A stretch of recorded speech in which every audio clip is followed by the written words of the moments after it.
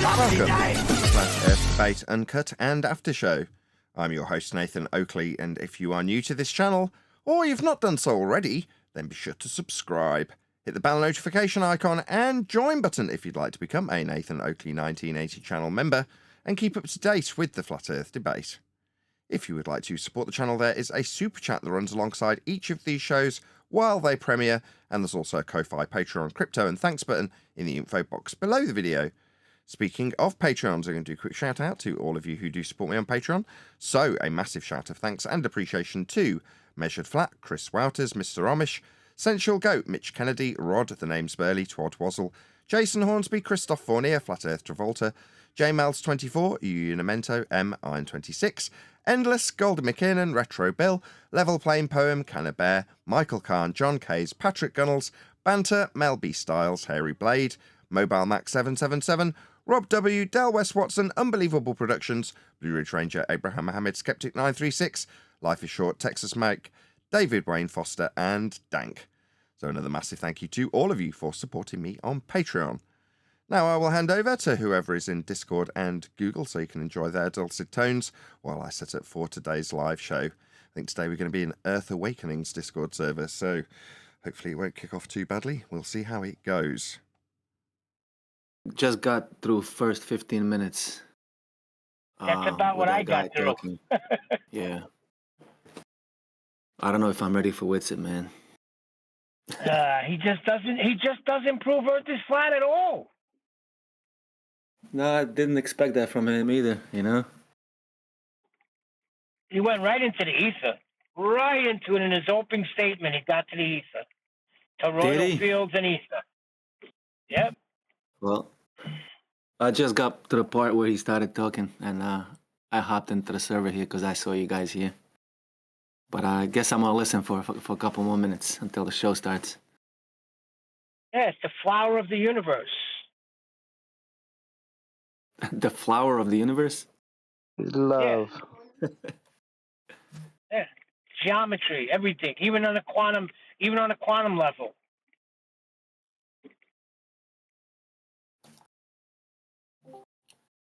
Oh, yeah. I think That's Witsit for you, man. Exactly. If you book a magician, you expect to get magic tricks. If you book Witsit, you expect to get ether. Yeah. And the guy that he's debating, or whoever's hosting the show, I mean, it is InfoWars, so it is a big thing, the platform, right? We can agree with that. But the guy's proof that Earth is a sphere is because the moon is a sphere. I mean, come on.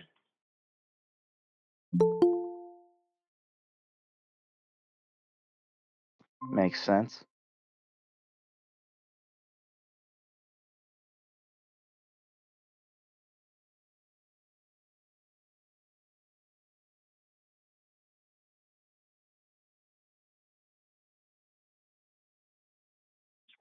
We're going into the land of, Mr. Toys today.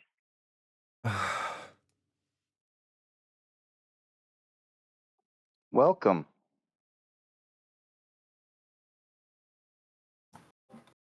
Yeah, I'm gonna you be are on in my the best Earth behavior. Awakening server, Neil. You're We're in already there right here, now, brother. no way. I'm gonna be on my best behavior today. We got to make you a friggin' dignitary, man.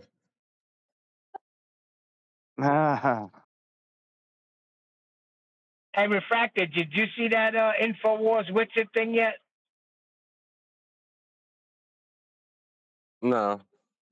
Oh, boy, we need to hear it. Oh, I like Witsit. Yeah, but come on, man. Everything else you got no problem with, but come right out and declare that Earth is flat. End the story. Do all your debunking and show how the globe don't work later, but stamp it.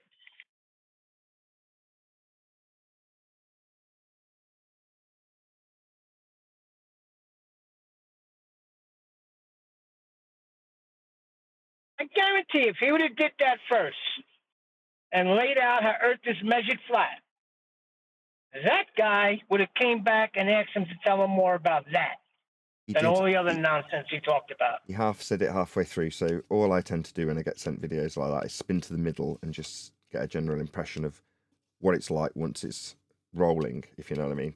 So that was what I did, scrub to the middle and listen to the first thing that came out of Witsit's mouth. And for the 20 seconds that I listened, I got Witsit saying, "We know Earth's flat because it's measured," and then it faded into nothing. So he almost said it halfway through. Oh, okay. Which is a shame. It almost like, from what I could see in his eyes, it's almost like he had a realization of what he was saying and stopped himself. So it became a fading fact rather than a bold assertion that you could move forward on the front foot with right at the beginning. It's buried in the middle with him fading as he says it. But there we go. That's why we're here. Right. That's my point. Like you said yesterday, if you get that strong position and hold that, you stamp that first. Then whatever else you want to talk about, fine. But you stamp the approval that Earth is flat, and then they're going to inquire. Not if you're half-hearted, though. Yeah, but we've grown up in a society where you're taught to berate people that say that, or believe that. Yes, people. Sorry, hold on.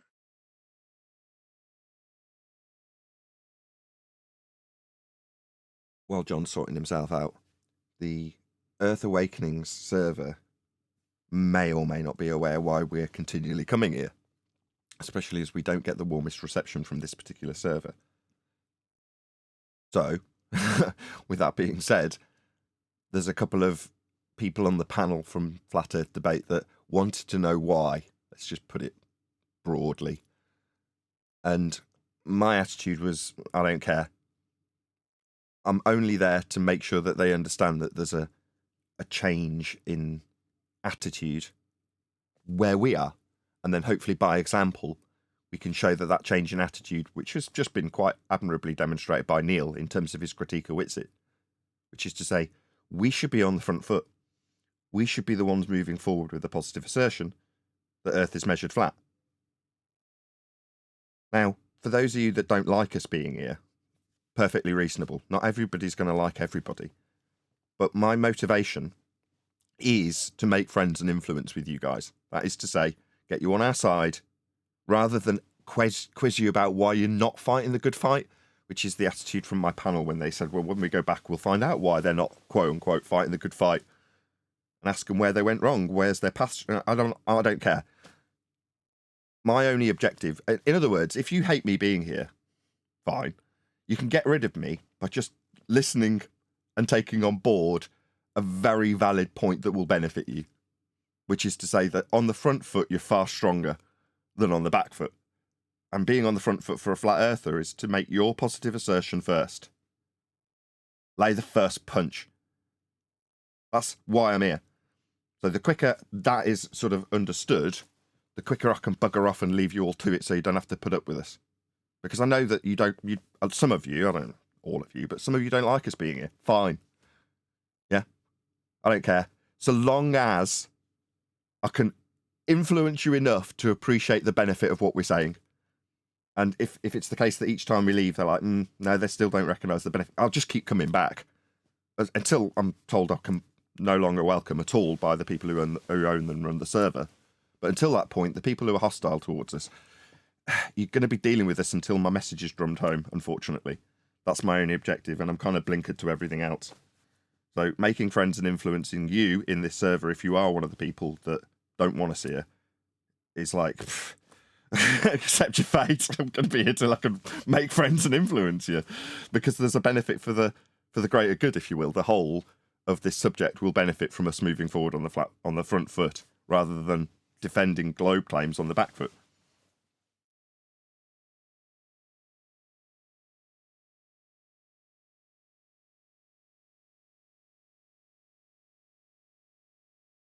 Going to become more and more obvious the more and more times we come and just bang the same drum each time we get here. Ideally, it won't be, we're so sick of hearing it, we'll parrot it off verbatim just to get rid of you, because it genuinely has a benefit for everyone. What would you Yeah. Well, say? Okay, done, go John. ahead. I'm sorry. Go ahead, Adam. All right, I'll make it quick. I was just gonna say, what would you say you would like? Um, what would you like? What's the first thing that you would like to hear from another flat earther when they're talking to a glober? That they know it's flat and can show how it's flat by way of measurement. That's how we deal with Earth. Currently, we have a lot of flat Earth believers. And when a flat earther's dealing with a glober, they need to be telling that globe believer that their belief is based on the measurements they understand as a flat earther.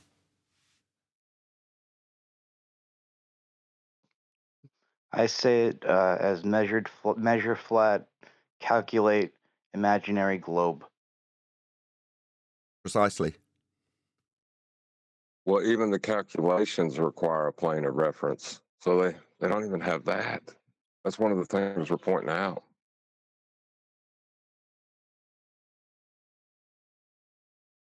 There will be Because they multiple fail at points in the step globe one. plane that require a horizontal plane of reference, or Earth to be physically measured as a flat plane. That'll happen multiple times, because it is. That's how it's dealt with.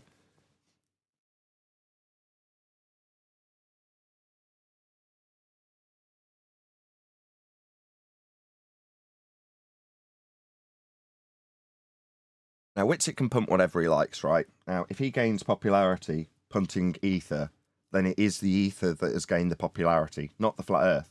In the same way, there are Christians out there that accept, based on biblical literature, that Earth is flat. They accept it and move on with whatever their rhetoric is that's aside from a flat Earth. Now, it seems that, from what I can gather, Witsit is detaching himself from this subject because he has a different subject to promote.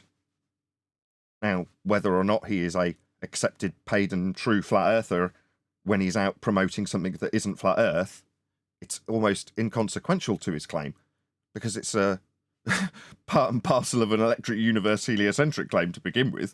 It's been adapted to flat Earth. So the flat Earth bit's not really that consequential.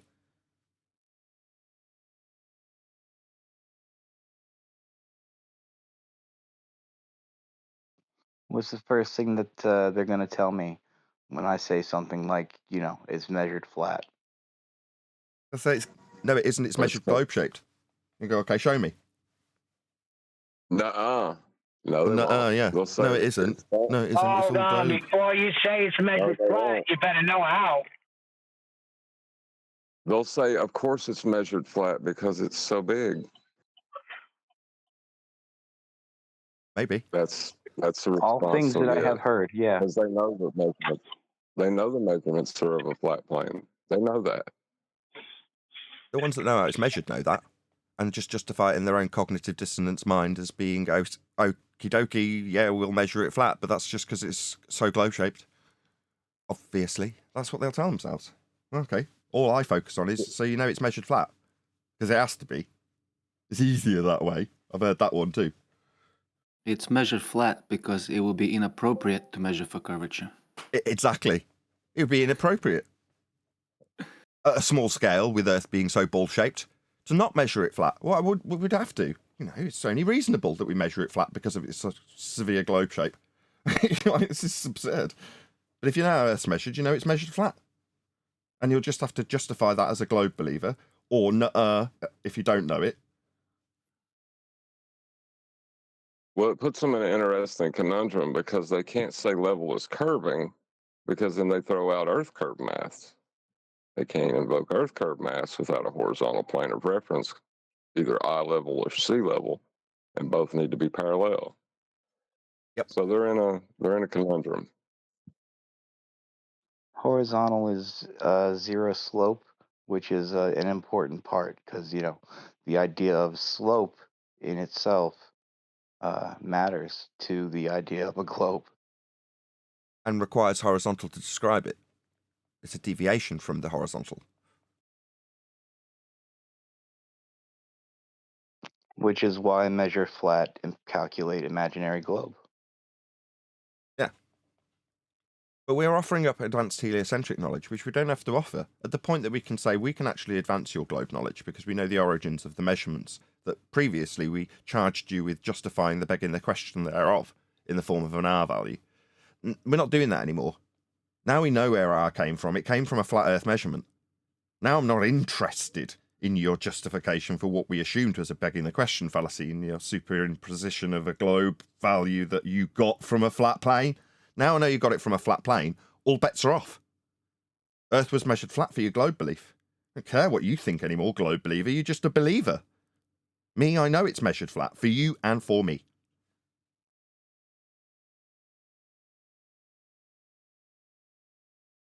Be a bit bullshit. Once you know That's it's what I measured- want. Just to answer the question, I'm sorry, I've cut you off 3 times, John. Just what I want is people on our side, flat earthers, to know what's what. To start laying down a bit of smack, because we've had to deal with it for 10 years from our opponents, treating us like absolute bottom of the barrel slime. And we don't deserve that, first and foremost, as people. But further to that, when people start to challenge that which we know to be true and can prove, we should be a bit bullshit about it. Righteous indignation. That's what I expect moving forward. What do you mean, ball? What, you mean after measuring it flat? Why are you an idiot? Isn't necessary, but it's what we've had for 10 years.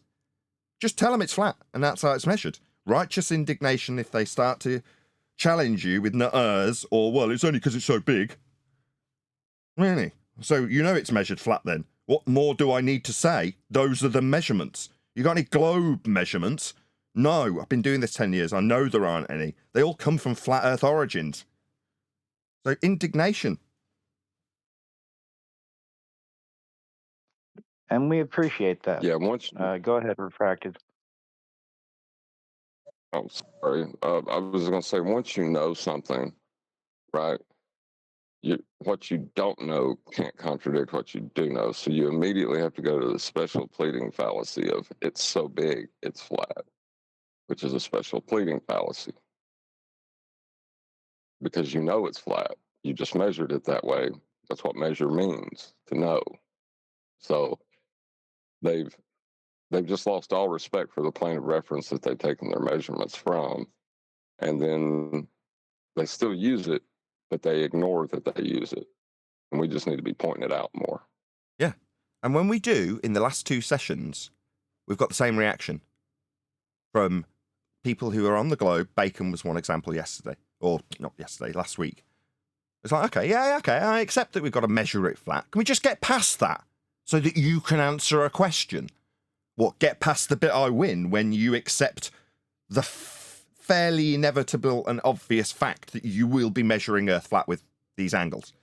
Yeah, but let's just get past that. You know, they give a really tacit acceptance. Yeah, but let's get past that immediately. I don't care how tacit your acceptance is. I win. Earth measured flat for your example. The rest of the tosh that goes along with this subject matter, feasts of nonsense or otherwise, can be immediately disregarded. Well, if I accept that I have to measure it flat for this flat angle I'm using in my example, can we move forward with a question for me? Why? At that point, we prove Earth's measured flat. You're the one doing it with your globe bloody example. I don't need to go any further. I've proven Earth's measured flat. So what, I need to answer questions about navigation, do I, once you accept that your example needs it to be flat? No, it needs to be flat, doesn't it? Game over. I think that's what Brian was so upset about the other day. Was that they kept going on? You know, like sometimes it's just they fail at the beginning, they fail at step 1, and some places you can just keep going. You know, as a glober. Yeah, if we can just accept and move past the fact we measure it flat, I can prove it's a globe. No, we won't move past the fact we must measure it flat. That's the end of the discussion.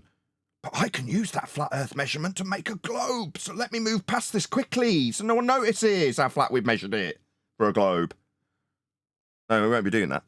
That's why I'm doing this tour, that's why I'm in this server, despite the fact that I know I'm not liked here, particularly.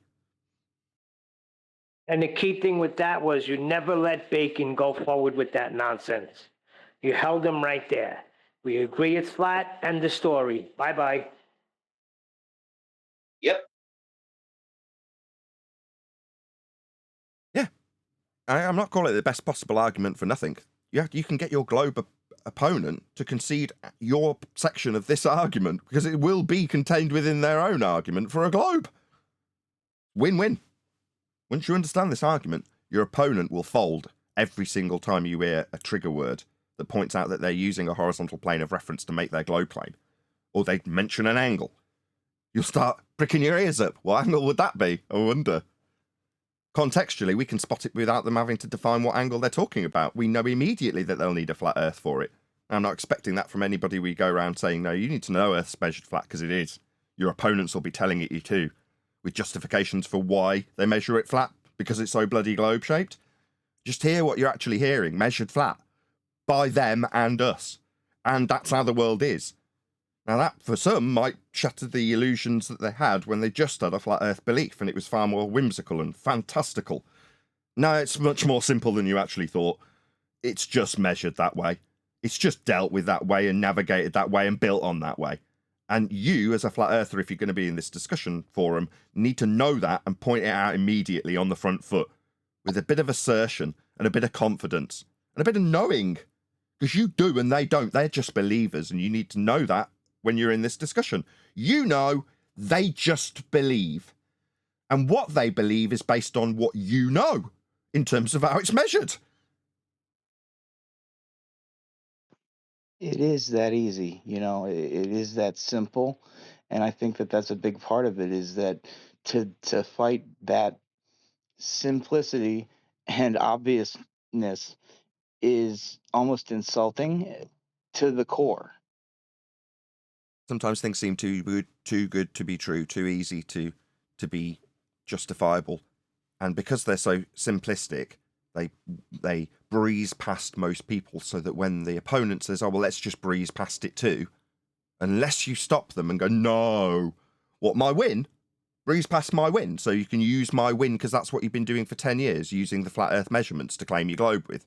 So what, we'll just carry on as normal, even though I'm pointing out that you're using flat Earth measurements to make your globe claim with? No, we won't whistle past it, that's the point.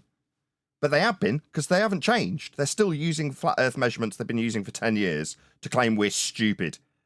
It's an outrage. We need to know it.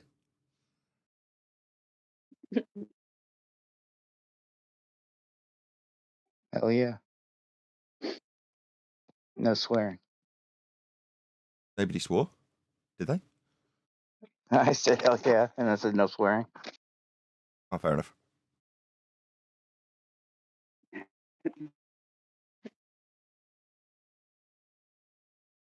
Nathan, what do you think about Foucault's pendulum? It's excellent. Brilliant. Ties them to their two reference frames, which I find very useful. Does it make a flower of life pattern on the ground? Who cares? The pendulum, a pendulum, doesn't make a flower. No. Why would you ask that? To say that a pendulum makes a flower of life is to defy the principle of a pendulum.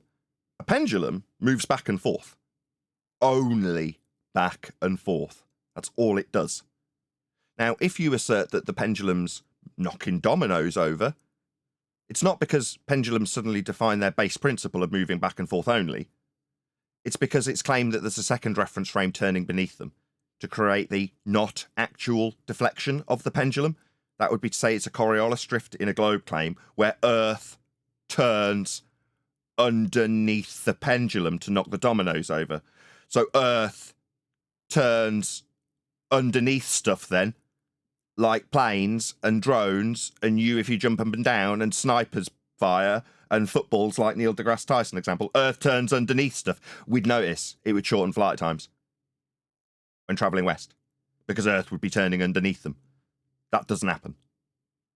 But it's nice that they can tie themselves to the two reference frames that someone like Simon Dan might come along and tell me are ruined. What, the globe's claim of two of them is ruined, Dan? Yeah, the Foucault pendulum ties them to their actual claim on the globe that there's two reference frames, with Earth turning underneath the other one. That the fixed frame is for the pendulum, swinging back and forth only, because that's what pendulums do. Do they make a flower of life, to answer your question? No, that's not what pendulums do. Well, where do you get the plane of reference to describe rotation with anyway? You'll need a flat Earth for that.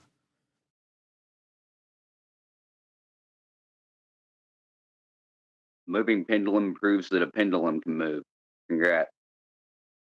Come again? Pendulum can what? Well, I was asked about pendulums making a flower of life, which is just, that sounds like a really crazy question to be asked. But it's I obviously thought it linked was to something. interesting. That's all. No, I just thought I wondered what you thought about it. Well, you must have a reason. It's like saying, are you aware of the idea that bicycle wheels can be used to slice bacon? You're like, what? No, I don't think that's possible. I think it's stupid. Why would you ask? Oh, I'm just interested what you've got to say about bicycle wheels chopping bacon. No, you must be asking for a reason. Because I think it's interesting. Somebody told me that's the pattern it makes, and I was like, oh, I didn't know that. I've never done it myself, so I don't know. But if it is, then I think that's super interesting. So I wondered what you thought about it. Pendulums don't do that.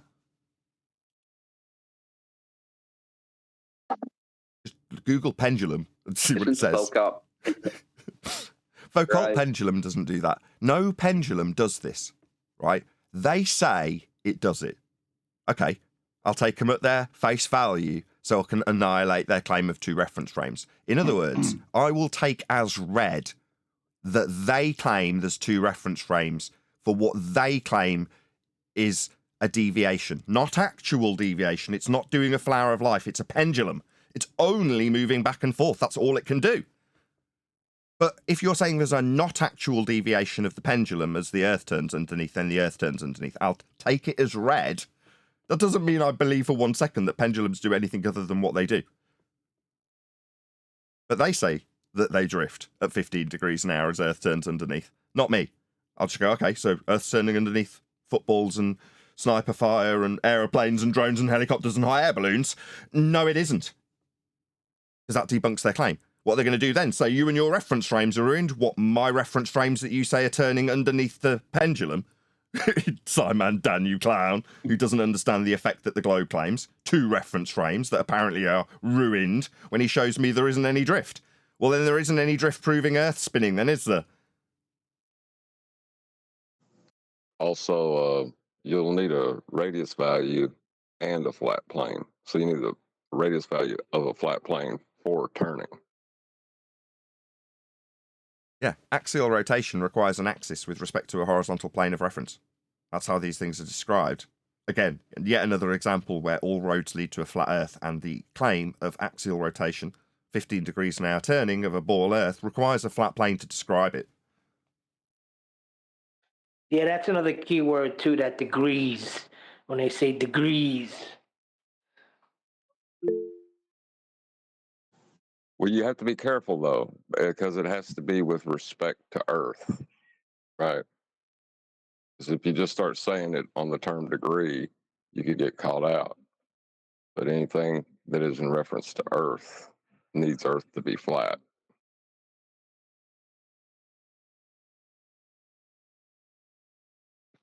Don't mention That's the correct. 90. With an axis, I suppose, don't mention 90 does apply. So don't mention the 0. It's just riddles. Like any globe claim, they will all reference a flat Earth at some point. This is no exception. So it's not like don't mention the 90s. Don't mention the 90s is a reference to the baseline in celestial navigation when taking elevation angles. Why don't mention 90? Well, because when you measure the angle to Polaris, for the sake of argument, what you're putting below Polaris is a 90 on the ground, at the ground position. 90 to what? Well, to you. That means that for it to be 90, that's perpendicular to the line up to Polaris from the ground.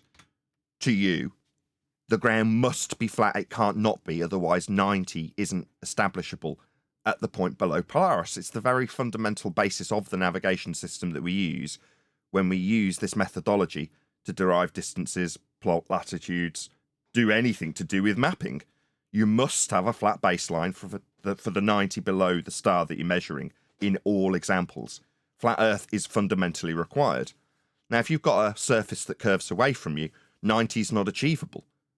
It defies the base premise of this navigation structure, and they don't have one, and it's a fundamental requirement. Earth must be flat to do it. Don't mention 90 because you haven't got one, globe believer.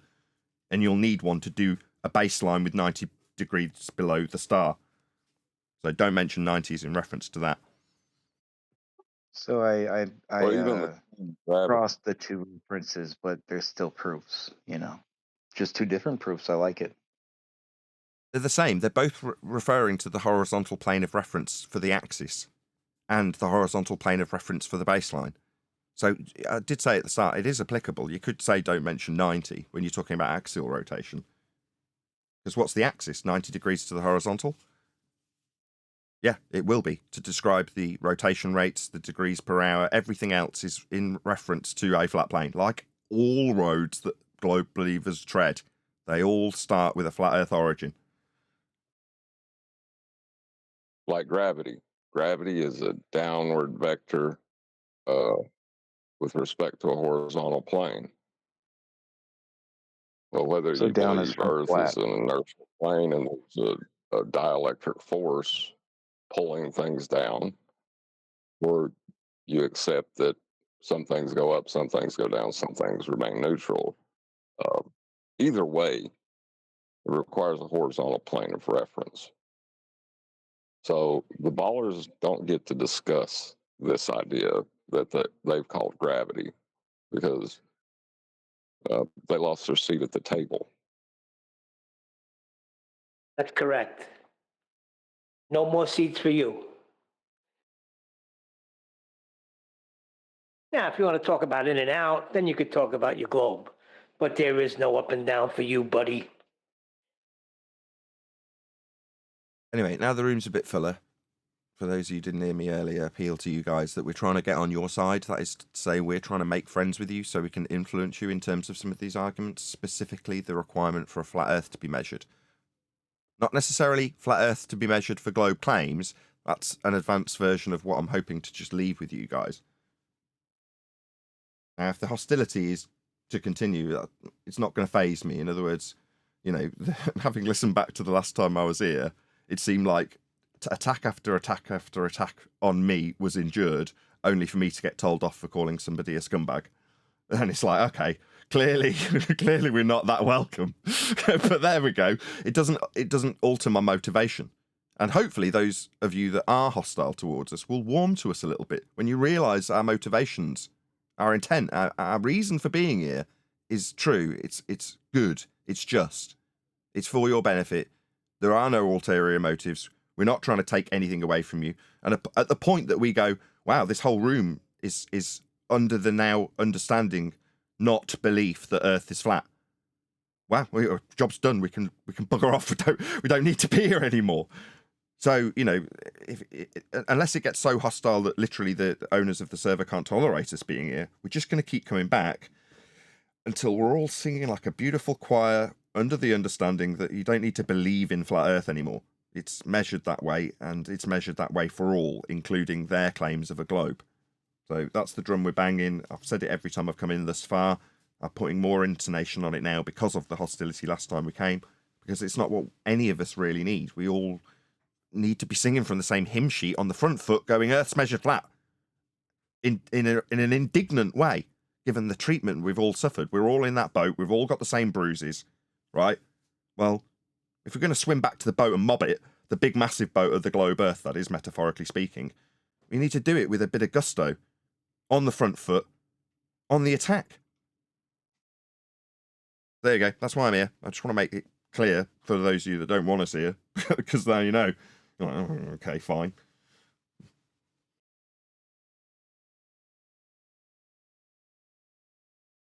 Oh, and please don't swear in 10 minutes when we go live. when the show actually starts, please don't swear. That's it. It's interesting that both sides measure it as flat, but we're attacked for stating it. Yep, that's the bottom line. Yeah, so we should be telling That's them where they strange. need That's us a on a strange flat thought Earth. to me. There you go, whoever that was in Discord. Now you go ahead. One more time, Adam.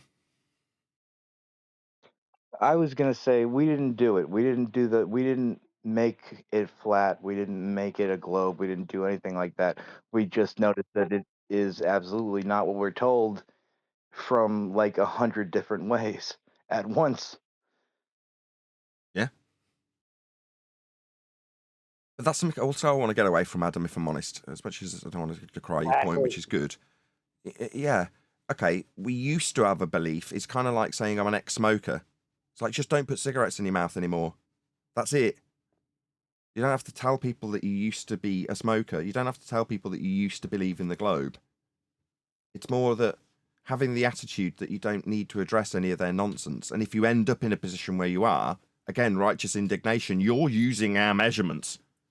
Why are we even having this? You know what I mean? That's the attitude. But in your What you're calm saying, demeanor, in a kind of place of peace, where you know it's not a globe now. I don't know about you, Adam. It's probably been 5 years for someone like yourself, I don't doubt. But you know now. It's like, okay, move on past the liar. You've divorced yourself from the evil ex-wife.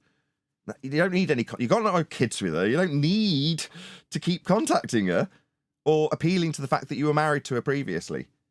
You move on with your life. Now, your life as a flat earther is a knowing and an understanding of how it's actually dealt with, so that you can move past the conspiratorial beliefs and the arguments with believers in a globe. You know, I want to put an end to that. And the only way to do it is to put people in a position where they know that they're in the authority. They're in the winning position, that their belief is no longer necessary and that their understanding trumps their opponent's belief. And furthermore, their opponent's beliefs based on your understanding of how it's measured. Anyway, I'm just repeating myself now. So what you're saying is, you know, the studied time has been done. It's time to change the world. I'll not even change the world. In many ways, on the Flat Earth Debate Show, when I'm appealing to the audience, I'm saying you might fit in one or two categories, right? I don't think we're ever going to change the world in terms of how Flat Earth Debate or the Earth Awakenings Discord server are going to attack the Western world society in their belief of a globe Earth. It is a religion. It is the Western world religion, and therefore it's the prominent religion. And you're not going to talk those people out of their religion. We know we've been doing it for 10 years. So what can we offer? Well, we can offer the people who do come here with a bit of a scratching of a head going, what's going on here then? Seems like there might be something awry. Well, yeah, there is. It's measured flat. Now, if that is enough, once you understand it, of course, for you to go, oh, right. So what I'm told in the religion of heliocentrism is wrong, to your point, Adam. But I only know that because I know what is true and right in terms of its measurements. That person might just get on with their day and have the quiet, wry smile, as opposed to frown, when they chat along with other globe believers in the current Western world religion. They might just get on with their day generally and not care to want to convert people. They just know better. Many people know better about many things that they discuss with the average random Joe that they run into in their daily life. But they don't necessarily spend all day correcting random Joe about his wrong nonsense. Most people have got better things to do, and that is the case universally. Therefore, I would suggest that people who come here to my show, not necessarily Earth Awakenings, would go away with that option. You can just get on with it now. You know it's flat. We've shown you and proven it with beyond all doubt. You don't need to do anything else. You can just get on with your life. You might be that person that said, well, what difference does it make to me, even if I absolutely knew? Well, that's for you to ponder. Now you absolutely know.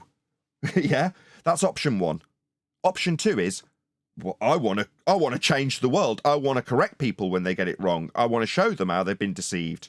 Open their eyes to the truth. Red pill them. Okay. Well, then you better know everything there is to know about this discussion. Now, for me, I just reference them back to my old shows and go, yeah, watch your way through some of the old shows, listen to the old discussion points, see how they've been developed, and then just watch the shows regularly, and you'll get a really good grasp of how the arguments go. And then you can arm yourself with the tools that are used in those arguments. But that's not going to come quick.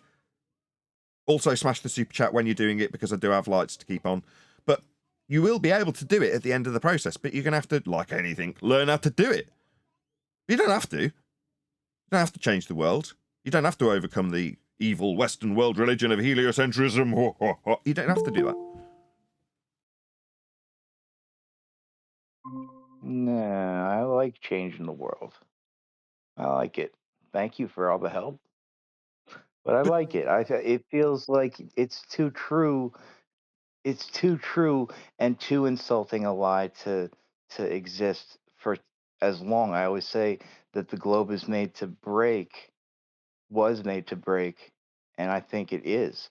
And I think that all of us, every server that we go to, every server that I go to, you know, we all kind of it's a tide, and we're changing it. And if you view it that way, that's fantastic. I mean, I'm not going to say I don't view it that way. I've got a show dedicated to the subject daily. Obviously, I see it that way. But you've got to learn the subject inside out and back to front to be able to overcome objections that hand wave your understanding. Now, because you understand it, know it, and can show it, and can measure it, and can prove it to yourself, doesn't mean you're going to convert next man who's got a deep-seated belief in this flat earth being nonsense and the globe being true.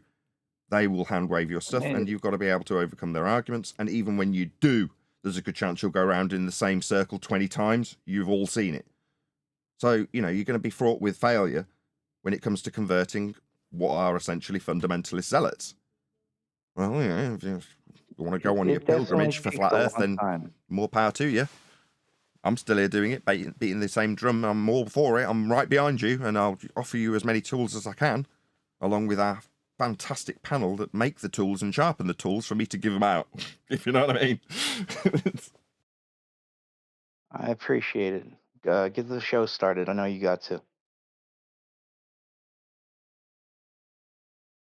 Yeah, we're good. We've got 60 seconds. Yeah, Nathan, get the show started. I know what I'm doing. Well, it may not change the world. Go on, John.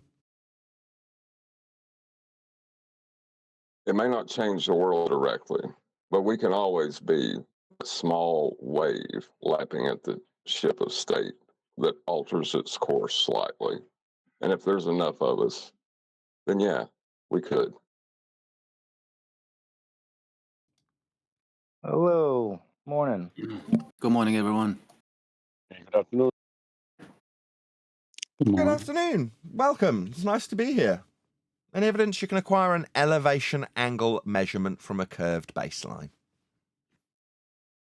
Elevation is from level. It's in the word. Yeah, shh. Don't mention 90. So in the pre-show, we were discussing not only the hostility that we have received to a certain extent in this particular server, but also the reason we're in the server, which is to demonstrate to the people who are most important. You are the movers and shakers of this server. The flat earthers who are in here fighting the good fight. We want you to have the best possible tools to do so with. That's why we're here, regardless of the hostility. We just want people to appreciate how Earth is measured flat and how our opponents utilize those measurements to make their inference that Earth is a sphere, if you are to debate with them. But first and foremost, understand how Earth is measured for all, regardless of your belief. And that's flat. That's what we're here doing. That's why we're in Earth Awakening's Discord server today. That's why we'll be in Politics Discord server on Friday, and why we will persist until that message is driven home hard and fast. Been very cordial today. I don't know why. Maybe it was because of my little speech at the beginning of arriving that we're just here to make friends and influence you into fighting the good fight in the best possible way.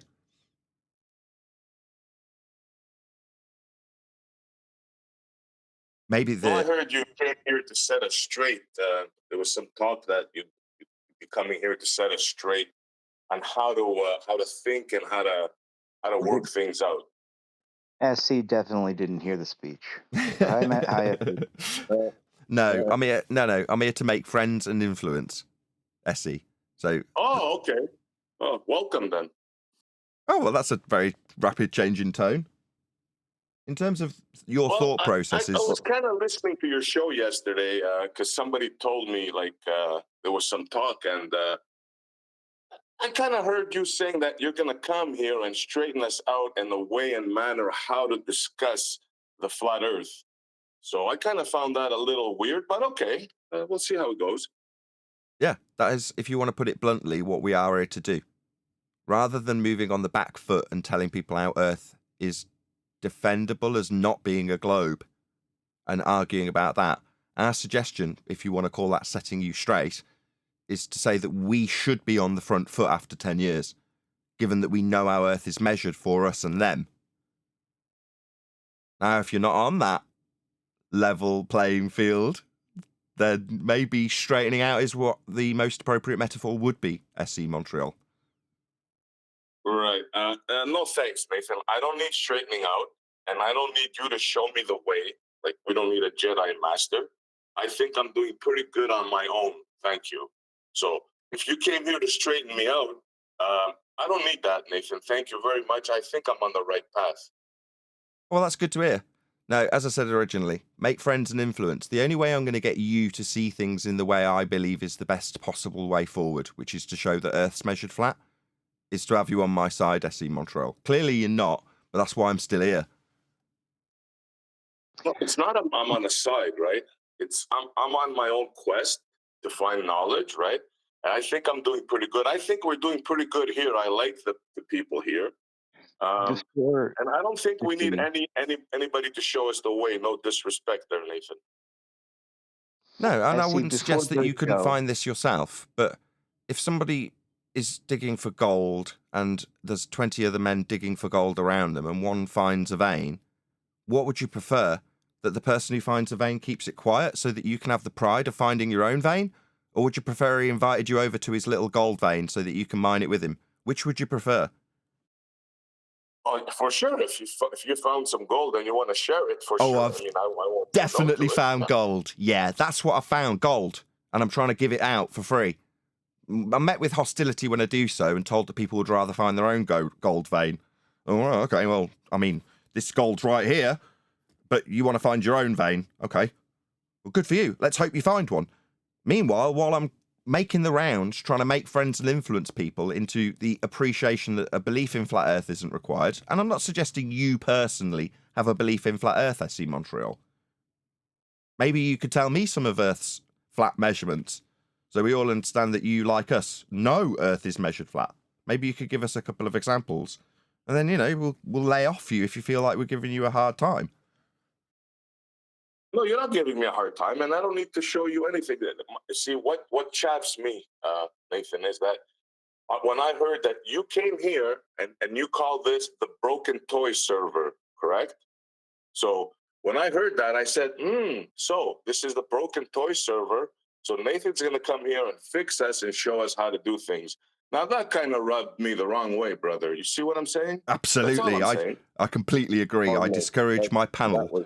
No, don't lay blame. Someone else gave you that or ascribed you that term, and I don't think it's fair to name and shame Quantum Eraser for doing that. So what I have suggested is that we aren't going to make friends and influence people, for example, labelling this the land of misfit toys, as Neil did when we arrived, and I sighed and groaned in discomfort as he did so. So I totally agree with you. I think giving you derogatory titles and suggesting that you have lost your way isn't the right tact.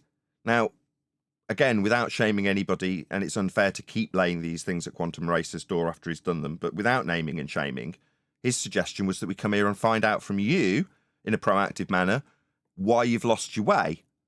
Now, given what you've just told me, I'm pretty sure that would definitely rub you up the wrong way, wouldn't it, SC Montreal? Let's be honest. Well, yeah, I did, and that's why I'm saying this right now, yeah. Right, yeah. Now, if you want me on bended knee, I have plenty of humility to offer. If you feel I've wronged you in the way I've treated you, or you feel I'm arrogant, I won't apologise for that, because I am. But I'm righteous in doing so. Now, even if you dislike my arrogance and over-the-top confidence in why I'm here, I don't mind. That's fine.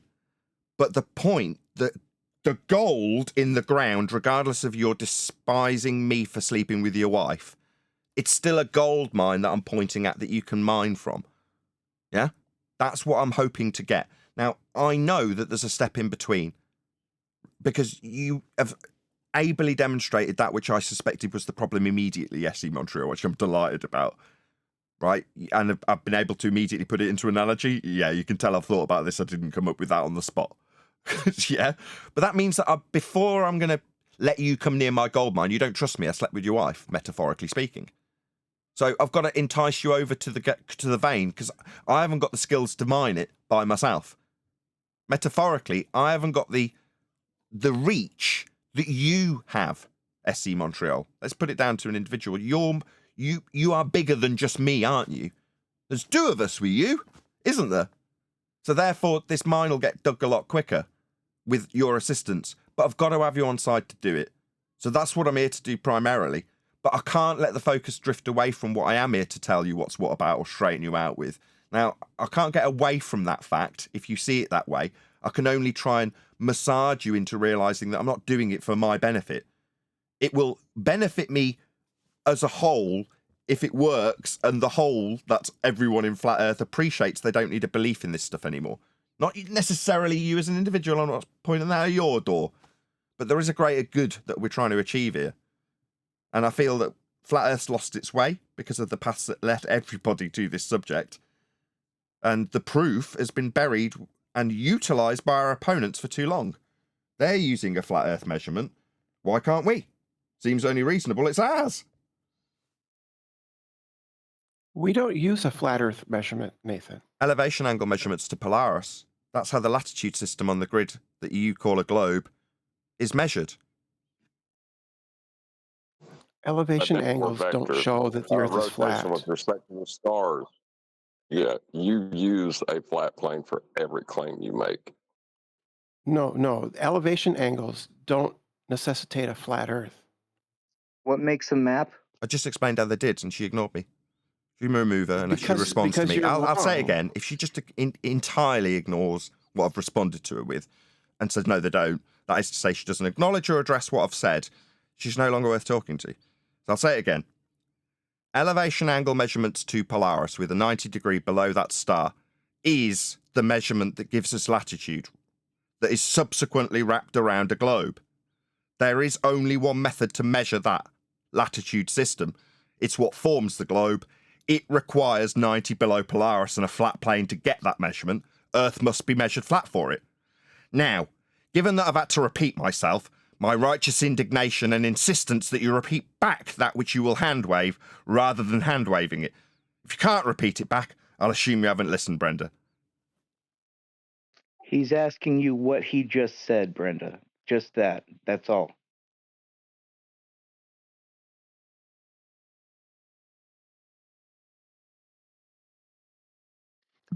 Your claim about how it's measured is wrong. He said something.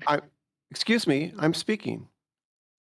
Nathan's claim about how elevation angles are taken is wrong.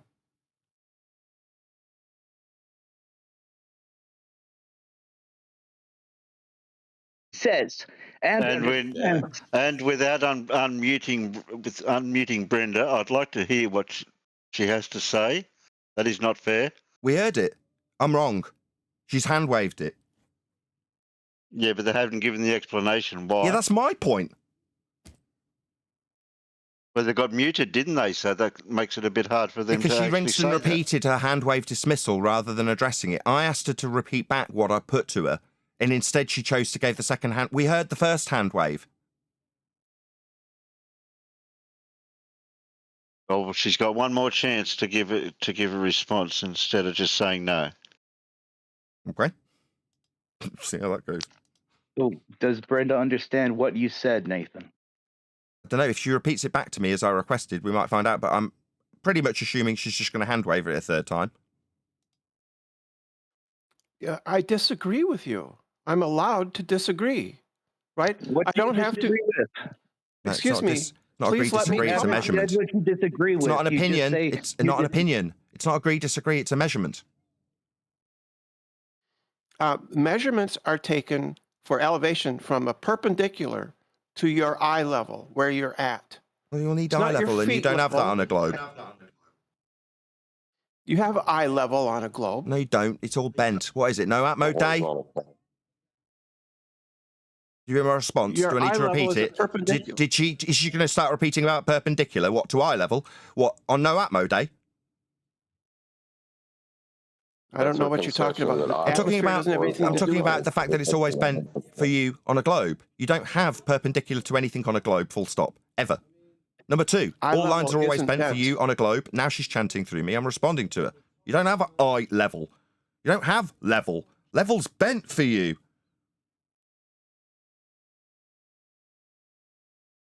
Yeah, so you'll need a flat earth for this level that you don't have, because it's not no Atmo Day and all lines that are level are bent for you according to your globe belief. So you don't have any of the prerequisite requirements for an perpendicular. That was your rebuttal. Perpendicular to what? A globe? You don't have that either. You'll need a flat earth for perpendicular. No, you don't need a flat earth for perpendicular.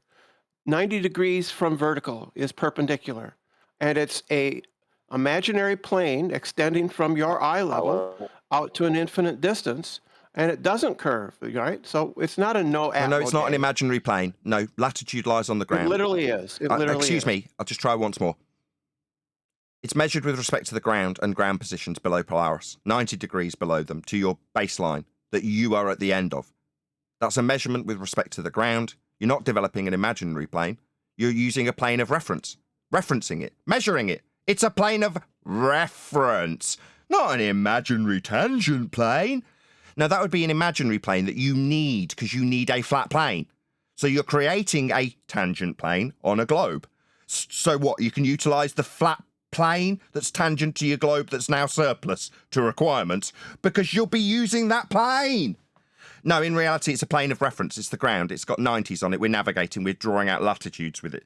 It's on the ground. It's navigation. Now, you need to take it to a tangent plane that's not the ground.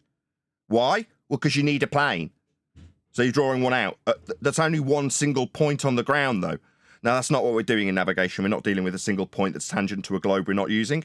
We're using a plane. She's trying to create one. Yeah, because she needs one. She needs a flat Earth. That's why she's creating a plane. She used eye level as a horizontal plane. That means that level is a horizontal plane at your eye.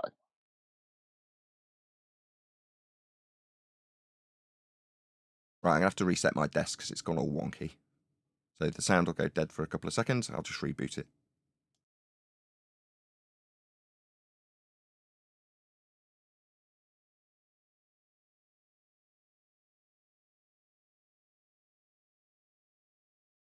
Running. Check. There we go. Level is a horizontal plane. Sorry. Go ahead. I was just saying, when she invoked eye level as her plane of reference, that means that level at your eye is a horizontal plane. It has to be to get angles. Level has to be a horizontal plane. It's axiomatic, even for them. Shout out to the price of Adam, who says they kicked me for the rest of the show. I don't really know what that means. Thank you for the super chat.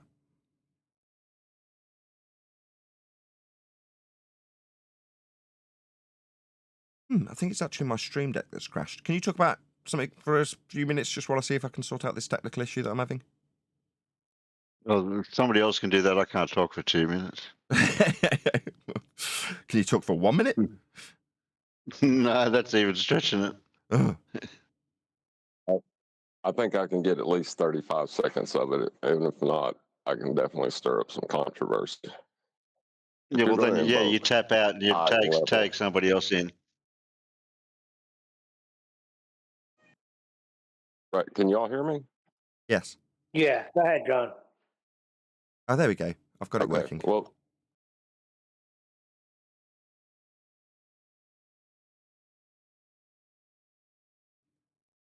go ahead. Sorry. Oh, yeah. Well, they say that they give lip service to the rhetoric that level is curving. But the moment you talk about measurements, they will use level as a horizontal plane, whether it's eye level, surface level. Just look at the Earth curve maths. You can't have a curved Earth without a horizontal plane called surface level that they call a tangent. It's surface level.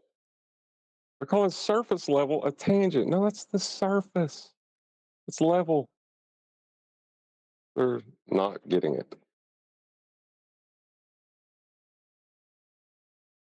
No, we just get nutters. Nutter, don't need level. All right, you don't need level. All right. Yeah, I'm just going to draw out a level from eye level so I can measure perpendicular to it. Right, so you need level then. No, we're using the globe. I just need that level first. Can I explain how elevation angles are actually taken? Can you define what an elevation angle is? It's the number of degrees above or below a horizontal line from your eye level, where you're at. Sorry, have you got a citation for that? Hello, Brenda. Where's that? From a So horizontal plane. You need a right where horizontal you're plane at. then? So you need a horizontal plane for an elevation angle measurement then? Yeah, that's 90 degrees from your zenith. Yeah, so it's 90 degrees below Polaris in the case of latitude. Yeah, that'd be a yes. Yes, it's 90 degrees below Polaris and 90 degrees at your zenith. Yeah, so that would be a straight line along the ground, wouldn't it? No. Yeah. 90 below Polaris and 90 at your position. That's just got a straight line between you and it. That's not a curved line. If you're at the North Pole, Polaris is at your zenith. Yeah. Well, we're not at the North Pole. We're measuring latitude. The angle to Polaris still has 90 at its base running along the baseline to you measuring the angle. That's the angle. The baseline, flat, straight. Can't be anything else or it won't be an angle. No, that's begging the question. Do you have No, it's measuring an angle. It's not begging the question when I measure a bloody angle. It's measuring an angle. No, you measure from your position. Yes, I'm not begging anything. We're measuring. You're starting by telling me how we're measuring. That's not begging anything. It's measuring an angle. Do you know what begging the question means in logic? Assuming your outcome? What, assuming that the angle I'm measuring? No. I'm just measuring that angle. Begging the question means that your conclusion is in your premise. I'm not concluding anything. I'm making a measurement. I'm not concluding something. I'm measuring something. And you're concluding that the Earth is Didn't make any conclusions. Because you assume that no, the baseline's flat. No, that's a statement of fact in regards to the measurement. I don't make any conclusions. It can't be anything else or I won't be making it as a measurement. It's not a conclusion. That's false. It's not a conclusion. It is a prerequisite for the measurement. No, it isn't. The only prerequisite Yeah, you can't have a bent. Yeah, I'll just... No, it won't work. If it's bent, like the ground, because that's what we're measuring, it won't give you an angle because an angle is formed with straight lines. And there's going to be 90 at the ground position of Polaris in this instance. So there's 90 on the ground running to you for the angle. That's a straight, flat, level baseline with 90 at the ground position below Polaris at its zenith. That's a flat Earth prerequisite. No assumptions, a measurement of an angle.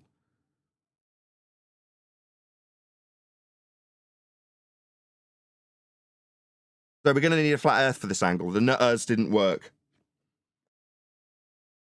Not begging the question. It can't be curved. If it was curved, it wouldn't be an angle.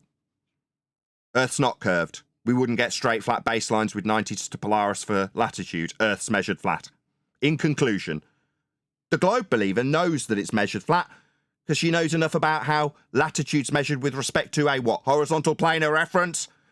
She even detailed it. So we're going to need a horizontal plane of reference then, aren't we? Yeah, we're going to need to measure Earth flat. It's the plane we reference for the angle. We're referencing it when we measure the angle. Earth, that is.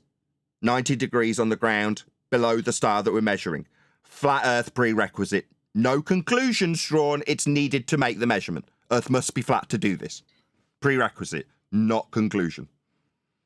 No, it's only the ground when it's a globe, Nathan. But once you start with celestial navigation and prove it's flat, no, that's not then true, it's Neil. not the ground Stop. anymore. No, that's not true. It wasn't the ground. Because in this instance, not the ground, what the tangent plane that she drew out, because she needs a horizontal plane of reference. Well, it's not a tangent plane then. That's not the ground. It's just not the ground on your globe, but she still needs it. That's why she referenced it. It's in the definition that she gave, even though she didn't cite it. Yeah, plane of reference is needed. Meaning we can reference it? We're going to measure the tangent out into space and reference that, are we? with a prerequisite globe that's dangling beneath that we're not measuring and not referencing because it's not the ground, that we're not navigating anymore because it's not ball-shaped. No, we are navigating the ground. We are measuring the ground. We are referencing the horizontal. We are measuring flat for this, Brenda.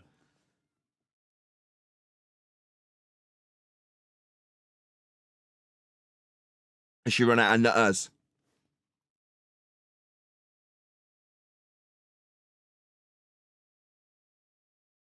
Clearly. So in conclusion, they will need a flat Earth too. Like the horizontal plane that they'd like to be tangential to a ball that isn't being used anymore. Yeah, they'll need a tangential horizontal plane which doesn't use the globe anymore because a horizontal plane of reference is required to reference. They just need to make it an imaginary plane. Like she said that too, right? No, we're not imagining us on the ground. We're on the ground navigating it.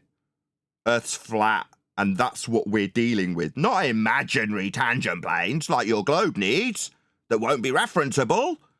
Au contraire, we'll need to reference Earth as a flat plane for us to make this measurement. Hope we're all clear on that. Earth's measured flat. I think it's really bad form, to mute the person and then to kick her out. Now she's appealing to the format and the mods. Earth's measured flat for this angle. You nut-erd it 3 times and you're going to appeal to the format of being muted when you can't address my point. Earth's measured flat for this angle. It's got 90 on the ground, Brenda. responded to your claim. It begs the question. No, it's a prerequisite. I addressed that. She's rinsing and repeating that which I've addressed. I said it's not begging the question. It's a prerequisite for an angle. I've addressed that. And that's just mistaken. You're just mistaken about. So it's I've got nothing to overcome the fact that it's a prerequisite for it to be a flat straight line with 90 degrees below Polaris. I just don't believe that. Yeah, I won't cut it, Brenda. Yeah, you're simply wrong about how. Yeah, we heard how wrong I was. We actually need a response to the fact that you need 90 on the ground between you and Polaris. That's the next response. It's a prerequisite. Not begging the question. Prerequisite. On screen now. Demonstration of a man taking an elevation angle measurement. 90 degrees along a flat baseline for this to be a triangle to do any calculations after the measurement of the star represented as this point. This line must be flat. Why? Because it won't have 90 to the point below the star if it isn't. It's a prerequisite to have 90. 6th time. No, won't do it, Brenda. Have you got an example where the guy's measuring a curved ground? Can I unmute Brenda? So we've got, maybe give us an example like I've got on screen for my audience right now, where a guy makes a measurement with a curved ground falling away from him. Have you got that? Because I've got loads of these where men are measuring flat Earth with 90s below stars. Maybe you've got an example with a curved Earth being used with a tangent that won't be referenceable, won't give you 90, won't be a point on the ground. Have you got any of those?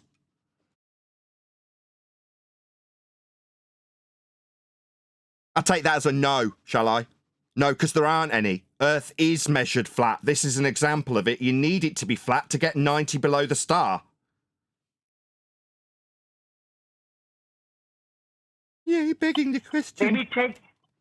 Maybe take them into circles of equal altitude so they could see how much flat there is. Come again, Neil. I've got a plumber here and my wife was just letting me know. Tell me again. Remember when Kent laid it out and he said if you had to plot another star and then another star, there would be 3 circles of equal altitude, and that's a lot of flat land there, or water. Yeah, areas of equal elevation. Each of these circles that the guy's drawing out with respect to the radius value of the angle he measures between the star and himself at 90, that's a circle of equal elevation. That's why it's shown depicted as a circle. That's what you use to find your position. With respect to the angle to the star and the almanac, you're going to be at some point on that circle when you measure out an angle. Now, if you're at sea and you need to know where you are, you might need 2 stars to actually have them converge at a certain point. Now, at that point, you've got 2 points that cross over on 2 circles. Circles of equal altitude. That would be, it's a prerequisite for this system to work that the circles are flat. Equal elevation, equal altitude, flat Earth. Part of the methodology. It's not begging the question. It's part of the method. That's why they call them circles of equal you don't know the elevation. method, Yeah, that would be Nathan. equal elevation that's being rumpused by Brenda. I had nothing to offer when I asked her for a demonstration of this being done with respect to a tangent You don't plane that know can't be what an measured. You don't know Now what it's the circle of rumpusing. equal altitude. This is very rude. Maybe I should appeal to the format of Brenda just talking straight through the middle of me educating people on how this is done with circles of equal elevation. That means they cannot curve. They cannot be on a globe.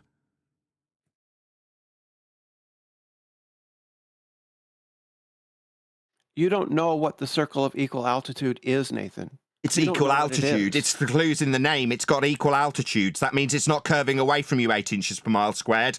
It's equal in altitude. You don't have that on a globe. There aren't any areas of equal altitude ever on a globe, ever. Let alone 3 massive miles and miles of square kilometers. And no, you don't have that. None of those things are possible on a globe. There are no areas of equal elevation. It's not equal elevation anywhere on a globe. You're going to tell me again I don't understand what that which is defined in the title, equal elevation. Here it is on screen.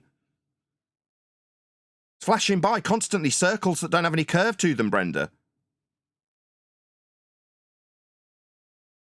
See this dude on screen measuring an angle right now, right? Between the angle measurement and the star at 90, it's flat. There's no curve there. And what's the circle that he's drawing out called again? Oh, it's called a circle of equal elevation, a circle of equal altitude. A circle, that's 2D, that does not curve away from you 8 inches per mile squared for this to work. Earth must be flat for this to work in the way that it works. Does it work? Yeah, it does. It's called celestial navigation. Is it a claim you're making? No, I'm just stating facts about how celestial navigation works with a flat Earth prerequisite. Here it is on screen. It's been flashing up every single minute of this discussion where I'm being nut-erred by a fundamentalist zealot who believes Earth's spherical and believes in tangent planes. Hold on, Oakley. You keep referencing your screen, but I don't see you sharing your screen. Go to the live We don't stream. see the screen, Nathan. Go to YouTube and you can see it on live stream. Yeah. Why don't you just share your screen? Or why don't you go and get a book on navigation? I've gone to the effort of getting these materials up for my live audience. So what, you can nutter away from them. I've asked you to give me a diagram of a man doing this with a curved surface. Have you got that? Give me that. They don't exist, ladies and gentlemen of my audience listening to Brenda nutter her way past this flat plane that is required to do this. There won't be any examples of elevation angle measurements with respect to a curved surface. You can't do them. You need Earth to be flat to do them. Like, you haven't got any of those examples then, Brenda, with elevations coming off curved surfaces. You don't have one of those. Because I've got thousands of examples of elevation angle measurements coming off flat surfaces, because that's how they're done. I don't seem to be seeing anything being shared with me from Brenda. There's no curve examples of this angle measurement that needs a straight line. I don't seem to be getting one from her. She's not heard it. Where's the constant stream of examples like the ones I've got? I don't get it. No? Yeah, that's because Earth's measured flat for angles. Like this. This is elevation angle measurement. How a sextant actually works. That's what they said in the book below this diagram on screen for my audience. Where there's 90 below the sun's GP. See that 90? It's a little box. To have this, Earth must be flat between you and the measurement of the point below the sun, wherever it may be. Doesn't matter if it's 10,000 miles away, you've still got a flat Earth between you and its GP.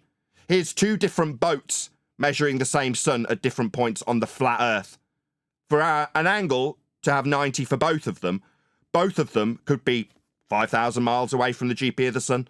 That means that there's a massive area of flat land to get this measurement. It's the only way it can be done. It's the basis of our mapping system. It's also the basis of the globe. The latitude system's wrapped around the globe. This is how it's measured. Labelled latitude in the book I got this from, where it shows 90 degrees below the star and an angle along a flat baseline to measure latitude. The one that will be wrapped around a sphere Earth that couldn't possibly be the case because the angle comes from a flat baseline. Again, no diagrams from her. What's that? It's on my live stream and you can't see it. Go and get a book on it. We've been studying this for the last 3 years. That's why I've got diagrams flashing up, because I've got the information to back how right I am, because I am. That's how it's done. You don't know how a circle of equal altitude. You didn't is even know how to made. say it. You can't even say circle of equal altitude, let alone tell me I don't know how it works. You can't even say it. How is it taken? What? Say it correctly, and I'll see what you say and haven't said correctly thus far works. How What's is that? a circle of equal altitude taken? With equal altitude. Without curve. Of what? Without bend. Without a sphere. It's equal in altitude. They're on screen for my audience. I'm answering and she's chanting straight through me. You've charged me with not understanding what equal altitude means. It means it's all at the same level. It means it's flat. That's what equal altitude means. No. Yeah. Done. You don't know what you're talking. It's not about what I know. It's about what's on screen for my audience and easily referenceable in navigation manuals when detailing angles to stars. You're forming circles of equal altitude. That's what you're doing. You constantly charging me with not understanding what they are won't change what they are. Equal in altitude, not curving away 8 inches per mile squared. Flat Earth required. Here's an example of finding your fix. Here's 3 90-degree positions below stars measured from your position on the ground. That means all 3 of these circles of equal altitude must be on a flat Earth for them to have a representative 90 at the, what's this point? Oh yeah, ground position. Ground position number 1, 90 degrees to your measurement position. Ground position number 2, 90 degrees to your position, although obscured by the diagram. Position number 3, 90 degrees to your position. And around that base at 90 degrees to your position, an extended flat circle of equal elevation, equal altitude, not curving. Earth measured flat. That's just wrong. It's not. It's the altitude to the celestial object, to the star, not of the ship, of the star. I didn't say anything about a ship.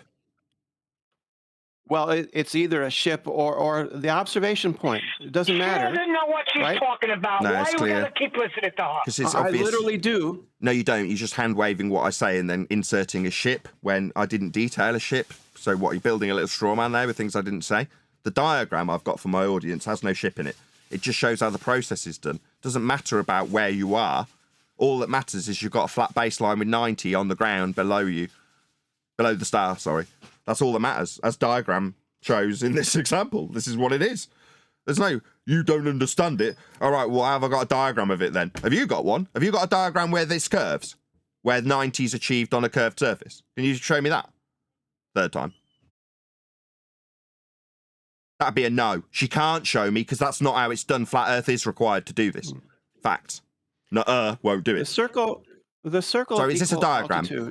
I've had loads of diagrams up on screen for my audience. It'd be nice if my opponent could actually furnish me with a curve angle measurement with 90 on the surface. Can you give me that, please? Or just acknowledge that you can't. Or just acknowledge that you can't. Can you give me that? Close question. I don't have image posting. So you can't cite your crap that you're going to argue that you can get this off a curved surface. You're not going to cite it. I've got extended coverage of how it's required to be done flat. You don't have anything to offer, correct? No, I do have something to offer. Well, give it me then, and we'll have a look. Oh, okay. Right. So the way you not verbally, I want a diagram. No, I'm going to explain it to you. I don't want an explanation. I've given diagrams. I want a diagrammatical example of you getting an elevation angle off a curve. I told you I don't have image. Yeah, we know you don't have it as Audio Chaos begins. No, you don't have an example of an elevation angle coming from a curve because you can't get one. If you've got an image render, you can DM it to me and I'll put it up. You have image Okay. You know, these were all taken from books that 10th Man used to present, and they were your books, Glober's books. We didn't make a flat Earth elevation angle celestial navigation book. Yo, you guys have made a fix, Oakley? You know what? I'm live streaming Nathan's channel for him, just in case. Hold on, Terry. The celestial navigation thing, it proves the flat Earth, right? You guys can do it.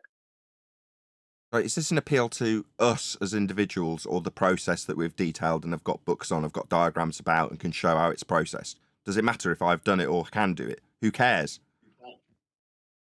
So Well, I posted. I mean, it's a pretty big. Hold on, it's a pretty big claim. I got the Globers are saying they can do it on the globe, and it works fine on the globe, and it proves the globe. And did they but give you a I've never diagram? seen us. I've never seen us actually do it. It's on screen now for my audience, how it's done. Not us doing it, how it's done. And I'm asking if Brenda or you've said that verbally, obviously your standards are lower than mine. Brenda just offered me that, and I said, nah, give me a diagram. Show me how it's a curve that gives you a 90 below the star. And she hasn't given me that. But what lots of Globers have said that they can do it on a globe. Yeah, if you understood the argument, Jeremy, you'd ask her for how an elevation angle measurement was shown to be taken from a curve. And like Brenda's doing with me, she'd fail to give it you because you can't do it that way. It must be flat to get 90 below the star. They will never give you a diagram. Their verbalization of how it can be done on a sphere is meaningless. When I've got endless examples of how it must be flat, one's on screen right now. I've seen diagrams. Hold on, Brenda. I've seen diagrams of them having the circles and shit, and they claim that they can navigate with it and get a fix. I'm wondering, can we get a fix? Yes, on screen for my audience, how you get a fix on a flat plane with 90 below the stars. It's been on screen for quite some time. I know, but can you do it, though? Can you actually do it? Yeah, we're back to this. I covered this initially, so it is just about whether or not I can do it then. It's just a personal attack from Jeremy, one of the mods in this server. Hostile mods. They're not focused on the argument, keen to chant through me as I defend myself, though. Keen to chant through me as I defend myself against this hostile mod. I'm still talking, Jeremy's not modding. He's going to chant through me. Because that's what this hostile mod's doing. I just need a mod really quick. I've got a point to make. I've got a conclusion to make. We're going to let Jeremy's subversion of my point win because he's decided as a hostile mod that he doesn't want to accept the actual argumentation point in favour of whether or not I've personally done anything. What's going on, Platypus? Yeah, I don't know what's going on here. Platypus got muted. Yeah. We're muted. Yeah. It's unmuted. It's all good now. He's trying to find the curve, probably. Okay, so the circle of equal altitudes, Yeah, I was in the middle of making the conclusion. I don't know what happened there. Nevertheless, I've got it on screen. We've got a diagram. That's how it's detailed in every celestial navigation depiction I've had on screen, about 20 since this discussion began. There won't be an example from the globe because there isn't one. You can't get 90 below the star from a curve. You can't get a straight flat baseline from a curve. It won't afford you any of those things, Jeremy. No, yeah, but I've seen them get a fix, though. I've seen the circles. I have seen this. I've seen them get a fix. I've seen them get put the circles down. I'm asking, can we do it as a whole? It's not a personal attack against you. I'm just saying, can any one of us, Neil? Come on, man. I'm just saying, can any one of us do it? Anyone? Yeah, one of our regulars on the show is a ex-ship's captain who used to do celestial navigation. He's done it many times. What? Is 10th here? So what? Is he here? Have you seen him get a my fix? sister's done it as well. She's qualified in navigation. She owns several boats. Again, so what? So what? So I've seen these guys get a fix, and they say they can navigate. Can you show us it, that then? Do you want to show us? Okay, it. if you've seen them do it, you can explain because you understand their argument, don't you, Jeremy? You can explain how they get an elevation angle from a curved surface. Explain that to me then, because you know better. Yeah, but you can't explain, Nathan. It seems like someone's now white knighting for you. Now we get to the crux of me understanding the argument. The white knights step in. Jeremy, you understand their argument and how they get this to work on a globe. Ergo, you can explain to me how they get an elevation from a curved surface then, can't you? They're not. They're not getting the elevation angle from a curved surface. Nobody's ever claiming that. On a globe, you also... No, you need a flat earth for that to get the elevation angle measurement. Like on screen, you'll need a flat earth to get that elevation angle measurement. It's a flat earth prerequisite. No. You don't need an earth at all to get an elevation angle. Literally you don't need an earth at all. What you mean nobody's claiming that? That's literally what y'all claim. What the hell are you talking about? It's your book. Are you serious? These aren't from Flat Earth books. There are no Flat Earth celestial navigation books. They're all written by globe believers, self-confessed. So these are from globe books. This is how they, globe believers, say it's done. And there's his chanting through me.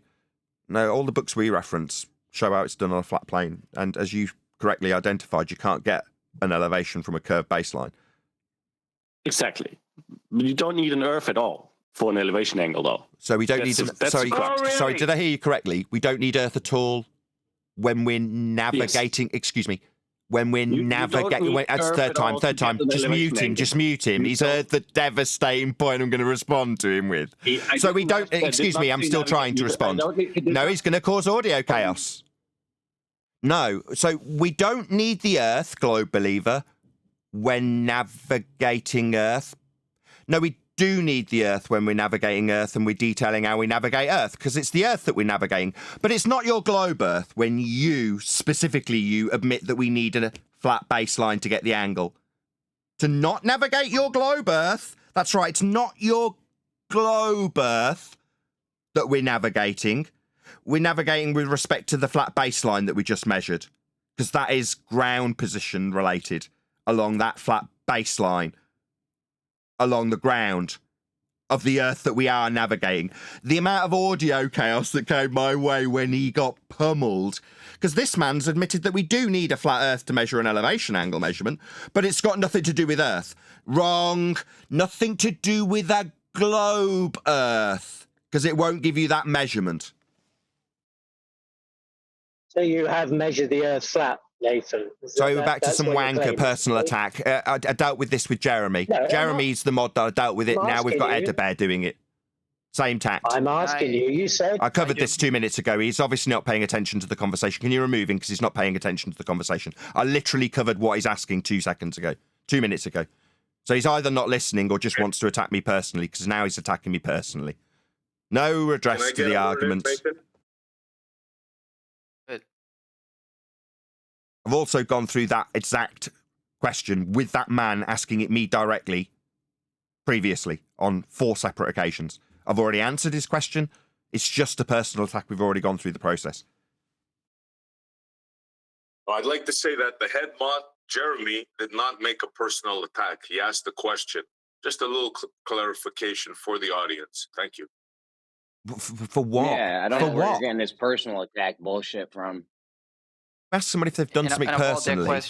That's my point. The argument is what I'm asking you to focus on. That's why I'm here, because there's a pot of gold for you to mine from. You're only interested in if I personally have done it, but you don't see that as a personal attack. Is it an attack on the argument about a horizontal baseline? No, it's not. It's an attack on me and whether or not I've done it and whether or not I'm going to get chanted through as I point out that it is absolutely that which you have claimed I should be ashamed of doing when I call people scumbags. No, asking if I have done it personally is a personal attack because it's not an attack on the argument.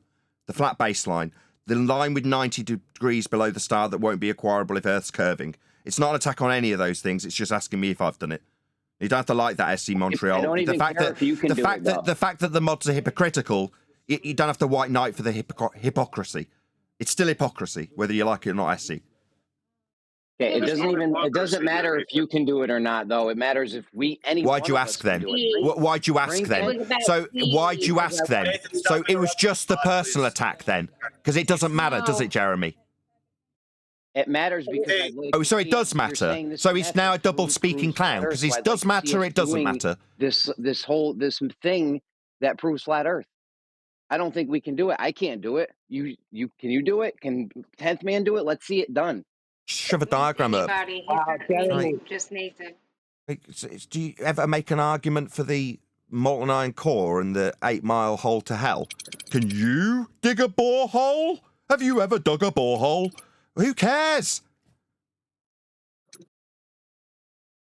It's our argument, right? This is our argument. You want us to mine? Argument. It's an argument. All right. You see it as an argument. No. It's not an argument because it's not up for debate. It's a matter of fact. That's what I'm trying. Just calm down. I'll just take a breath with you, Jeremy. I'm trying to make you my friend.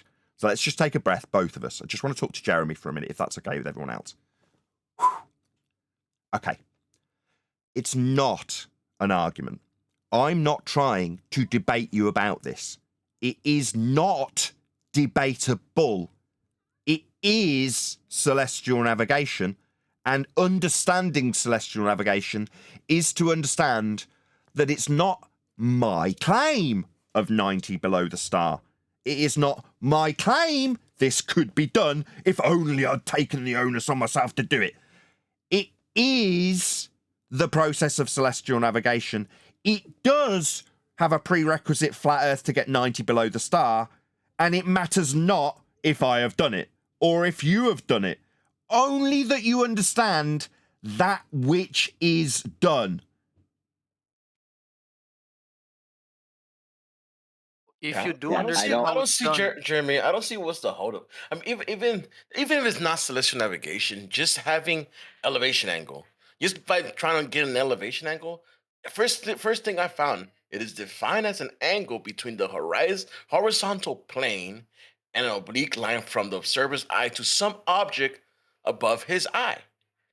So, I mean, I just don't understand. In the definition by a horizontal plane, it's just. I mean, what else do you want to do? Where else do you want to go from there? Whether they say no, we get it from a curved surface. I mean, that's not what is defined as. I don't understand what's the holdup on the elevation angle, dude. the There's a guy baseline of the named angle Johnny is the line of Bernhardt sight that to the comes in horizon, here. right? Hold on. There's a guy named Johnny Bernhardt that comes in, and he was a captain on a fisherman's boat, and he's done celestial navigation countless amount of times. Go talk to him, Jeremy. What were you gonna say? Your name is on right now. Bacon. Yeah, Bacon. Oh, okay. Just to see how. Okay. Right. Yeah.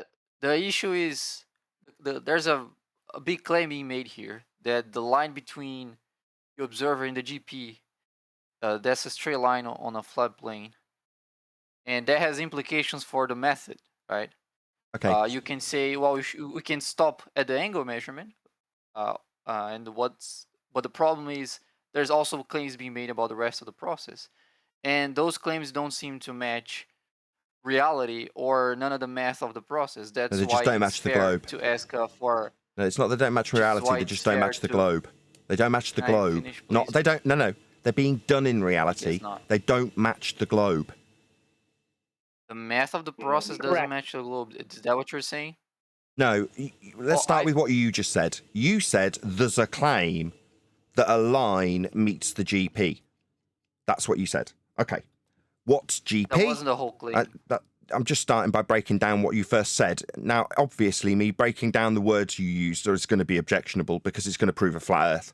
So if you bear with me, you just have to grit your teeth while I verbatim quote back what you said about there's a claim. It's not a claim.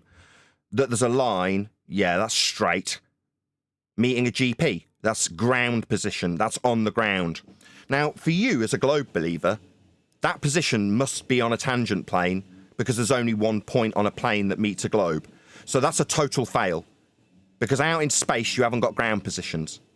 Now, for us on a flat Earth, if you want to consider this my claim, I don't have to claim anything. It's already meeting on the ground if it's flat. It is the ground position and it must have 90 below the star. That's how it's done. I'm just a bit confused about how that's in any way, shape or form a claim I'm making when I'm detailing that which is on screen and how it's done. It's called celestial navigation. What you say is that causes a problem with reality. No, it doesn't. It causes a problem for the globe because you can't do this.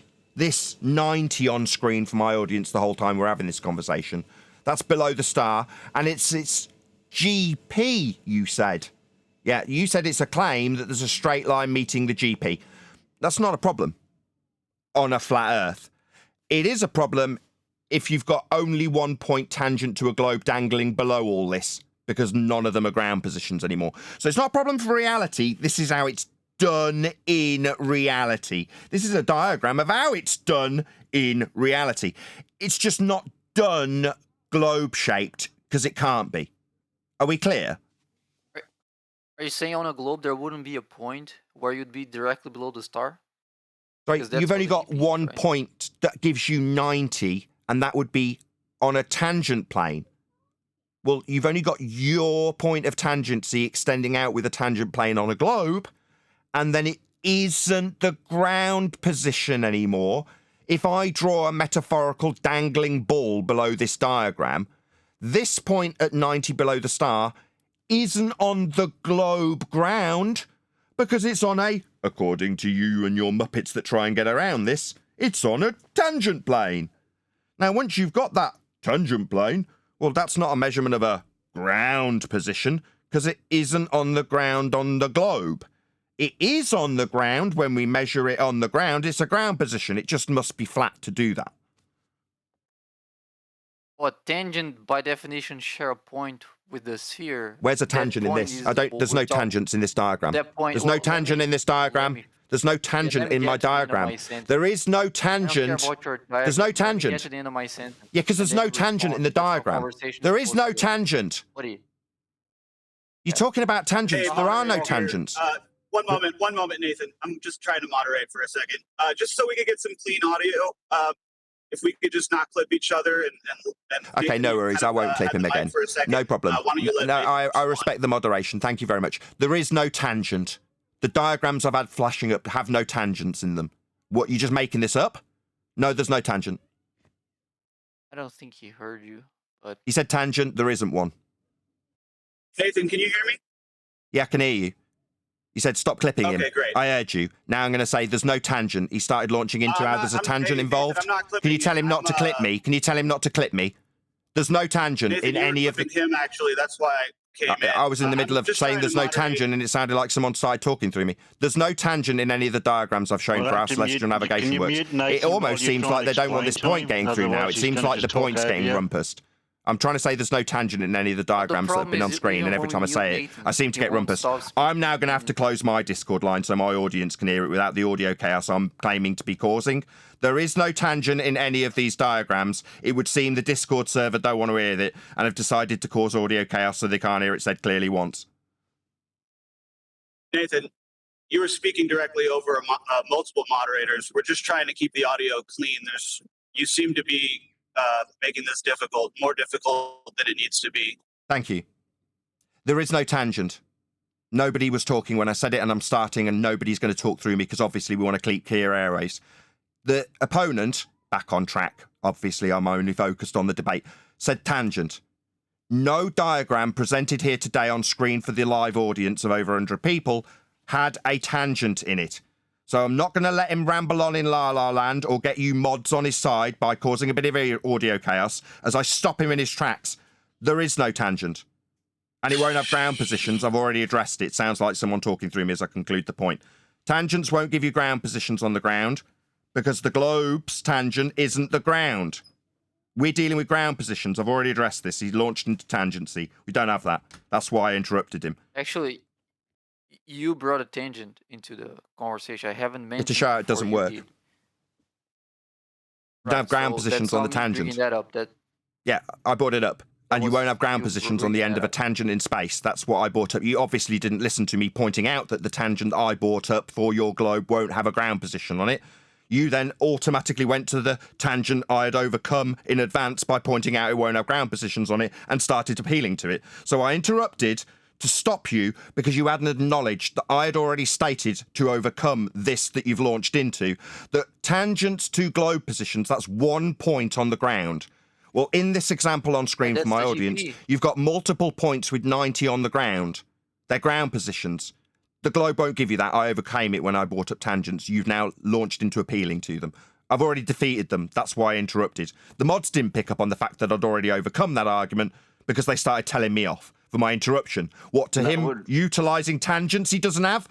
Maybe I should get told off because the moderators feel it's time to start clipping me. Is this me clipping you in the middle of my statement where I tell off your poor moderation? I'd already won and overcome his tangent when he launched into appealing to it. That's why I interrupted.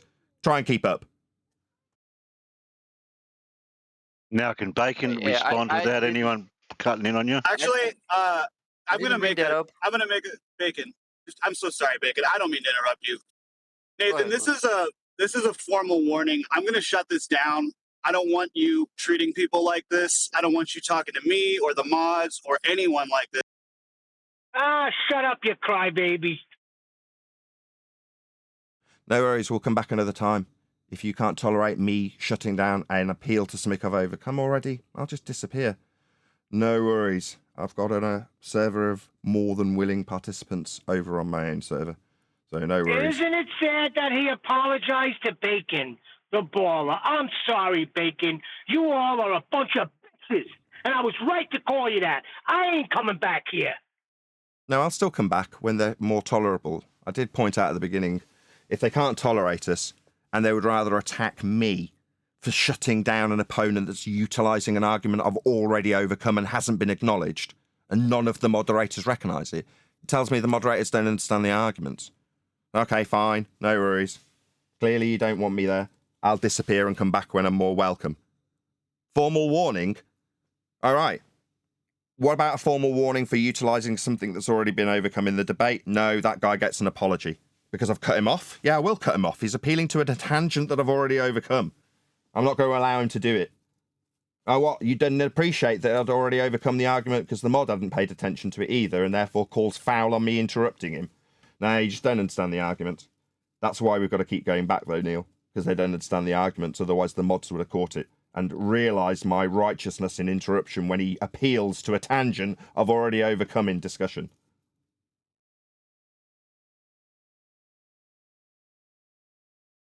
Well, that was fun.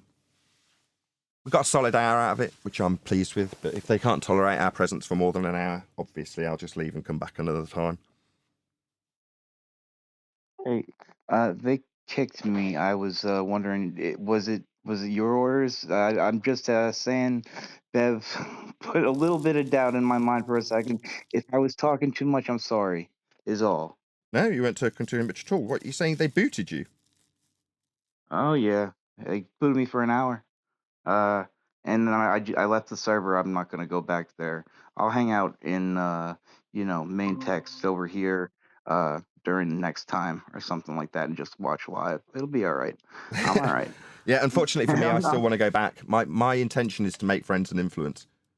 So, I will go back next week, providing I get permission from their server operator, as opposed to one of the overzealous moderators, giving me a formal warning for winning. I can dig it because I mean it's a big They it's a big apologized deal to what's going Bacon. Did on. anybody hear that? He apologized to the baller and treated Nathan like he was dirt. Am I in freaking bizarro world? Nah, you're not in Bizarro Land.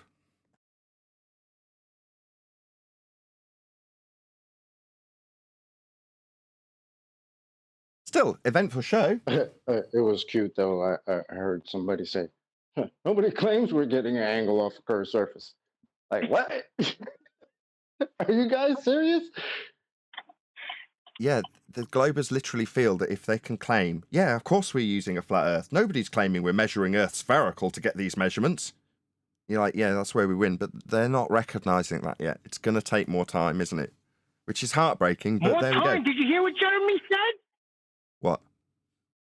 Have you done it? Did you hear what Jeremy was saying? Have you done it? It's not a personal attack, but have you personally done this? That's a personal attack.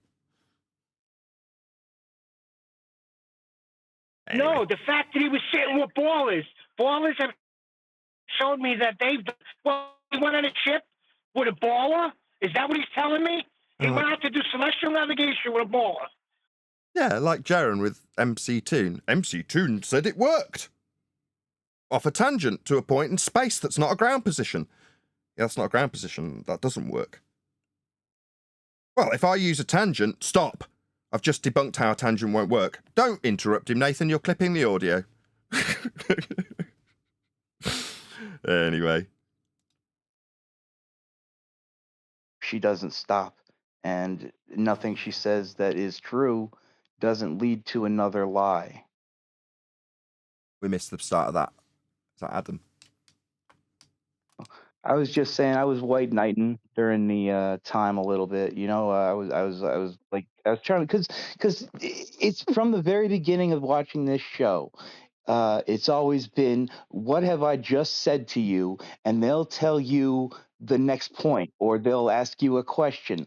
They won't tell you what you just said, so that you know that they understand what you just said, and that we as an audience know that they understand what you just said, or they know. I got off on a little tangent. My bad. No, at all. That's the focus. What I am trying to achieve is exactly that. Have you acknowledged how I've won here? And the answer is no. If the mods had recognised the win, they'd understand the argument. Now, they're saying, oh, we've got the live stream streamed into the Discord server so they can see what I'm presenting on screen right now. Okay, well, if you understand how that works and they start describing tangents, well, from your position, tangent to the ground, where you make the measurement, none of these positions are therefore on the globe ground anymore. Well, they're not on the ground, and it's navigation of the ground. That's the end of the argument. So the moment they start appealing to tangents, when I'd already covered that once, with Bacon, and they start saying, oh, no, don't clip him. Why? It's just appealed to a tangent. Out in space with no ground positions on it? I'd said it to Brenda 6 times, didn't get an acknowledgement from her either. And again, the moderators aren't picking up on that fact, because they don't know the arguments, do they? They don't appreciate where the argument's been won. So we won when we measure a flat plane. They need to measure it too. They just need to subvert away from it as much as possible. They don't know that, so they don't know what's being modded. They just hear me interrupting and cry foul. And that's first of all, you dealt with Brenda last week. Sorry. Again, Adam, go ahead, Neil. Neil. One more time, Adam. No, go ahead, Neil. You're all right. You dealt with Brenda last week. She came back with the same thing this week. You dealt with Bacon last week, and he came back with the same thing this week. And that's how they're going to operate over there. They're not paying attention. They're only paying attention to mod. Let me properly mod, and they're doing it wrong.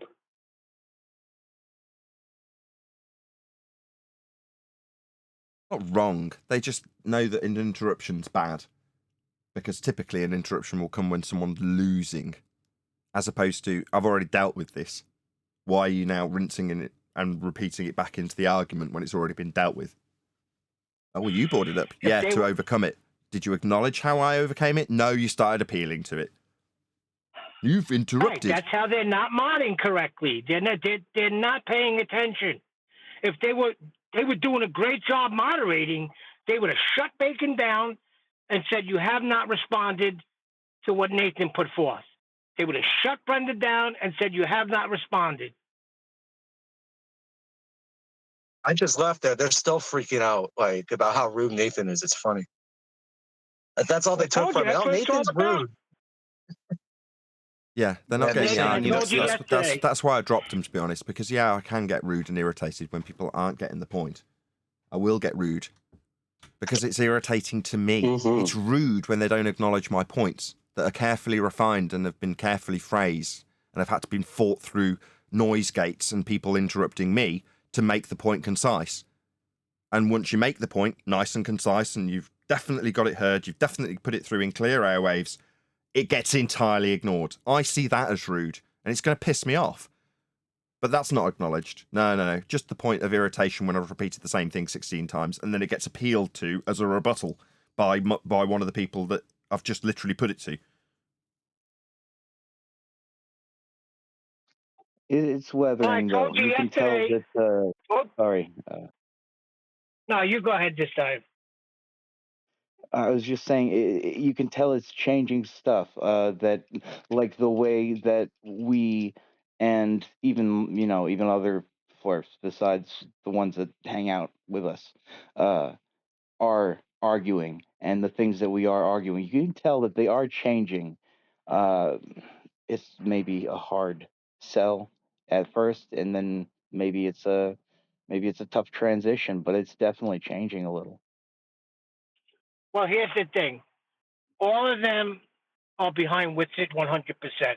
Every one of them that interfere with Nathan are Witsit boys. That's number one. Number two, they built that channel to be totally opposite from Flat Earth Debate. They're not going to be rude. They're not going to overtalk. This is what they did. Because they consider us doing that. But if you listen carefully, that's not what Nathan does.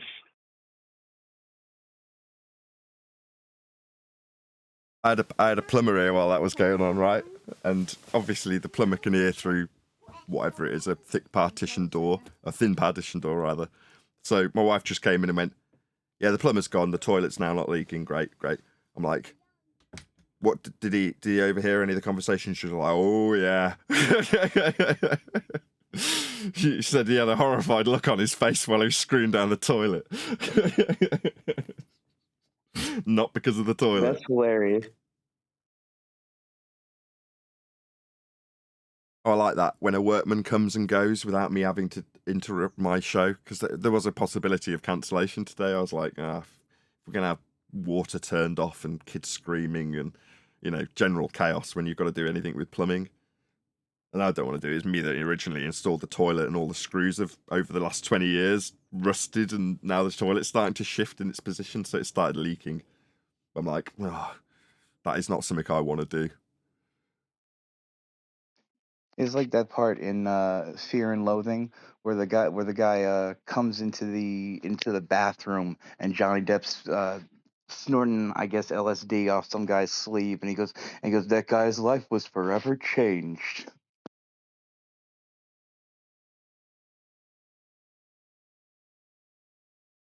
I don't really understand the connection. I do know the scene. I remember it was men behind doors getting kicks they'll never know.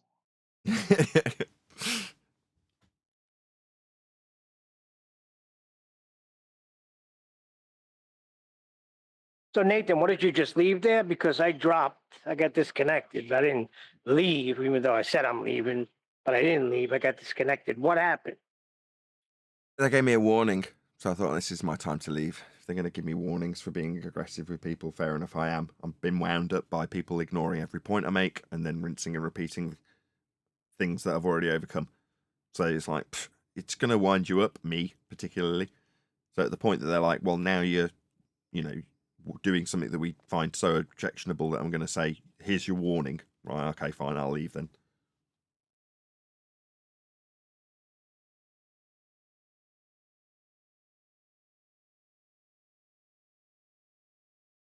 Does Adam just join the show so he can join after the show's finished and he doesn't need me to let him in? Yeah, you might have to let Adam in. No, I have. I let him in and then he just immediately drops, presumably so he doesn't need an entrance pass from me after the show's finished.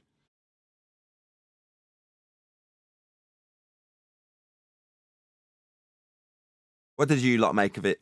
I think we still need to work on Earth Awakenings as much as it's going to reach the exact same. Last time I got the objection, I was like, all right, we'll go tomorrow then. My attitude hasn't changed. I was I think we're done offended, there, but Nathan. It started out with visit F. them if you Montreal want me to. right from the beginning. He's offended. You're never going to get through to the offended woman. He's got a right to be offended.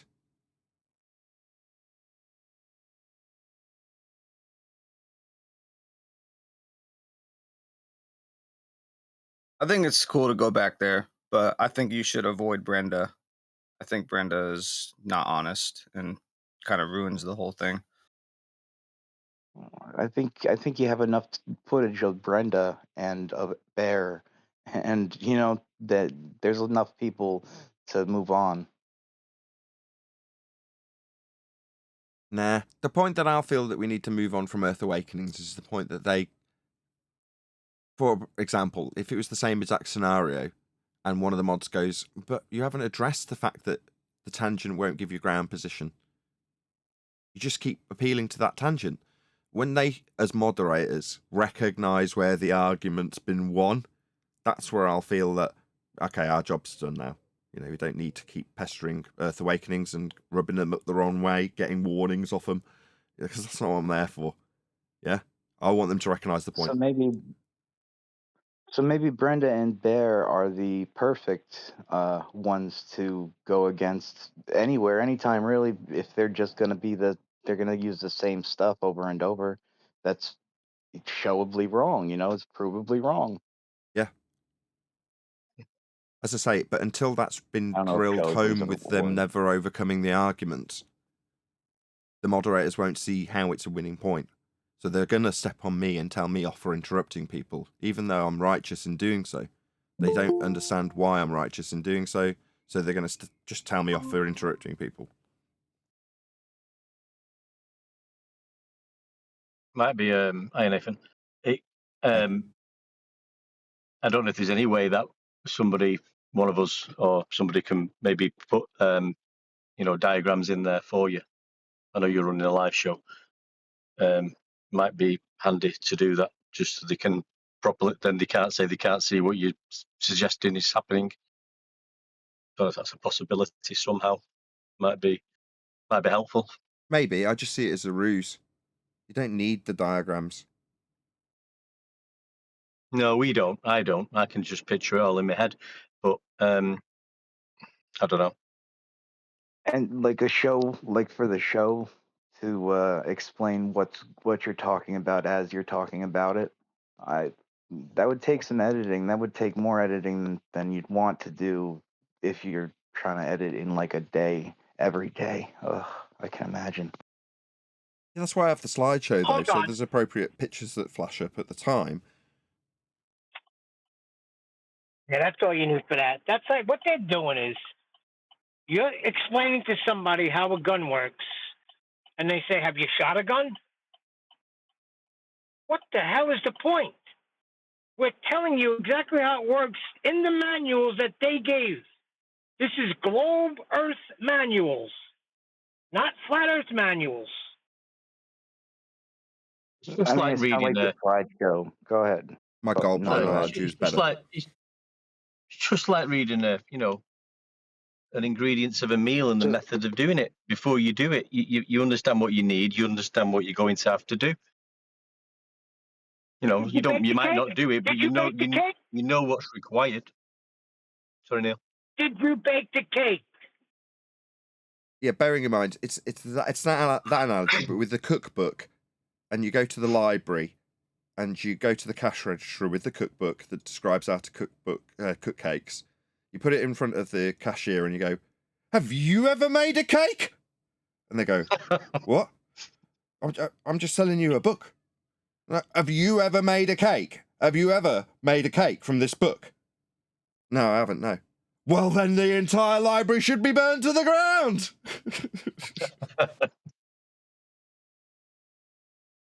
I was in a different library, and they showed me a book on boiling eggs. No, that's not the they comparison. Can make a cake No, with boiling stop. They weren't in a different library. I was at the bus stop, and someone told me, blah, blah, blah, blah, blah, therefore cakes don't need ovens. Yeah, there you go. That's a better one. Like, you're begging the question that the cake needs an oven. No, I'm not begging the question that the cake needs an oven. It needs an oven. It's in the recipe. No, you're begging the question that you'll need an oven. No, I'm not. It's a prerequisite to cook the cake. Container. Yeah, you're tying that into the flat Earth required. I like that, Nathan.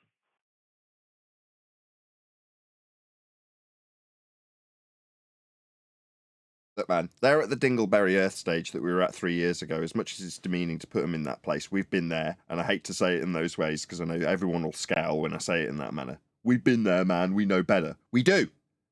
We have been there. They don't understand Dingleberry Earth yet, do they? That's what this is. We've even got a bloody term for it. Dingleberry Earth? What's Dingleberry Earth? An Earth that's not being referenced dangled beneath a tangent plane that won't have ground positions on it. That's where they're at. They don't understand Dingleberry Earth yet. So maybe if you insist on going back, you take them back and start explaining the Dingleberry Earth to them. Yeah, now we know that. Now we can start getting to the root of their understanding. But notice I'm not appealing to what, I don't know, Brenda acknowledged in debate, only when I'm actually in debate with her. But after the fact, I don't give a crap. It's more, do the moderators recognise how the argument's going? So they know where and when to step in. Where is reasonable? Where acknowledgements haven't been given and then appealed to for a second time. If you don't know how the argument works, you don't know that that's happening. When someone says tangent, well, I just want to hear how the tangent works. You don't know how the tangent works, then do you? You want to hear the opponent lay it out for you. So as far as you, the flat earth person who's moderating this discussion, you don't know how the tangent works and you want Brenda, the enemy, to explain it to you. That's how you end up like Jeremy. Well, I was told at the bus stop that they didn't need an oven for cakes. What have you got to say about it? I've got diagrams that show it does need a bloody oven. I just hear that word and automatically hear begging a question. Because even the guy said it. Well, he's talking about a tangent. Obviously meets a sphere at a point. And in my head, all I think of is, what sphere? The one you're trying to prove? That one? Yeah, the one Are you dangling kidding? beneath the plane that isn't going to be referenced in any way. The plane, the tangent plane, will be referenced. How is it a reference if it's out in space? Oh, that doesn't matter. Let's just move past the fact that we're going to be needing a flat plane to reference, and the dingleberry Earth that's dangling beneath it isn't referenced in any way, shape, or form. I've assumed it and dangled it below the plane I'm measuring. But that's all good, right? Because if I can get that plane and get a measurement from it, I can draw parallel light rays to hell in the globe that was dangling beneath the plane we just measured that's out in space that isn't ground positions. Yeah, but that's cool. At that point, we could just say we're not talking about the ground when we're navigating the ground. That's what they did say, Chocolate. They did say that. Again, the moderators didn't pick up on I that. didn't really hear that. Yeah, they said that. Yeah. Again, that's why we need to go back. Not so that we can convince Bacon when he tells us, well, let's not worry about what the ground is. We're not dealing with the ground. This is a problem. No, it's only a problem because it's not the spherical ground when you reference a plane. That's a problem for you. Again, the mods there don't get the argument yet. Hey, Nathan, do you want me to read me Dingleberry poem? Yeah, definitely. Everyone mute up, please. It's called The Dying Dingleberry. Within seconds, things. I love it. It's called The Dying Dingleberry. Try it one more time, right? Everybody mute up. We're going to hear a bit of beautiful poetry from a beautiful man named Wandek. The Dying Dingleberry. Oh, Dingleberry, Dingleberry, what are you doing there? Oh, Dingleberry, Dingleberry, just hanging in the air. Oh, Dingleberry, Dingleberry, the angle doesn't care. Oh, Dingleberry, Dingleberry, curved angles are somewhat rare. Oh, Dingleberry, Dingleberry, your dying day has come. All we need is a flat horizon, angle, and a GP that's plumb. Oh, Dingleberry, Dingleberry, flat earth navigation has won. I love it. Nice. Absolutely awesome. Yeah, that hits everything. That's it, right? We're writing poetry about the subject, and over in another fellow compadre server, they don't know anything about this. And they're more worried that we're sharing our gold mine with them. Sad. Over in another server is Brenda. You think that's the main problem? No, Brian says all the time that they talk to ballers too much, and ballers get inside their head, and they trick them. That's the bottom line. Maybe you should go back when you go there, start explaining how they get everything from the center of the earth. Maybe we need to go through everything Tent has taught us. Maybe that'll help. Yeah, well, we need to, as I said to you before when you were talking about Dave Weiss, in order to do that, you've got to get them on your side. Well, hence me making a swift exit when they're telling me off and giving me warnings. Obviously, that's going to result in me getting banned eventually rather than getting them on our side so that they understand these arguments. No. I don't blame anyone. I don't think it's fair to name and shame Quantum Eraser for doing that. Did you like that? So what I've suggested is we aren't going to make friends and influence people. For example, labeling this server the land of misfit toys, and it's unfair to lay these things at Quantum Eraser's door. I pissed myself.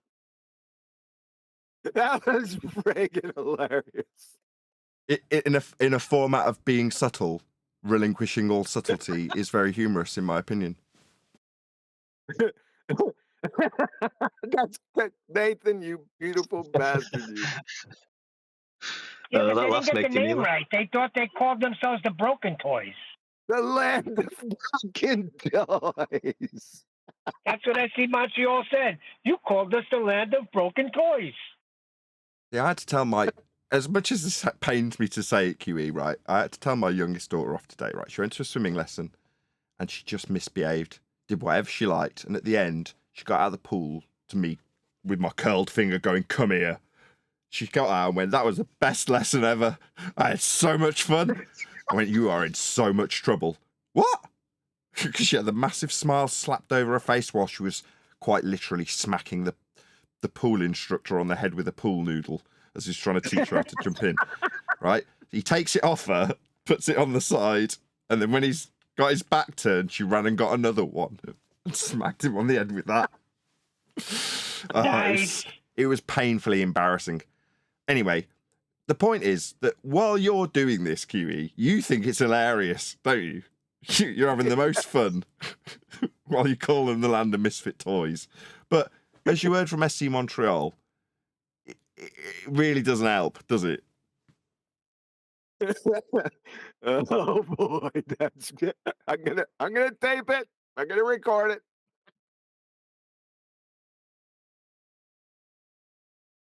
it. You're beautiful, man. Just beautiful. Now, I didn't listen to anything further. I stopped right because I was just flipping through when I woke up. I didn't go any further. I don't know what happened. What happened was they acted like a bunch of bitches again. Neil, I could throttle him. They just don't know. It seems unreasonable from our perspective if a moderator... Let's put yourself in their shoes. Have a bit of empathy, Neil. From their perspective, they get one side of the argument from me, and the moment the opponent starts to respond, well, on the tangent, I immediately cut him off. There is no tangent. None of these diagrams have got tangents through the top of him. They just go, Nathan's rumpusing him. Yeah, I am. I'm interrupting him because he's appealed to something I've already overcome. Yeah? Now, am I going to get to say that in 10 seconds? No. There's going to be audio chaos for 3 minutes. And at the point that they side with the opponent because he has been interrupted, he then gets to appeal to his tangent again. What does that tell me? It tells me that they hear the interruption and see it as a foul. And typically, an interruption means a tactical foul when you're losing. Therefore, this person's just causing audio chaos. Let's tell him off. Right. That's reasonable. So I can only go back in afterwards and go, yeah, as far as you're concerned, I just interrupted him. Therefore, you're going to tell me off. I'll have to accept that. I overstepped the line. What I expect isn't what I'm getting, and the reason is because the argument hasn't been laid out clearly. Now, with SC Montreal in mind saying, what's that? You want to come and tell us what's what and straighten us out? Yeah, I do. You don't like that? Well, if you recognise where dingleberry earth isn't giving you ground positions, you'd step in and mod and do that, but you're not. You're bent at the moment, and you do need setting straight. Now, he doesn't know that, and he'll probably, when he gets told, SC Montreal, they were talking about you again on one of the after shows. Yeah, we were. SC Montreal doesn't know these arguments. If he did, he'd be stepping in and modding and going, I know something about this that the opponent on the globe side doesn't. Dingleberry Earth won't give him ground positions. He didn't know that, so he didn't step in. Therefore, his line of tact in terms of moderation is there an interruption or not? Nathan's rude. So, fair enough. No, it's more than that. QE, Jeremy came in and said, started questioning Nathan if he ever done this, since we're going to declare that Earth is measured flat, because he's been around ballers, and they showed him that it could be done on a globe celestial navigation. Told him. Told him. Not showed him, told him. That's what I heard anyway. Yeah, told him. Again, I addressed that and said, well, no, my last response from Brenda in asking her to give me a diagram with a curved adjacent or curved baseline, she didn't give me anything because they don't have anything. Them telling you that they can do it on a globe. Well, I've seen circles and stuff. Well, your advanced knowledge absolutely overwhelms me, Jeremy. Yeah, that's what he said. Her first response to that was, I don't have permission to post anything. After she was given permission to post something, crickets. So, yeah. Why don't you share your screen, Nathan? Share your screen. But yeah, we've got work to do. That's all that means.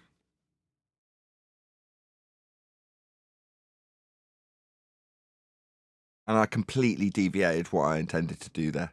What I intended to do there was make friends with them and not necessarily enter into a debate. Instead of that, Bacon, Brenda managed to get me rinsing and repeating with them, re-illustrating the point over and over again to the point of irritation where the mod stepped in. That's how it actually worked out. Instead of going, come on, guys, we want to be your friends. We want you to argue in the best possible way and win.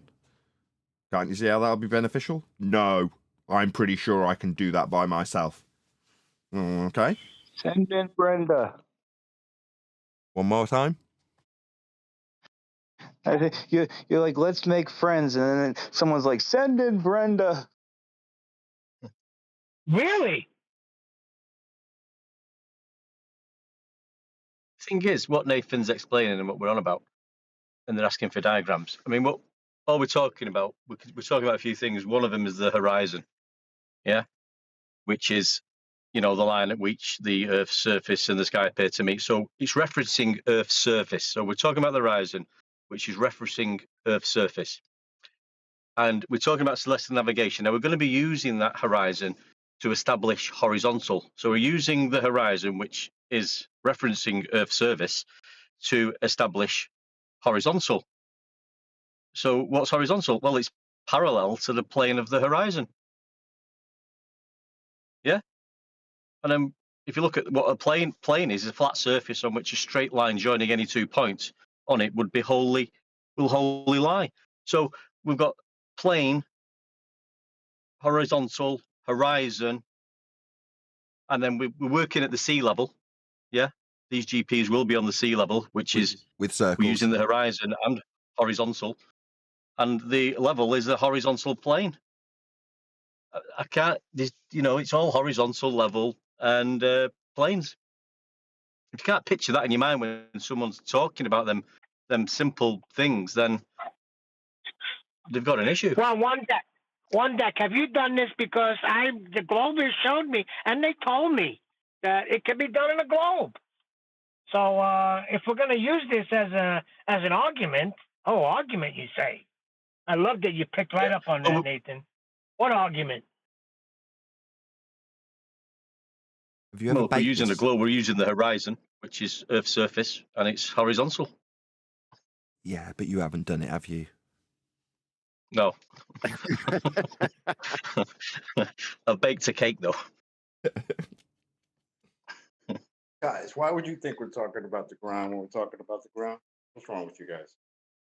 Yeah, they literally do say we're not dealing with the ground when it means that it's not the globe ground anymore because the measurement's flat. So, well, we're not talking about the ground. We can draw out an imaginary plane. Number one, if you're supposed to be proving the globe, shouldn't the first thing you reference be the globe surface and how globular it is? No. No, what we'll do when we're navigating the ground is we'll draw out an imaginary plane in space that's not touching any ground. And we'll make sure that you understand we're not dealing with the ground that's globe-shaped. This isn't about the ground that we're about to navigate. We all clear? Not the ground. No, we are navigating the ground. It's just not your globe ground. They're dynamic equivalents. I've not heard that one before. Dynamic equivalents? No, we're actually measuring stuff. There's no dynamic equivalence being done when you make a measurement and draw out circles of equal elevation. You're not making equivalence to anything. That's not what I heard on InfoWars last night. I was just going to say, more important is InfoWars. Have you heard that nonsense yet? I had 25 seconds. I skipped to the middle, and somebody's saying, nah, Earth's definitely a globe. And he's like, no, we know it's flat because we measured. And then he fades to nothing. That was the bit I caught. Well, that's pretty convincing. What? This was on InfoWars? I don't know. I've always been of the belief that. Can you hear it? AJ? Boy Zero, the Sky Grifter. AJ, hello. Hello. Oh, I'm sorry. I didn't hear you, AJ. Hey. Apologies. No, that's all right. Sorry. I was just going to say that for a long time I've been of the opinion that this Alex Jones show, he's paid opposition, or he's at least part of it, yeah. And I got my own reasons for that. But after watching what I watched, I really felt that it supported that theory even further, yeah, because I think all they've done there is that you could see that guy, he had no idea what he was talking about. He had his little earpiece in his ear. He was being told what to say back to Whitsitt. Whitsitt didn't do a very good job either. And I think that any of these truthers that now follow these guys are going to be turned away from Flat Earth. And I believe that that was the whole plan of having him there to begin with, yeah? That's correct. That's correct. Yeah, I mean, I did see it. Actually, I lie. It wasn't just 25 seconds. I did see, I think it's Flat Earth Tests, trimmed out a section yesterday that was about a minute and a half, 2 minutes long. And it's just Whitsitt babbling on about etheric planes and toroidal stuff with pictures of toroidal fields on screen. Well, the first thing the other guy said was, I'm not interested in any scientific evidence. I'm not interested that, you know, this doesn't align or that doesn't align or that isn't science or that isn't. As soon as he said that, there's no point in going any further, is there? You don't want to deal with reality, so what are we debating? Your beliefs. Yeah. Well, he could have straightened them out right there and said it's not about science when we're discussing the nature of Earth. It falls out of the scientific method, and could have broke that down from a little further. But to answer your question, yes, it then becomes about their belief versus Whitsitt's belief, which is absurd when it comes to etheric nonsense. So it's stacking up his etheric nonsense with a belief in a globe. And everybody who's watching, for the majority of the cases, will already have a belief in the globe and therefore be biased towards that regardless. So what's the actual stimulus that's coming from the opponent? Nonsense waffle about ether, toroidal fields. I don't know. I found it very hard to listen to. I was getting really frustrated just sitting there listening to it. I wonder how much he got paid for that. Who cares? Yeah, I think it's done a great disservice to the Flat Earth community. That's my belief. Yeah, and he took money to do it. But has it done a disservice, or has it just not really made a positive impact on convincing the world they've been deceived or proving it's measured flat? Has it just not done a good service for that, or has it actually been detrimental? Well, I feel it's been detrimental, yeah, because like I said, Alex Jones has got a big following of so-called truthers who are now going to say, well, no, Flat Earth's not truth, yeah. We've seen this debate. We've seen our, what would you call them? I don't know, our gods, yeah. Alex Jones and his crew show the Flat Earthers that they're incorrect. So now we've got this group of truthers that won't be willing to look at FE. Did they show how he was incorrect? No, they didn't. But you could see the other guy was definitely getting fed information through an earpiece, and he would just say, "No, that's not correct. Earth's a ball," or "No, that's not correct. This is how it's done." And he was incorrect in what he was saying, but Whitsitt didn't sort of pull him up or address it. It was sort of like he was winning the points. Especially if you don't know what you're looking at, yeah. If you're just another glober who's following along, I don't think it looked very good. I wonder how it would have went if he would have started off that Earth is measured flat and laid that down first. A lot better, probably.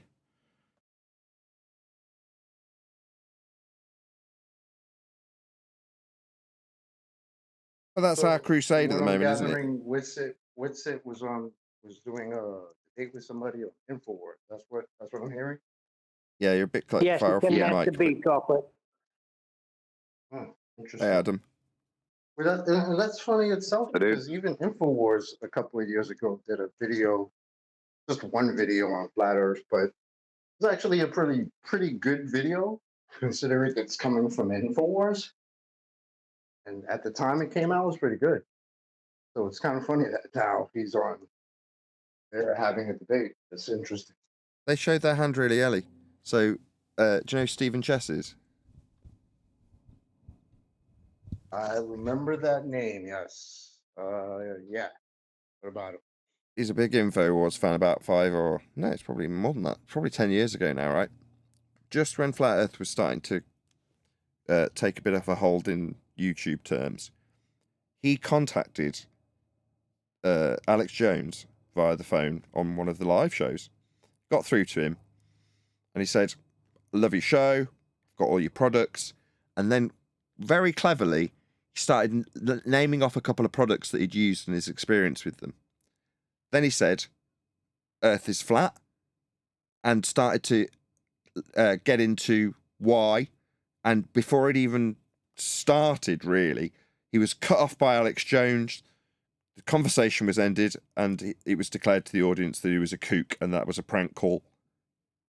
Now, because Stephen had been careful enough to make it clear that he was a genuine audience member and had admiration for Alex Jones, and then mentioned the flat Earth to bring it up in conversation, only to be immediately cut off by Alex Jones, it really revealed that platform, or in that, at the very least, Alex Jones's deeper motivations, let's just say, by the way he dealt with it. Well, Alex Jones did jump into the conversation about halfway through. So they were talking about the moon being a sphere. And the other guy was just saying, listen, I don't care. I see it as a sphere. Again, that was sort of what I was saying. It was like that point got left and Whitsitt said, well, you know, I can see how you'd see it as a sphere, rather than sort of debating the point. But then Alex Jones just jumped in and goes, well, me and my daddy, we used to sit out there and we used to look at all these other planets with our telescope. There you go, globe. And then walked off. Debate over. Yeah, so he was there to be hand waved. He did the same thing to Eddie Bravo, though, didn't he? Come again? He did the same thing to Eddie Bravo.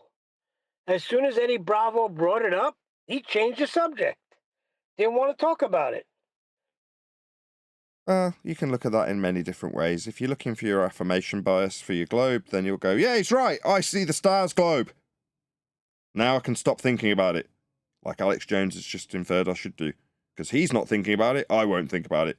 He knows from his telescope. All right, so you looked up at the sky, and now you know that the world's a globe. Okay, that's your standard. Good for you. Retard.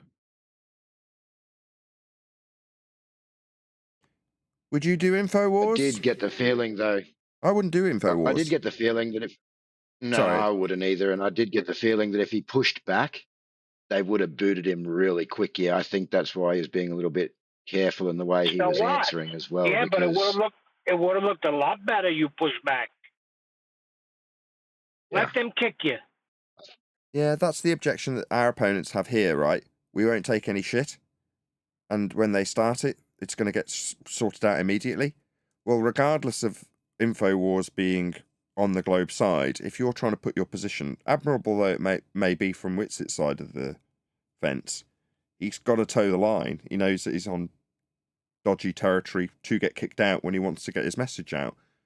Well, you know, in that respect, you know, he has got to toe a fine line. So it's a hard thing to do.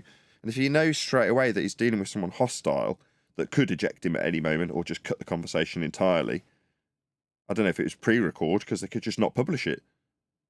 That happened to me.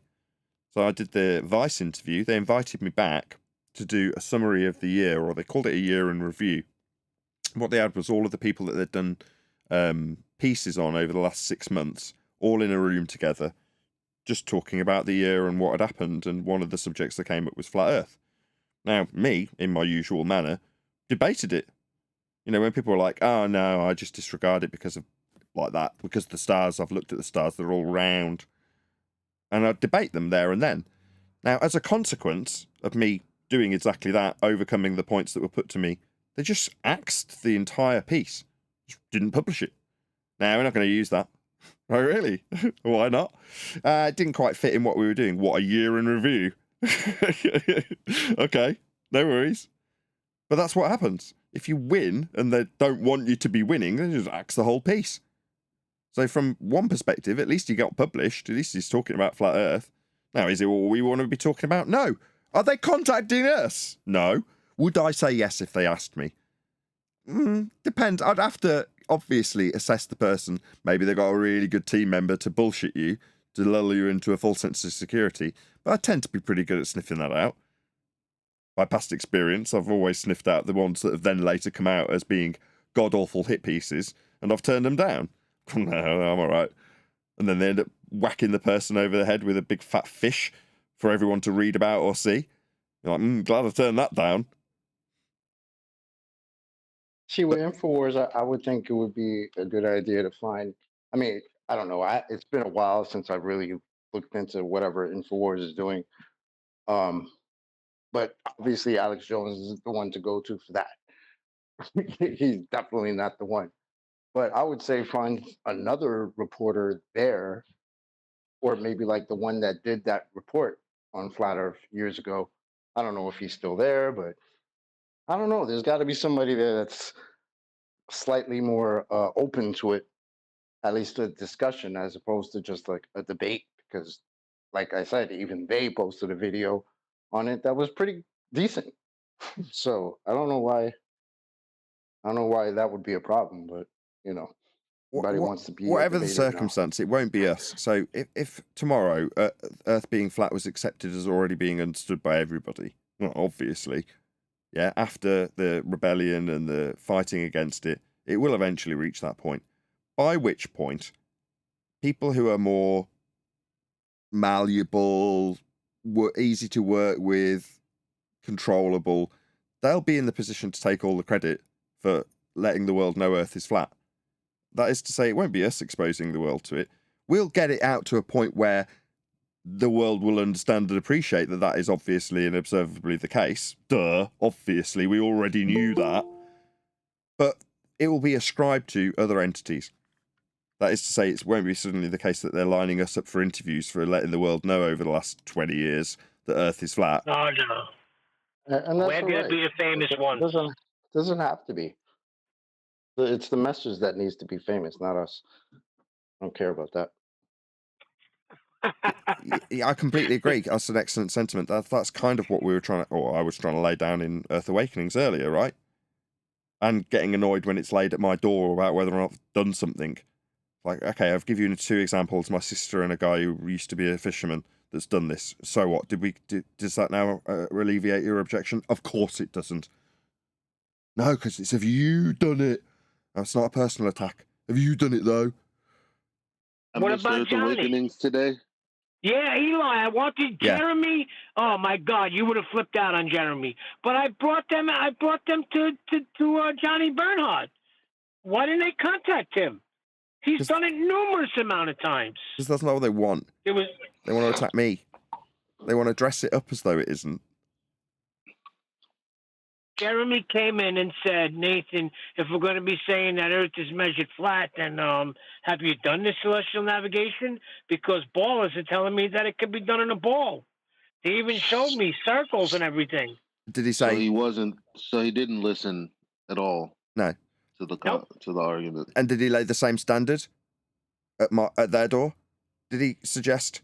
Ballers have told me verbally, without citation, that they can do it. Have you done it? Why? Because the ballers have got their videography of them going out to sea with sextants and doing it, like you're charging me with needing to do. No, they've just told you that it can be done on a ball in a way that you don't really understand and can't iterate to me now. Therefore, I need to tell you that I've done it physically. These skewed standards are outrage as far as I'm concerned, but they get laid at my door every time we're in that server. They kicked us out. They asked us to leave. No, they didn't. I left of my own volition because I was getting warned and I don't want to get banned.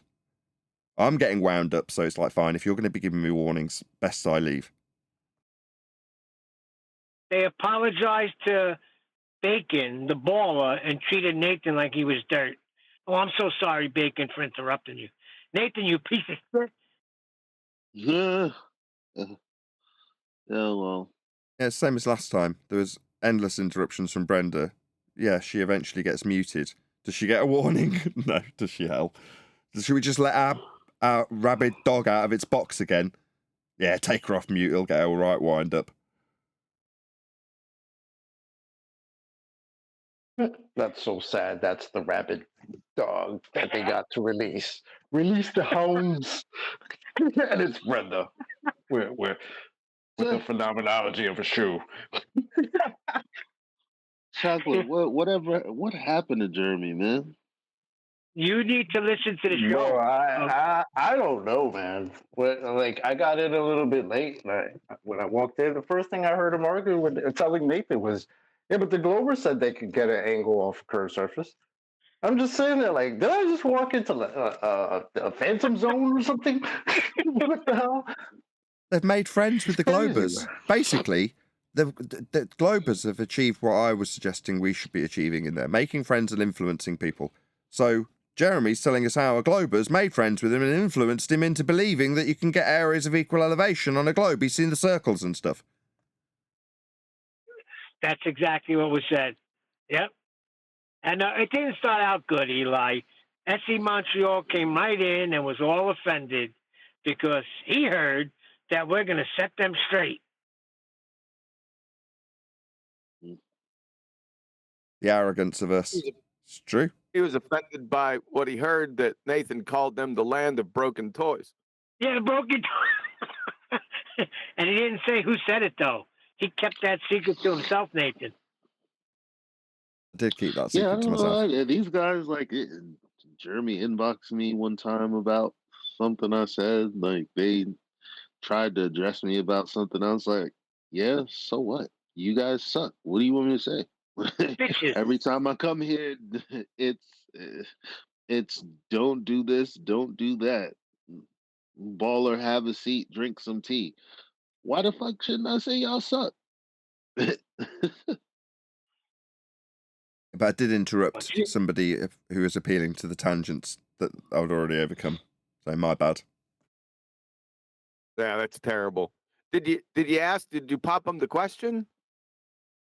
Which one? Why? What happened to you guys? Yeah, I hinted at that being the question that was suggested to be asked. I did not directly ask it. Yeah, okay. And I thought you were gonna. It was looking like you were gonna ask them, and then you just stopped. You've got free reign to open your mic at any point, though, haven't you, Neil? They won't take it well from me. What, they take it better from me, who they love and adore and worship and suggest they should follow? No, Neil, no. Yeah, I should have came in and said, what the heck happened to you? You, Rakia, you were all on board, and like QE said, fighting the good fight, and then all of a sudden, you're FED bad.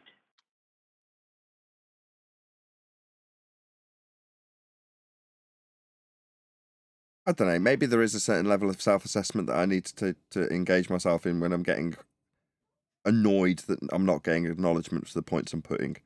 Like I've said at the beginning of the show, if they're not understanding these points, then how can I expect them to understand where fair moderation's required?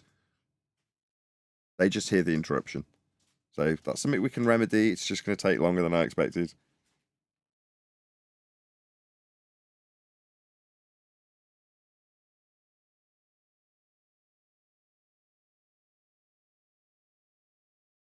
No, just a silence. Do I need to make an attitude adjustment? I don't think so. It's not getting me very far very fast, though, is it? It's just getting me told off.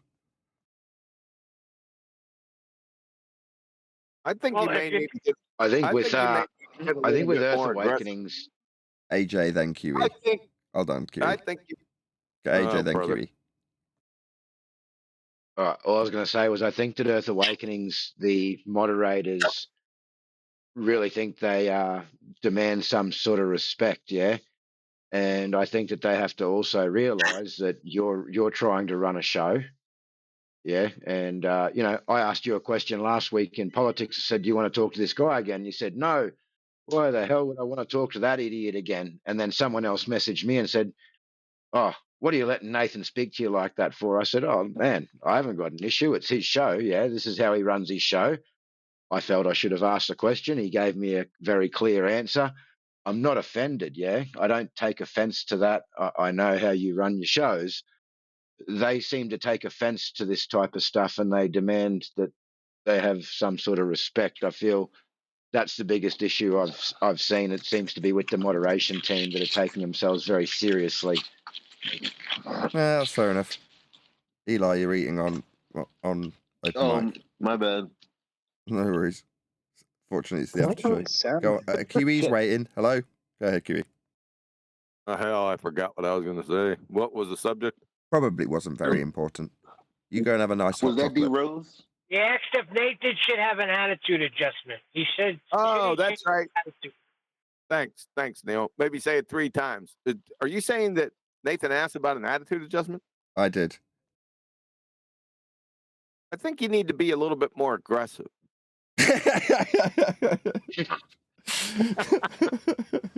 A bit more aggressive, a bit more assertive. Get the plumber's ears pricked up even more. Assertive, good word. I'll shift it out. Word, good. Yes. I said it one time. Shut up, Neil. So to jog your memory. Said it twice. No, I was finishing a sentence. So that whole time we were over there, the time before when Brian had gave a succinct response to some dude, asking about measurement, a flat Earth measurement. If we could say that you're measuring flat when you're taking elevation angles. I like. Hey, wait, like it's like Jeremy's always out to lunch when the flat earthers are speaking. Then he comes back. He is like, "Whoa, whoa, whoa! What's going on here, Oakley? Why are you going crazy?" That's exactly how he is. Oh shit! Yeah, they didn't hear anything Brian said. For him to even come in and say that today demonstrates he didn't hear a word Brian said. That's okay. You just got to keep saying it. Hopefully in a more positive tone, slightly less aggressive. Oh, there's positives that came out of it. At least they know now they're the land of misfit toys. Yeah, they thought it was broken, so at least we got the name straight. Misfit. Broken means that you were once fixed. No, we ain't gonna give you that. Use our misfits. That need straightening out, and they find that offensive, and who can blame them?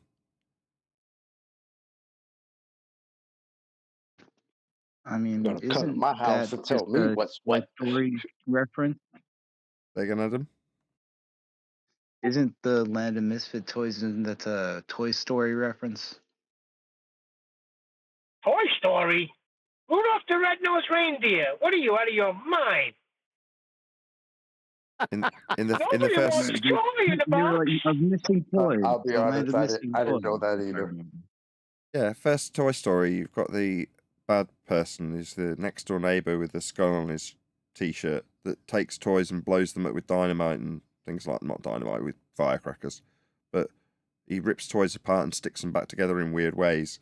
So they're like all broken. There's like legs with a yo-yo and a fishing rod attached to it and things like that. That's not where the reference came from. It came from it's not where it came from. It came from Rudolph the Red-Nosed Reindeer did. Not toys.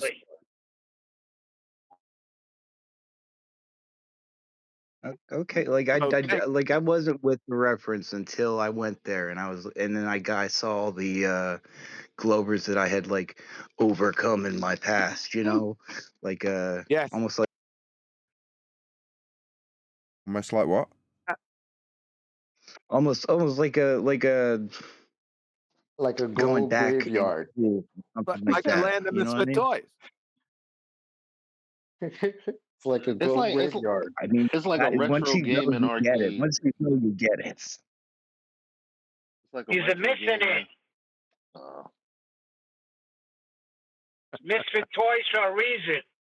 Well, we can have Nathan go on about Toy Story, about how these other parts of these toys were mashed together. Yes, I think it's very relevant. I was saying Now, something. can we give us the real reference from Rudolph, please, so these guys can be set straight? I already set him straight. I said it was from Rudolph. I find that highly offensive. I don't need setting straight, I thank you.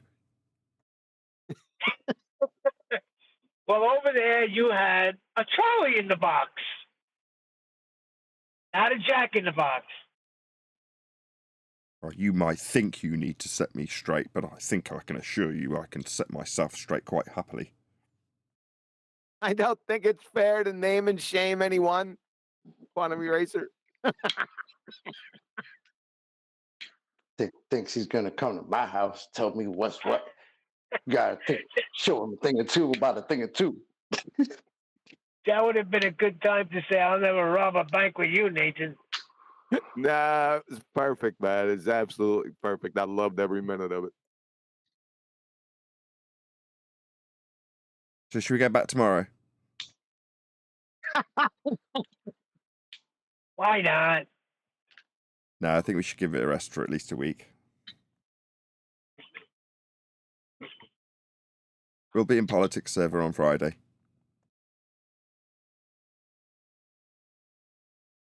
Hopefully we've got a few more Globers in there this time. In politics? Oh, God. Sorry. Take a break from what? Yeah, then last week. A bit quiet last week. I don't When have a you're problem in. with that. Quiet is good.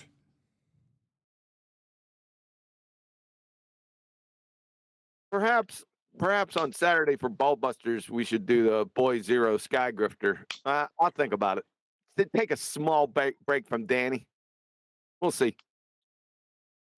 Oh, I was going to mention that to you. You should do one on that video because I think that it'd be a good one. I don't know who you'd be tearing apart more, Whitset or the other guy off InfoWars with his claims.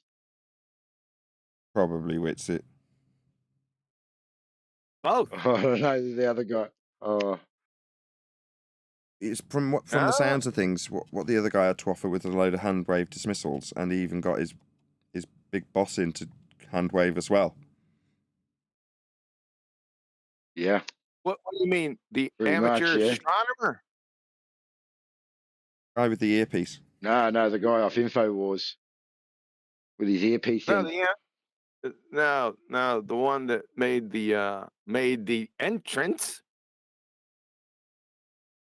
with his amateur astronomy and looking at the sun. Oh, Alex Jones. Oh, yeah. Did they do a boom after that? Is there a boom? Boom. No, he just walked out, and then they asked Whitset if he could rebut what Alex had stated.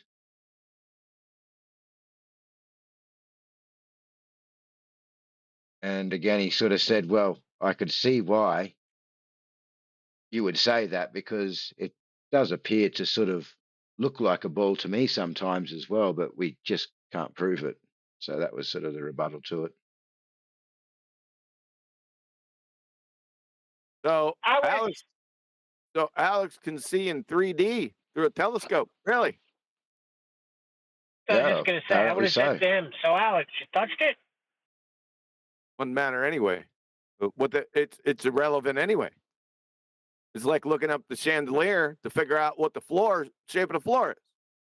He's a moron. He's a retard. You're a retard, Alex. Certified. Yep.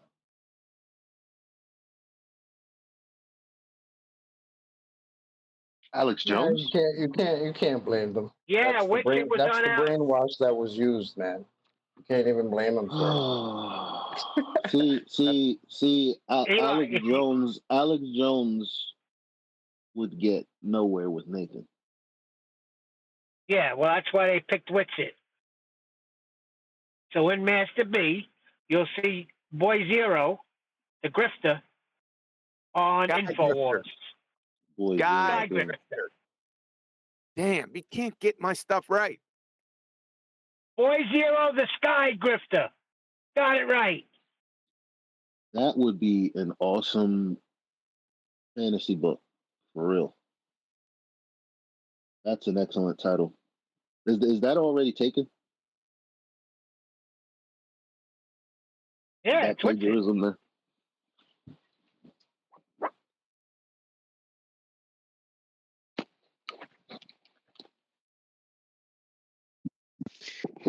see, Shut that's up, what Adam. frustrates me, right?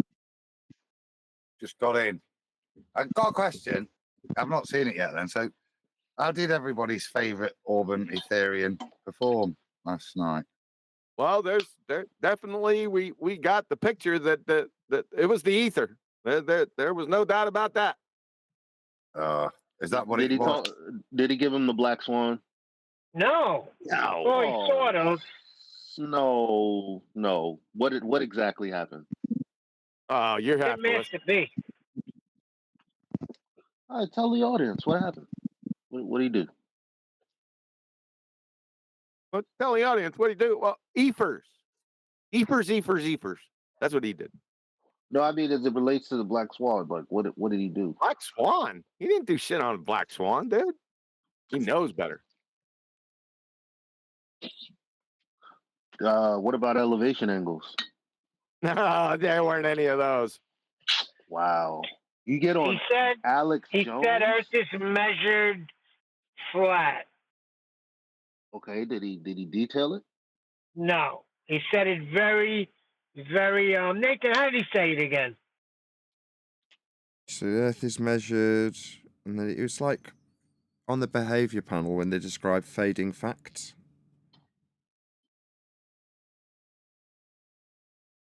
We all know what that is. Oh well. So the guy asked how he knows it's flat, and Richard said it's measured. Yeah, basically. Like I say, I only scrubbed through to the middle part, and that was the only bit I listened to. It's just, I was like, oh, that's vaguely interesting. He did the toroidal field and ether. He got right into that. Didn't take much. You want to cover it tomorrow? Should we just listen to it? As I haven't actually listened to it, with the exception of Flat Earth Test's little excerpt and the bit I scrubbed through to this morning when it was shared with me. I haven't watched it, so it's worth maybe going through it. Should we just go through it on tomorrow's show? Yeah. It needs doing. It's the one video that is worthy of doing. It's the most current thing. It's the best impact we've ever had, whether people like it or not. Biggest exposure we've ever had. It's our first arrival, other than the silly bits on this morning with Mark Sargent and that. It's a first arrival into the alternative mainstream. Being on the mainstream's pointless. You're going to get ridiculed, but this is the alternative mainstream. This is quite a big moment, I think. Not for Witsit, but do you understand? For them, for InfoWars, they are having to deal with us because so many of their viewership are flat earthers. Why are they dealing with it? Interesting. Do you not agree? Well, it's positive spin. What about wire info? I don't know how I can imagine how it will turn out, this.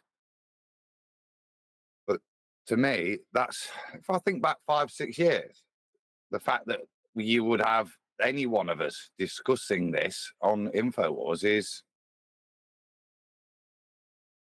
proof it's not dying.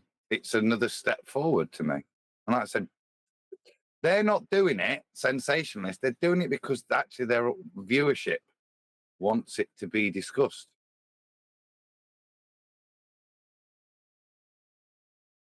Fair enough.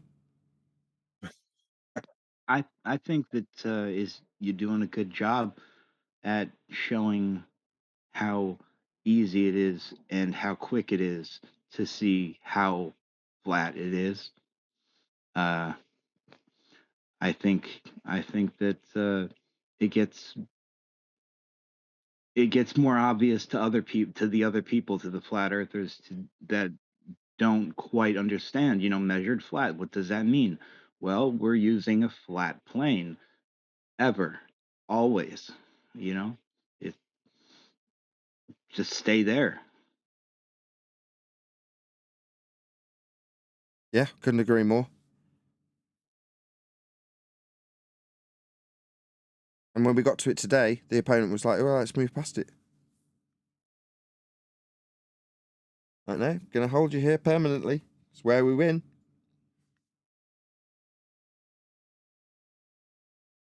And that's something I said at the server today is, Earth is measured flat and here is how. And that is the theme to the whole point of going to the other servers. I sense that they resent that I've taken ownership of this and have taken it upon myself to be going out and saying this is how we should be doing it. Like, people don't like being told what to do. And especially in this arena, we're dealing with a rebellious bunch, aren't we? I'm a rebellious sort. Right. So SC's no different. SC Montreal, when he's like, I think I can find my own way, thank you. We're like, yeah, well, maybe you can. Doesn't alter my quest. Does this fit how the Plato's But cave thing happened? that's what's done, because that's what's dumb about it. Because you are listening to someone.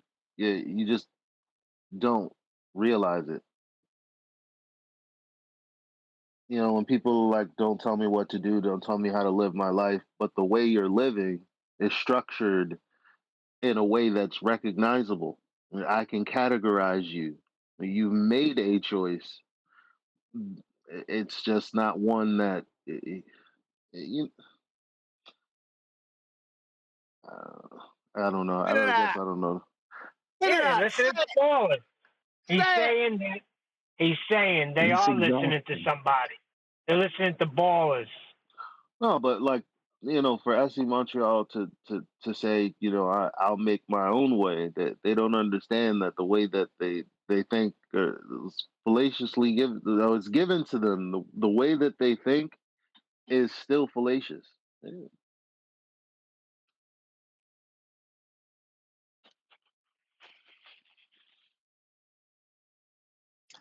But how does that Montreal demonstrate how Earth is measured flat? Have you heard him? Has he got any evidence of that? I asked him that. Literally, I asked him that. Maybe that's why you're saying it, because I asked him that exact question, didn't I? Yes, you did. Yeah. So, if he's not going with what we're saying about the elevation angle and using the sextant and the horizon to obtain horizontal using the sea level, what examples do you use to globers to demonstrate that the Earth is flat then? We'll listen to it. We know. And if it's got any, sorry, mate. I'm just saying, if they've got anything, we will listen to it. And if it's worth using, then we'll take it on board. Well, I mean, I don't know about SC Montreal, but Witsit, like, I wonder what his argument is as we debut to one of the biggest platforms that Flat Earth has been on. Sorry for the Am I audible? Like, can I be? Yeah. Yeah, we hear you. Kinda. Can I just say my piece, please? What pissed me off? Sorry, about the whole thing is that apparently, according to that presenter on InfoWars, was that 50% of his audience is flat earthers, right? And they voted to get Witsit on, and he sucked. It just sucked. He didn't want to use the winning arguments, and you can see him like deliberately not wanting to use them, and that's what I'm so frustrated about the whole thing yesterday. Well, you should be frustrated about that they voted Witsit on. Yeah, that's all what I'm these saying. flat That's earthers, what and I'm that's what saying. they wanted. That's what I'm saying. Man, I want to be a rebel. I'm gonna go with the rebel.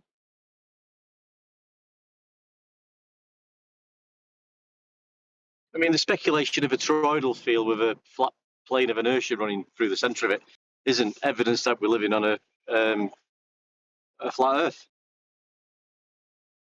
I thought the diagrams were quite compelling.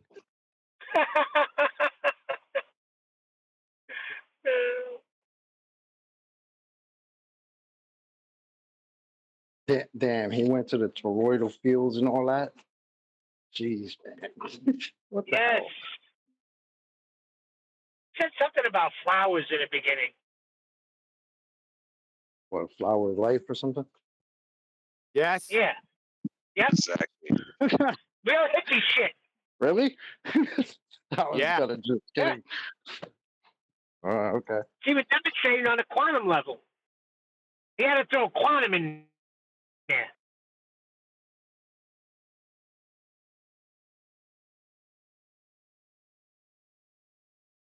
See, all of that stuff is nice floral decoration for the cake afterwards. But the main part of the cake is it's measured flat. Flat. That's what I said, That's it. Chocolate. That's What the hell, exactly man? what I said. What happened Exactly to what your I boy said this Richard? morning. What happened to your boy Chocolate? What do you mean, your boy? What do you mean? I like how he's my boy now. Yeah. Chocolate's boy. You introduced Oh, yeah. this to him. It's your fault, is it? Is that what you're claiming, Eli? No. Eli's just being an ass. That's your man's in them, bro. Wait, you guys did spit some shit together. Oh, I'm his boy too. What happened to our boy, man?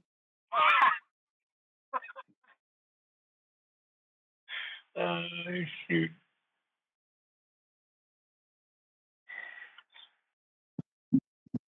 I can spit Birdman on you. Get him, No, that's Bender. not, man. It's frustrating, man. It's like that platform, he knows the argument. That is something referenceable. People that's been traveling this plane for how long using that method. He knows all of these things. Simple, factual. He goes off on a tangent about, man, I'm just frustrated. Listen, I told you a long time ago. We're all alone here.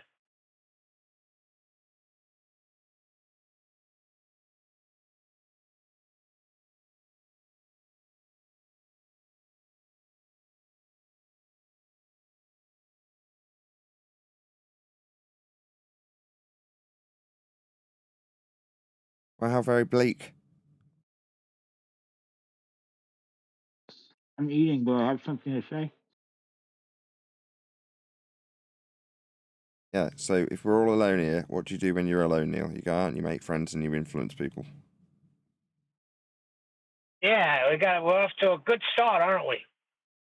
Yeah. I think it gets easier and easier. And it's as true now as it was 5 years ago or so. It doesn't get weaker, you know. These arguments only get stronger, and that we and you and I'm including myself because I'm here every day. So we stay to what is true, and that is enough to keep to keep attracting other people who see what is true. You know what I mean? While we defend ourselves against a bunch of friggin' liars, and that's what they are. Because by now, most people aren't duped. By now, most people are snarky for no reason. It's just a thing for them because they're allowed. But if you stay to what's true, you can't hurt me. You know what I mean? Yeah, it goes from arguments to reality.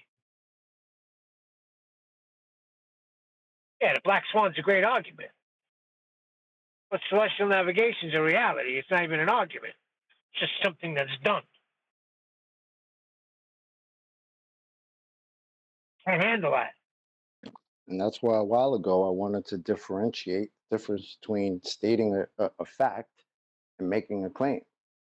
Because to me, if I'm just stating a fact, that's not making a claim. That's just stating a fact. Right? I agree. But Nathan let Brenda bully him into Jedi mind tricked him that he was making a claim.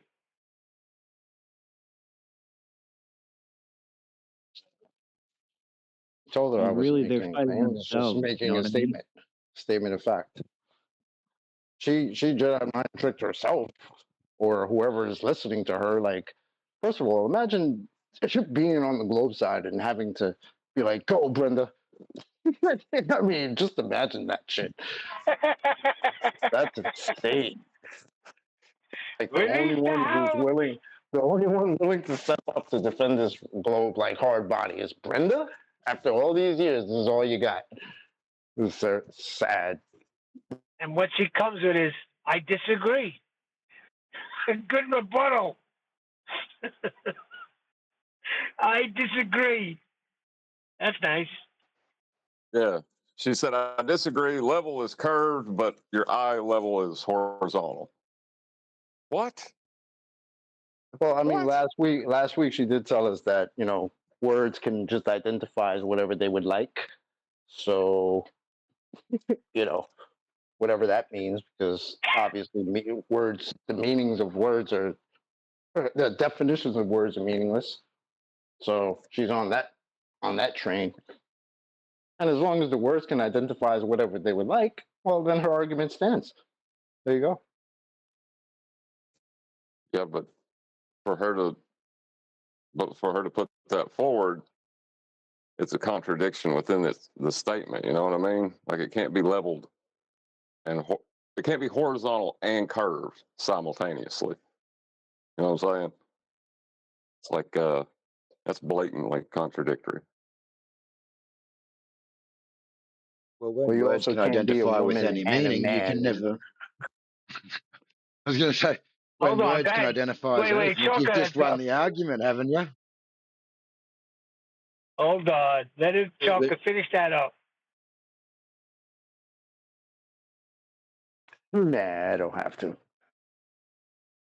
Yeah, I heard it.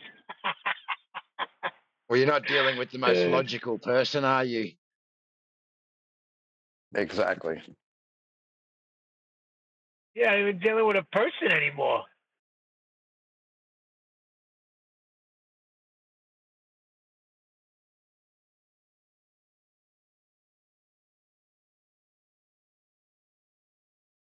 And I disagree with you, Nathan.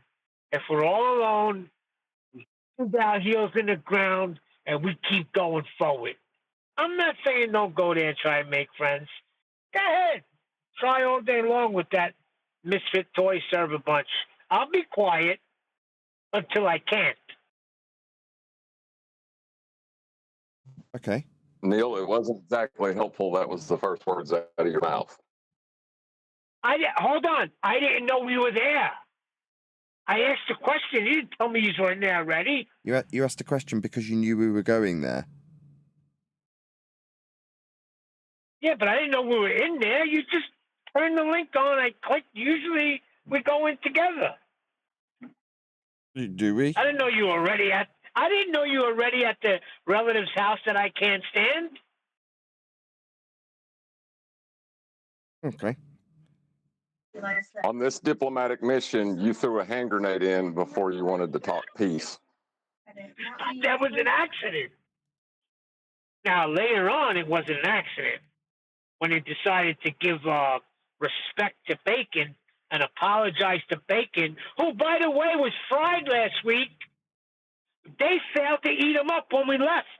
If I'm going to fry the bacon and you're not going to eat it, don't ask me to fry him again a week later.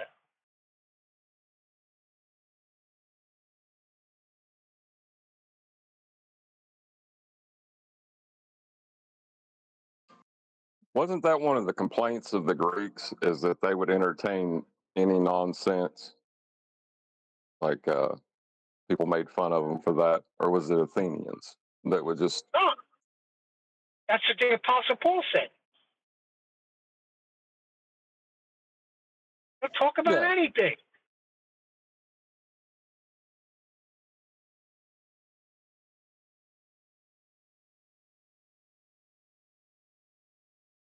So Brenda would have fit right in. Well,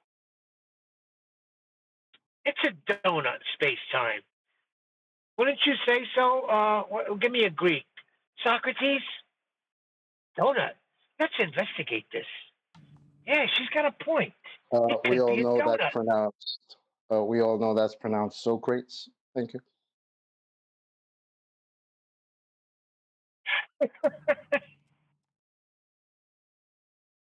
Oh shit! Oh man. What? Tell me it's not. We agree on meanings of words, on what they should be. Might not agree. You might not agree with the word. If the word itself decides to be another word, well, then you can't agree with the word, right? Because words could just self-identify now. That's what I learned from Brenda last week. So Yeah. I'm a few IQ points lower for that. So thanks, Brenda. Appreciate that. So what? So dictionaries are meaningless then. We should just burn them all. Yeah. Well, you could just take that to the next level and say, all right, Brenda, we'll take your premise as read. Everything you say proves the flat earth because that's what words are meaningless, correct? She must have a different definition for circle, equal, and altitude. No. Brenda will be happy with the neutral outcome. They do actually prefer a neutral outcome in some ways. So she'd be quite happy with that. Right. And that's what she gets from there. That's why she's Anything that can, if it ends with a I don't know, the globe wins. Correct. Because they're already 95% of the Western world. They don't need. All they need is for everyone to walk away confused. But how does that? Have won. But how does that mesh? Because isn't the whole point that they have all the answers? They were given all the answers. So Yeah, how does you just walking away from a debate? I don't know. How does that stand? Because you just didn't understand the answers. Oh, yeah, I didn't understand the answers that you don't have.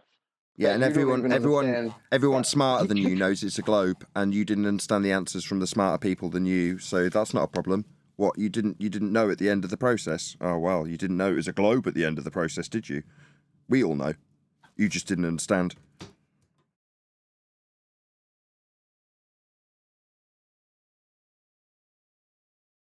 So I'm sitting in 24/7 Discord last night. There's about 50 people in there, man. There's a ton of people just sitting in there and waiting.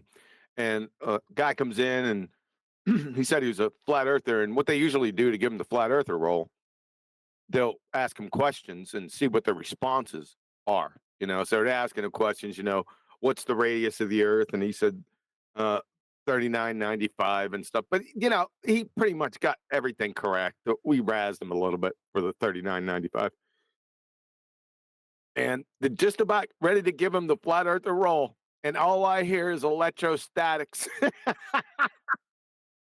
So I just tore him up, man. Tore his ass up. And then, of course, he was bleeding about, the bad guy QE. And QE has a reputation and stuff like that. But, after I tore his ass up, which wasn't hard, we all settled down. And I said, you know what? You're not such a bad guy. I'll go ahead and give my plus for your flat earther role. So that happened. And then immediately after that, I guess a guy came in from politics server because politics server was dead, the flat earth part of the politics server. And somebody recognized him, right? And they started, okay, let's go. This is a no listening pass, BC, which, you're a globetard or a glober. What's your evidence? And he couldn't come up. And of course, he immediately deflected. And what's the evidence for a flat earth? And I said, all right. So I slope-a-doped him. And then I hit him with the elevation angle argument. He was dead in his tracks. It took less than, I think it was like 3.5 minutes. Of course, I had to repeat the slope-a-dope because he didn't get it. That was it. Did you say 3.5 minutes? It wasn't even that. I don't think. Well, you're getting sloppy in your old age, huh? Well, there were interruptions. Yeah. Yep. So there you go. Slope a dope, elevation angle argument. It's over. With either one of them. Now, when you say slope a dope, Can you explain that to me? Because a baller told me that's not right. You're wrong. Really? Why?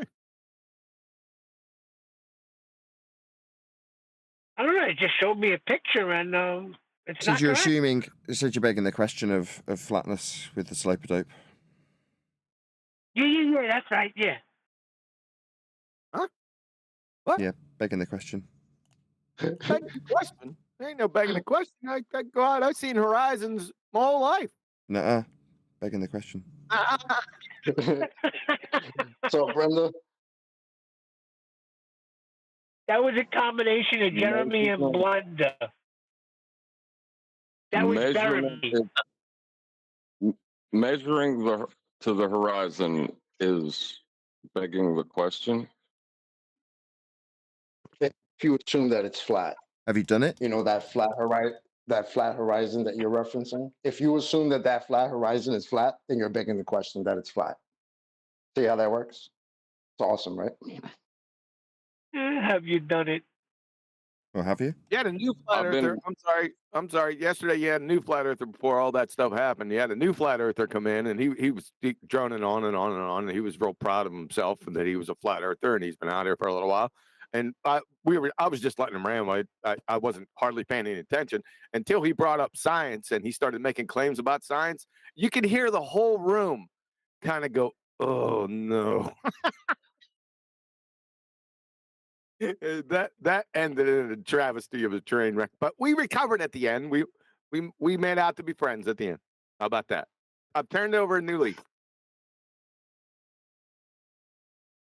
Wow. It's like if you had some carpet for your living room floor and you measure your living room floor and it's like 16 foot by 8 foot. And you go to the carpet shop and you say, "Can I have a piece of carpet?" What does it measure, mate? 16 foot by 8 foot. Have you measured it, mate? Yeah, I did. I measured it myself. Nah, I think you're begging the question, pal.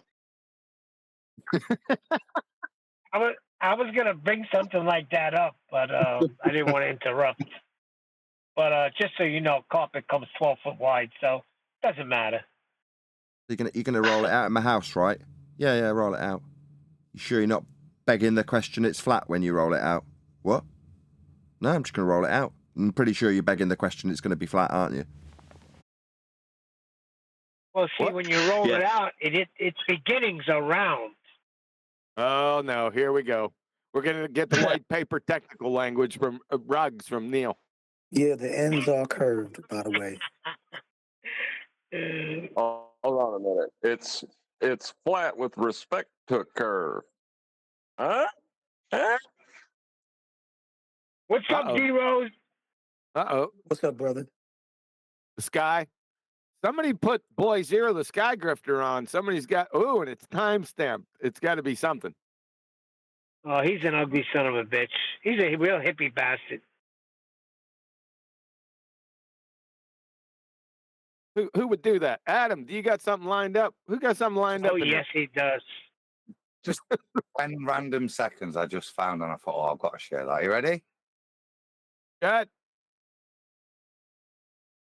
That's the argument. And gravity, again, has actually been disproven. And we've proven our understanding of gravity, which is that it's electric. We've actually proven it with experiments. So but that would be like... Huh? Proven it with experiments, huh?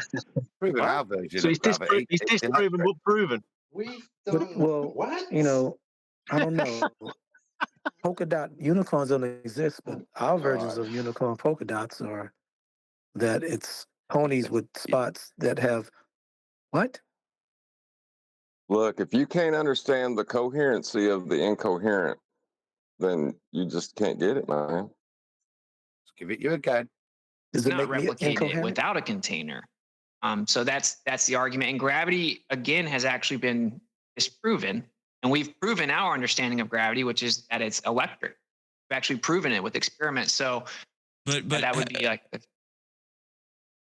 So they're versions of gravity in his head. Gravity exists, according to what is it? He's a liar. No, it's been disproven, but he proved it exists by electricity. No, he proved his gravity. Yeah, his gravity. You got to listen. Right. Yeah, I missed that part. Yeah. with experiments. Yeah, I caught that. I can't. So did I. I can't even believe I just heard that. Yeah, yes, you did, Chocolate. And the What next happened thing to he's your gonna boy? say, and the next thing he's going to say, probably not the next thing. I can't remember. You know what's coming next. Your favorite part. I literally have Ether. gone to a random bit, pressed it, and go, "Oh my god!" Yeah, you can do that with it. Yeah, the Van de Graaff generator is going to make its shining appearance. Ooh. A particle accelerator for the man who denies particles. Particles, yes, sir. Yay! Well, that's what you need to debunk. That's what you need to debunk particles is particles. Who's dumber, him or Brenda? That's rhetorical. I'll let you think about that. That's a tough one. Yeah, I got an easier question. Who's prettier?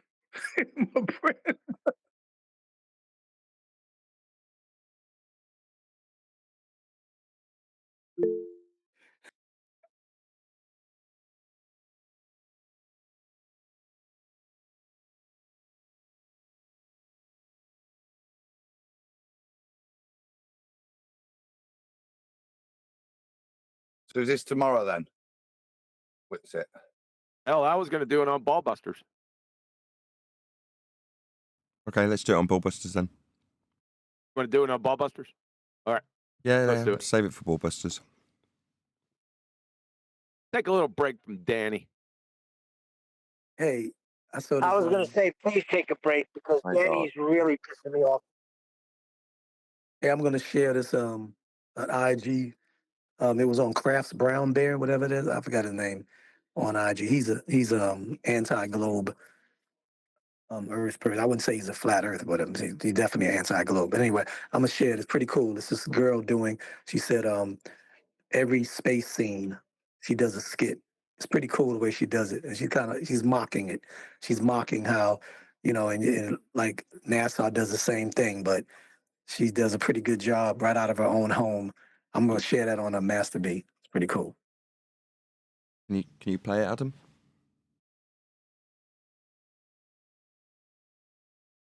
When it's in Master B, I will do, yeah. Thanks. Can you put up the CNC I posted in Master B yesterday, Nathan?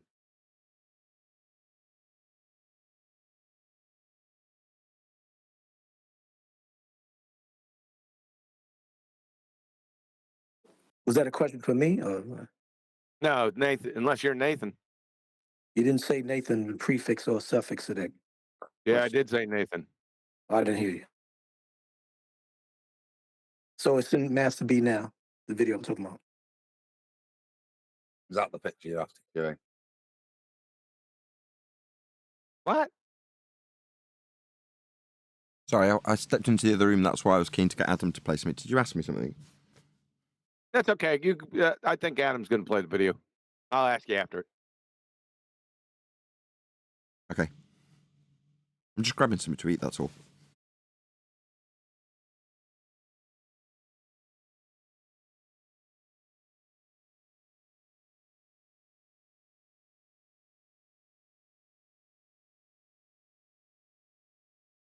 I mean, ideally, we'd all sit in silence while I disappear. That's absolutely the ideal. Thanks, Adam. We thought Adam was getting ready to play something. You could just have a commemorative, moment of silence for the dearly departed globe. Why not? All right, here we go. Okay. I've got sound, not got sound. Oh, there she is. First time? You got to start from the beginning so you can hear it from the beginning. It's like supposed to be a scene. That feeling ever. And turn it up. It's Instagram, innit? Like, yes.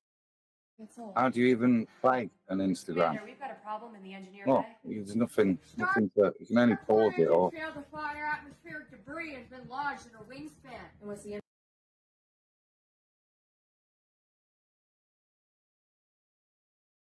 Just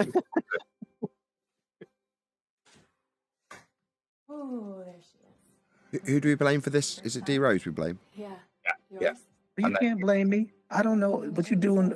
I don't know what you have to do. You have to swipe up or down and come back to it or something, or start it from there. And don't forget to take it off mute. Yeah, that's very important. Well, I did, and then I pressed reset and it muted itself again. Spastic format. Commander, we've got a problem in the engineer bay. Starport engine failed to fire. Atmospheric debris has been lodged in a wingspan. And what's the impact on our trajectory? Still crunch the numbers and directional compensation, but in terms of our timeline, we're looking at 2 hours, 18 days, and 31 years added to our mission. This debris, could it be removed manually from the engine? Well, sure. Theoretically, if anyone was crazy enough to go out there, you could tap dance at the starport engine if you wanted to. I'll go. Commander, there's a death sentence. Oh, okay then, Dr. Halo. Did you want to be the one to inform the rest of the crew that instead of watching their kids grow up, they get to stare at our ugly faces for the next couple of decades? Didn't think so. Prepare the drop port for dispatch. Still be a hero out there, all right? Come back. Okay, can you stop it playing now? Or is that it? Is there more? Is that it? Yeah, there's more. It's only like 30 seconds. But it's awful. This is awful. Can't hear it. It's mocking.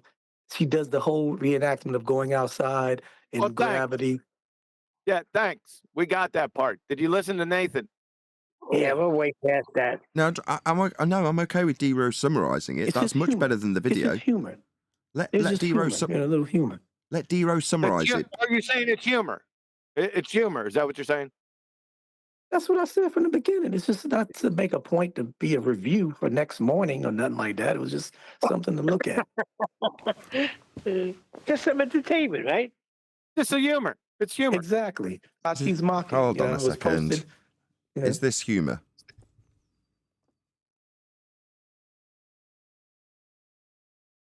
I'm going to go with no. Just humor. Funny like a I'm clown. gonna go with no too. Can you put my scene and say that I posted? Not gut wrenching. Hysteria. Shut up! Can you put my CNC up? More. This is more humor. You asking me or Adam? I don't know. What do you want? Both of you. What do you want? I CNC.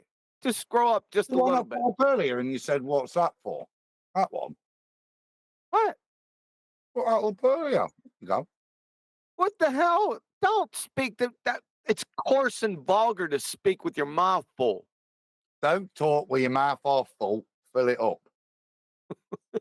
It's a CNC. I posted it in Master B yesterday. Oh, yeah, that's what Paula commented on.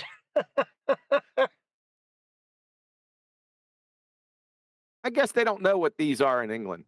So, all right. Fair enough. Did anyone watch Paula's treatment? Because as much as I've been recommending it, I didn't actually get around to watching it. Paula's treatment? On She's been doing them for the past week.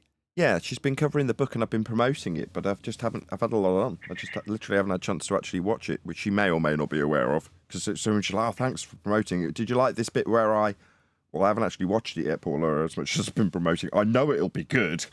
You know. She's up to 7, I think. I watched yeah. Yeah, I've not caught any of them. Part 8 is in Master B, so. Oh, there's 8 now? 8's out? Yep. I didn't know that. Did someone just belch? Yeah, I don't get no notifications. Oh, Adam is being very vulgar today. I didn't know I was off mute. Is that going to be the excuse when you got annoyed with Nathan and I heard, "Oh, God." And you said, "Oh, it wasn't. I was just off mute. I didn't realize I've been feeling sick."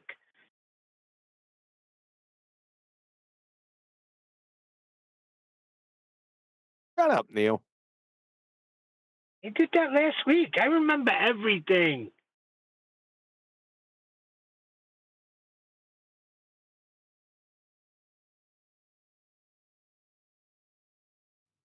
So we're playing this, whatever it is that QE wanted or not. No, it's not a playing. It's a sort of a depiction of a CNC. But I don't know if you have CNCs over in England, so it might not resonate with you. Is it humorous?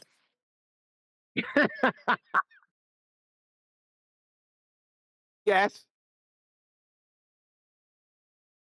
Is it like a speak and spell? I don't know. Is Could it be. like, It's just a diagram. is it like a scratch and sniff? Yeah, it's like Little Debbie snatch cakes. No, I don't know what that is.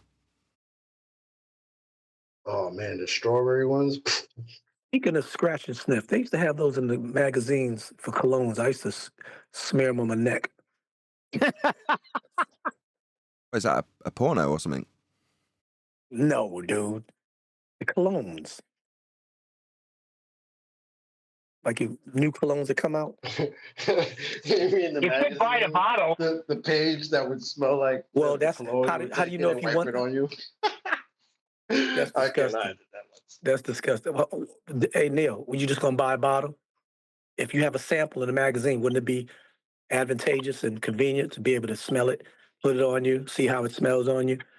Ask somebody how does it smell on you. Just whip You it put out. it No. I always go by, somebody else first. The only way Chocolate, to they do can't it. hear you. They're rumpusing you the whole time, man. I replaced Neil, my you can't go by medicine. somebody else. I replaced my medicine cabinet with a bookshelf, and that's all I do. I just smear magazines on myself in the morning. There you go. Neil, Hey, you can't go Chocolate, by somebody else. Your body funk is Chocolate. different from others' funk. Chocolate, he ripped a page out of the magazine and just started and crumpled it up and smeared it all over himself. Did say just take it out and put it in your pocket. Walk around with it. it said free sample on the man, you smell magazine. good. So free sample. So he took it. Yeah. Wake up in the morning after a shower and start complaining to your wife, where's the National Enquirer at? I need my clown. Oh, I thought you were going to wipe your ass with it. National Enquirer. You get that in Cosmopolitan or something. I don't even know what's the in fragrance now anyway. I don't even know. My God, what have we descended to? Bunch of girls. I know. When I left, it was the car. Now it's your sister. I've seen some Well, beautiful, I know beautiful some wallets Vargas- recently. Have you noticed how beautiful wallets are? Yeah, they got the Obsession little for push Men button. is the big one. Or you go boss. He's still on it, Nathan. He's still on it.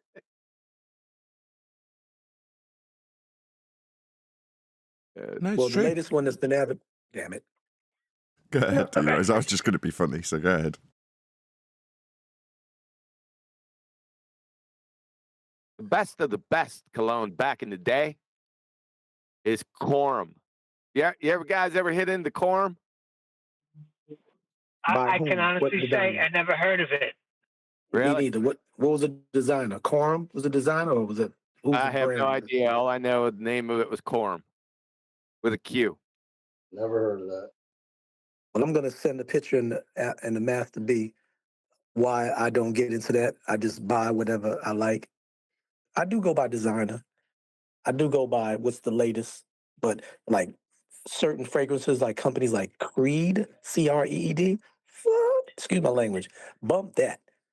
It's like 1.7 ounce, $275. Stop. You're a brute, man. I know you are. Don't name it and No, brute.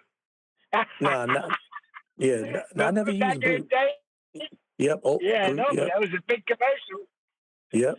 Brute for men. Materialism's a bit. Back in the day. Jute, Fahrenheit, Polo Sport. What? For a little bit, Nautica. What?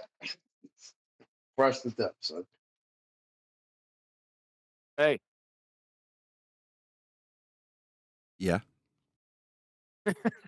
Hold up, I lost you guys. Oh, there you are. Hey, Um, sources. shut I up. just sent Here we I go. just sent the picture of my collection. Yeah, I bet. Go ahead, Adam. Second of post. See if you can pull that up, Adam. It's in Master B. I haven't listened to it, but I think it's what I'm talking about. A brief history of perfume. Why would you want us to watch this? About cologne? It was on topic. Quorum. The quorum. Adam.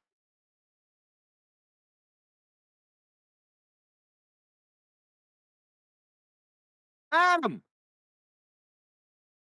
Adam doesn't wear cologne, so he's not putting it up there. You can use dispersion or diffusion examples with perfume, though. Quite useful for that. Second law of thermodynamics could be exampled about how perfume disperses. I think it was actually used in one of the university lectures that are trimmed out. And the guy's like, you can't get the perfume back in the bottle when he's describing entropy. Very good.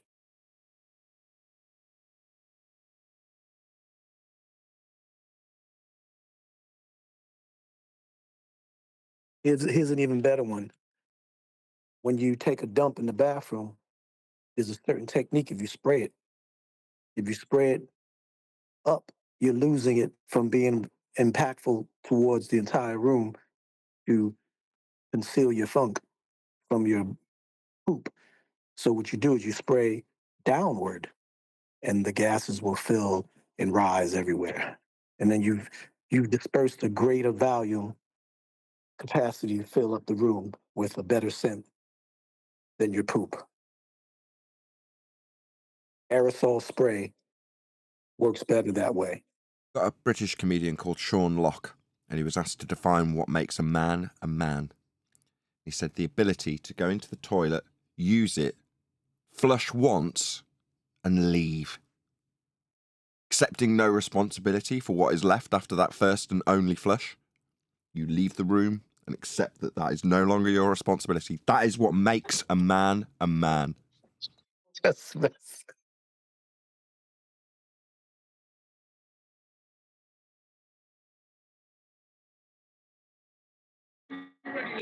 Somebody tell that to Brenda.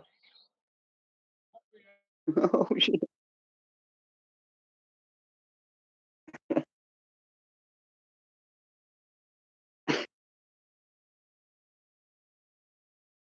not even a courtesy flush, Nathan. Bang.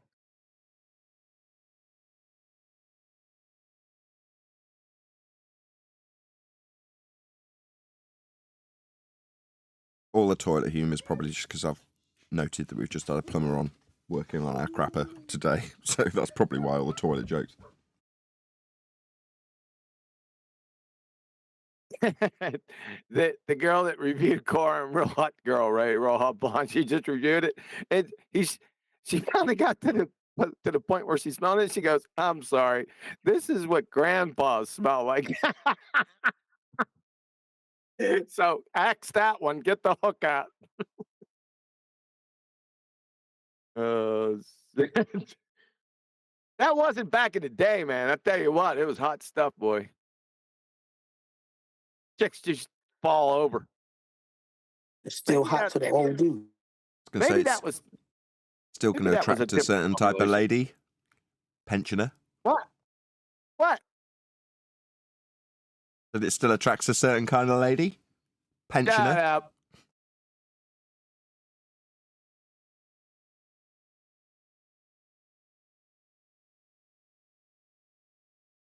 Probably a new formulation.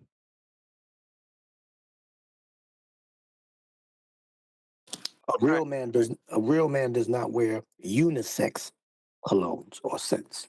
And there are some out there. A real man does not do that. I mean, there is an argument that there is a high level of estrogen in the water, and this could be a net result of all this, you know. That could be an explanation. Well, I use ladies' deodorant. What's wrong with that? Adam said he never uses deodorant. I kills I don't understand that. You guys are European. I guess I can understand it. But how do you look at yourself? I would never dream of using an antiperspirant on my body. I don't spray deodorant on my body either. I will spray it on my clothes, But no, I'd never put stuff like that under my armpits. Absolutely not. Only on my penis and ballsack. Oh, jeez. Oh, God. Well, I knew a guy that never did in his life. He just used exotic powders, and he never smelled. I gotta tell you that much. Is that one way of saying you knew a cocaine addict? I don't use soap on my skin either, or shampoo on my hair. That doesn't surprise us. We've seen you, Adam. My hair's perfect. It's smooth, dandruff-free, glistening. I look like a Timothy Abbott, and I shake my head.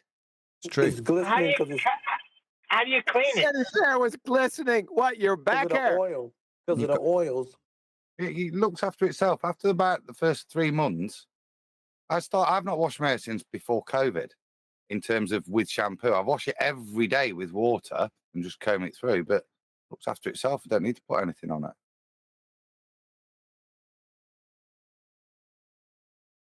Is anybody aware of how many lawsuits there are against shampoo companies for making hair fall out? You go. I got loads of hair. No, but I got loads of hair too, and I wash it every day. How much money you'd save, Neil?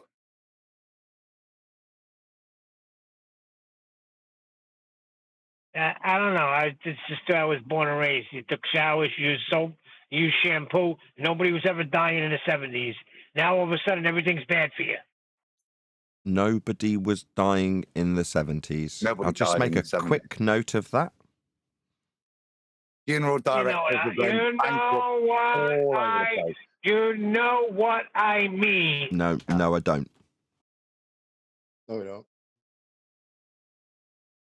Of course, there were people dying, but it wasn't because they were using shampoo, deodorant, and thickened soap. Yeah, they get soap in their eyes, stagger out the bathroom, fall down the stairs, break their neck. Isn't that sort of like the argument that cancer didn't exist until they found cancer? Yeah. I was about to launch into asking him about the studies that ruled it out, but it just not been assumed to have any impact on people's well-being, so it's not going to be part of any studies. Therefore, shampoo wasn't causing ill health to anybody. No, that's not really how it works. But back in the 60s, they might not have in any way concerned themselves with the products they were putting on themselves. Right. When were they making those clocks with? When were they making those watches with radium hands, for example? Remember those? Back in the early 1900s? For the asbestos tiles. Exactly. Although yeah, it's okay. You know a lot. The replacement's just as damaging. It's just not asbestos. But anyway, well, that's a different subject. Well, I was trying to tell Neil about silicosis. You can get it from pulverized concrete, where he works with flooring and he's in construction. You know, that's stuff that 10 years ago, you go on a job site and there would just be a cloud of pulverized concrete pretty much everywhere in the air. And they found that people were contracting lung cancer from that. Silicosis. Yeah, they were doing it. They were working in the factories all day long with that cloud there. Same thing with asbestos. So let me ask you think it was necessary for the Empire State Building to start ripping up all their asbestos floors because there was asbestos on there? That was the biggest scam ever. Once you disturb it, then it becomes even worse. Yep. Leave it there. It was a big money grab like everything else. I'm not saying it didn't, where they made the tiles in the factories, where they were cutting them constantly and there was little debris floating in the air for 20 years. Yeah, of course. You know what they do here to meet regs when they find asbestos now? They put a little sticker on. What do they do? They put a little sticker on that says... Put it in a bag. Say again? They make us put it in a bag now, the council. They go, well, we can't go to pick that up till you've put it in a bag. That's how they protect their employees. If they find it in a building, so here, the electricity and water companies have come, and all of the pipes and lagging and all of the channeling is all lagged with asbestos. So what do? They were going to work on it, right? They've got to deal with it. So they do. They cut out the section that they're dealing with and remove the asbestos. And then, in the section they haven't worked on, they put a little sticker in a triangle. It's about 1 inch. And it says asbestos. They put a sticker on it. And that's it. Then it meets regs. But you just need to know that if you're coming to work on it, what that material is. It's for the protection of the maintenance worker or the construction worker, because it's fine as long as you don't disturb it. Or if you are inevitably going to disturb it, you put a mask on. All you want, it doesn't matter if it's asbestos or any material. If you get foreign debris into your lungs and it can't, in a biological way, I don't know if metabolize is the right word, but process that material that's in your lungs, then it just covers it in stuff. It can't get rid of it. So it's stuck there. Well, you get that over and over and over again, and you end up with some horrible, nasty disease. Why? Because you've got a load of shitty material that you can't process inside your body. Exactly. That's how it goes. So if you're working and you're ripping up the floors that day, I highly doubt you're going to contact anything.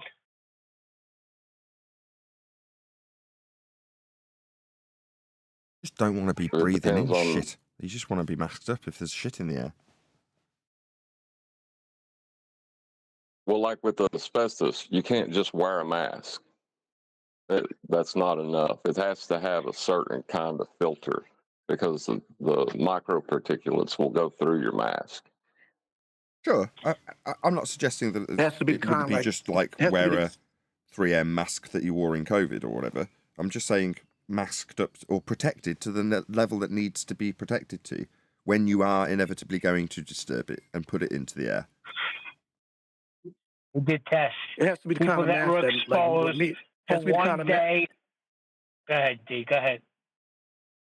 Is this funny? I'm saying you got to wear the kind of mask like what me and QE used to have to wear during the wars when we used to to prevent from chemical, gas, and skin contact type of threats of attacks, any type of weapons that way. I forget the name of it. You can buy them too. They're like $75 to $80 a piece. Now that's the mask I would wear. That's what I would wear if I was patching, because I could breathe in that. They try to give me a stupid freaking 3M thing that you just put on your face and you can't even breathe. Nah. I'm going whole gas mask. So the 2-liter bottles that people were walking around with on their head during COVID, that wasn't cool? That was not certified to protect from this supposed virus? What kind of masks Darth Vader got? I mean... The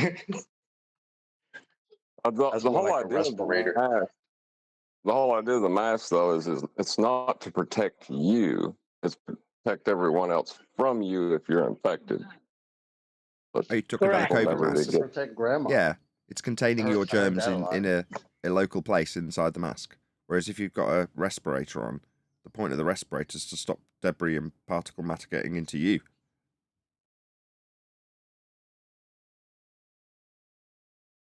I know people that wore the mask so much that they actually got sick. Like, they wouldn't even change the shit out. So they were just wearing the same mask every day. Bro, they were getting things around their face. Like, one girl I know, she had to go to the hospital because she got some sort of an infection or something from just having that mask on all day. Not only that, Chocolate, that happened 100 years ago during the so-called alleged Spanish flu, whatever they called it, and people were wearing masks. They were getting pulmonary diseases, literally, because they were wearing the same mask, breathing in the same. Remember, when you exhale, that's poisons. So that's like when you go through anxiety, they make you breathe through a brown bag when you hyperventilate to balance out your CO2. Now they got you wearing these masks that have no filtration or very little, and you're breathing back in, and that's how people get hypoxia. You're going to get sick. So people that had respiratory problems like COPD, congestive heart failure, CHF, and all of them, and sarcosis, they got worse. Literally, pulmonary doctors literally were screaming from the mountaintops, "Yo, y'all hurting our patients!" And everybody that was healthy started acquiring issues with respiratory problems. You They got took it something literally. that's what Witsit was saying. All flat earthers, none of them even put on masks because they all saw that it was a big lie. And most flat earthers homeschool their children. Yeah, he talks about some really stupid shit, Witsit. I mean, those two things are true of me, but I'm sure they're not true for every flat earther or by stereotype. No, he said the dominant amount of flat earthers homeschool their children and did not put on a mask because we were able to see the bullshit, as he said. I don't know. Even when it's true, I don't like being stereotyped. I don't think it's a proper stereotype either. Can't say that. I'm fine with my kids going to public school. They need to understand the cultural religion, the religion of their culture. It's a good place for them to learn it. I agree. My wife started homeschooling my kids way before I even knew what flat Earth was. She was already homeschooling. By contrast, So I don't know where he gets that from. I threaten my children with public school if they're not good. You're not good. You'll go to school. That's what I do. I told him the other day, if you don't finish this assignment, I'm sending you to school, and that's it. Well, you'll have to wake up 7 o'clock every freaking morning. You won't believe this, Neil. It's one of the few things that actually works, that I actually pay note of. You know, I can threaten them with all sorts of things and they won't care. Threaten them with going to school, they'll do what you tell them. It's amazing. Oh, I know. It's because they see them. School, because we're on the first floor, we overlook a school. So they can peer out the window in the kitchen and watch them all lined up behind their desks for hours and hours on end, and then go out and watch them fight unattended. And they're like, I don't want any part of that. No thanks. That's powerful if they can actually see it. Yeah, they can look out and see it. My oldest one I would threaten with military school. Most normies that don't homeschool would relate to that more, being threatened with military school. That they could probably relate to more because most people are obviously schooling their kids anyway and it's fine for them.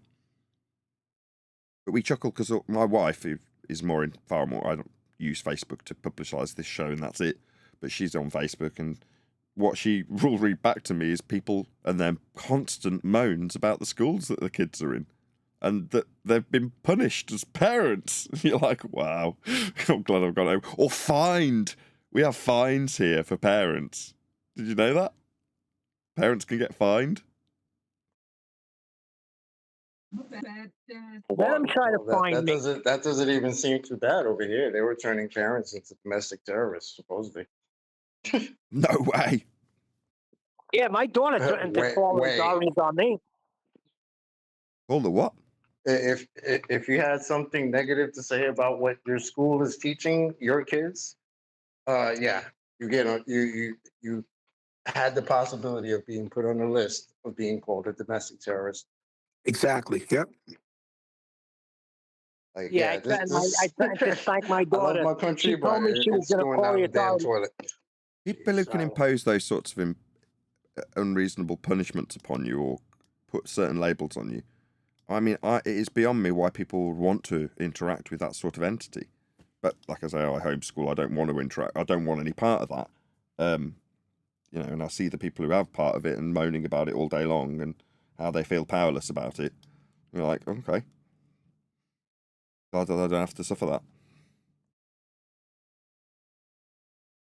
More importantly, I want my kids to have a really good education.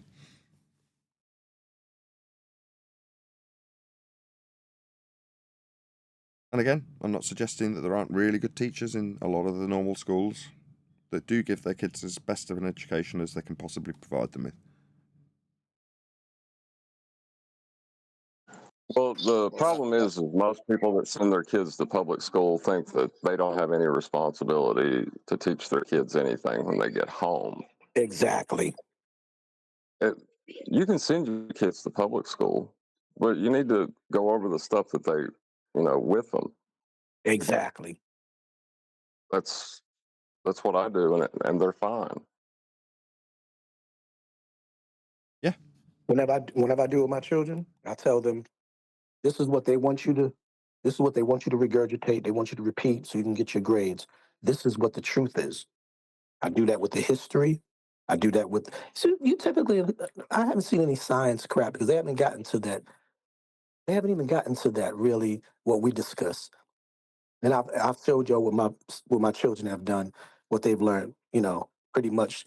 So the foundation is more of real physics and real science so far. So I guess when they get older, that's when they start reverting it. When they get to the middle school and the high school, my children are still in elementary, so they're understanding the fundamentals of what an experiment is and what science is, and angles and geometry and things like that. But they end up Just forgetting out of that. curiosity, Mhm. what's on the front of the textbook nowadays? The science textbook? I haven't really seen one. They don't bring any textbooks home. They're too young. One is only in the fifth grade, so they put here. You think they That's what bring textbooks home? That chocolate, that's so 1980s, dude, of you. What? They Yeah, don't they're using bring computers textbooks now. home anymore? They're using They don't computers bring now. Oh, yes, No. computers. Tablets and computers now, man. Yeah, I'm sorry. I'm from the age of I had 90-pound textbooks in my book bag. Yeah. Sorry. Yeah. Hey, well, listen, ladies and gentlemen, I'm going to take my leave of you. It's such a scrumptious day outside. So there's going to be some serious shooting. And I got to go get a haircut. And you got an appointment with your perfumer. Nah, no perfumer. I did look up I was in the bathroom, and I did look up, and I did see a bottle of cologne up there. It's been up there for like 15 years. And I said, I wonder what the hell that is. And I turned it around, and it's Polo. Oh yeah, Polo's good. Listen, I Yeah, suggest you get more than one haircut. Polo will always be a classic. Yeah. What do you mean more than one haircut? Whatever do you mean? You said you're going to get a haircut. I said get more than one. Yeah, I know. I heard what you said. What the hell does that even mean? Just humor him. Yes, Neil, that's right. More than one. Ha ha. All right, guys. Catch you tomorrow. All right, later. Later. Was that supposed to be humorous, Neil? It's like you know why it's called the toothbrush? The toothbrush was invented in Kentucky, right? I don't know. But is it something with a haircut? Well, the toothbrush was invented in Kentucky because if it had been invented anywhere else, it'd be called a teeth brush. That was a good one. I get it. That's funny. That was good. That's funny. Yeah, I got that. But okay, I'm hungry. I'm Daddy. How are you? Now go sit down and wait. Nice to meet you, Hungry.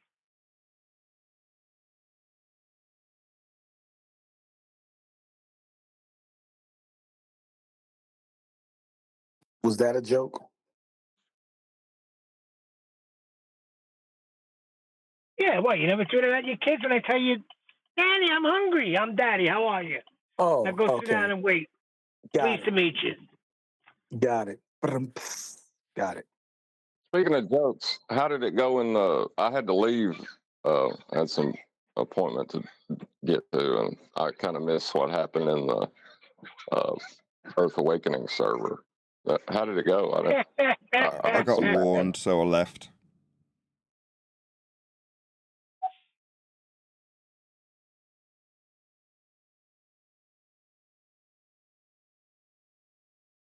Is anyone going to fill John in? No? I'm guessing. Nathan left because they were, what'd they say, Nathan? That you're not following the moderation rules. Something like that.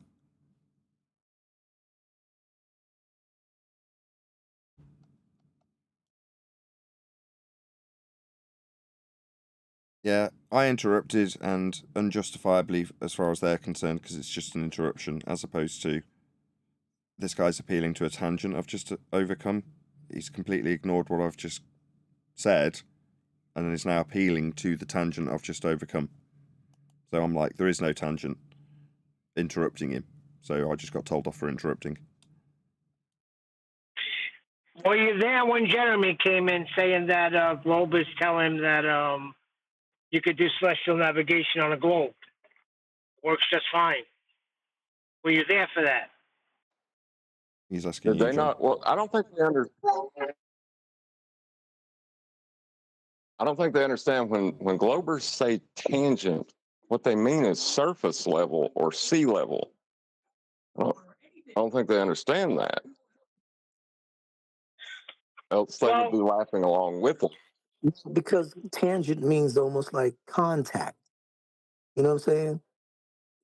It's a contact when it's tangent, like tangible contact, like touching.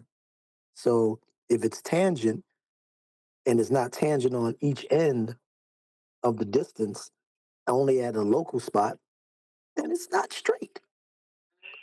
It's waved. Well, we may have to go back and re-educate them all, meaning angles from hell, explain to them how Tent explained to us. We may have to go through the whole thing right from the beginning page. Well, the big thing it sounds like they're not understanding is the dip correction between eye level and surface level. That's what it sounds like they're not getting. Oh, John, Did there's they a whole lot they're not getting.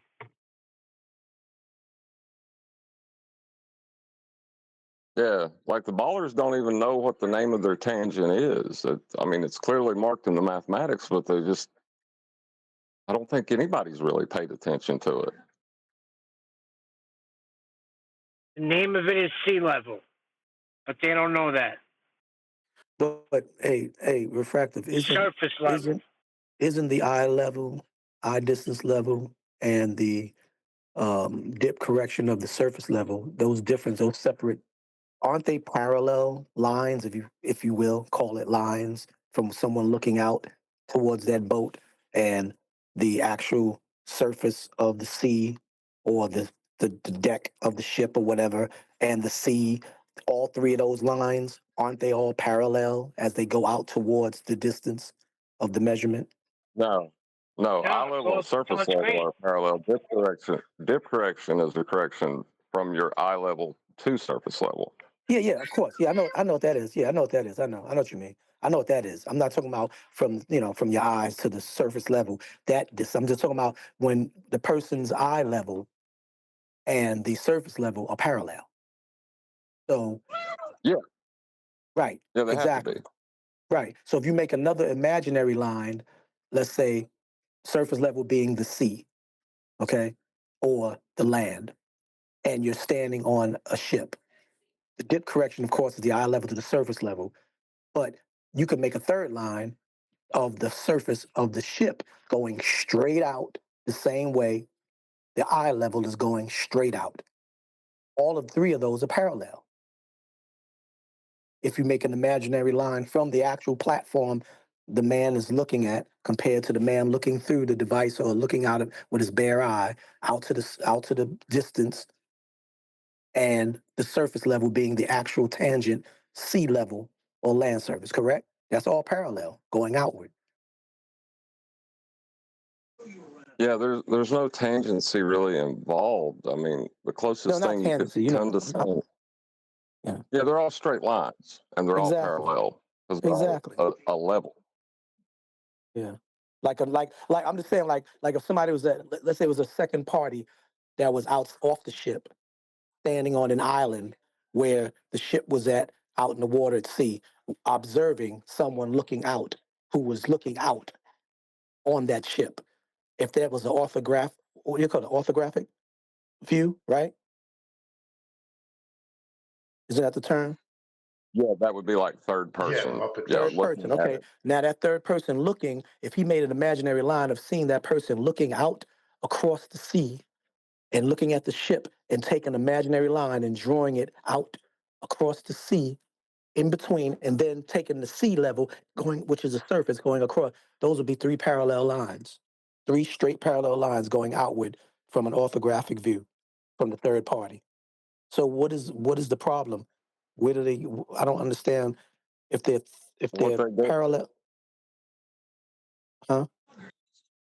What they're doing is that imaginary curve that below sea level, that's been calculated from like information loss or resolution loss, because that's just the differential between those planes, depending upon your height, is how much of the plane you can see. Their Earth curve is actually like all possibilities of planes to a maximum radius, which would be, the Polaris. You understand? Right.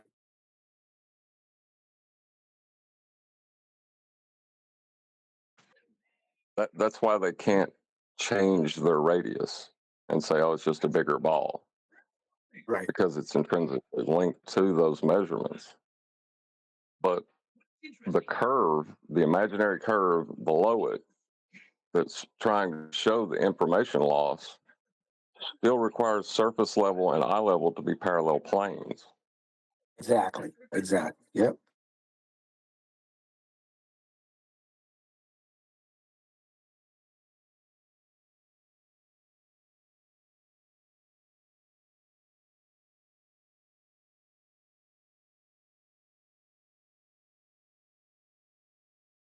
Good afternoon, gents.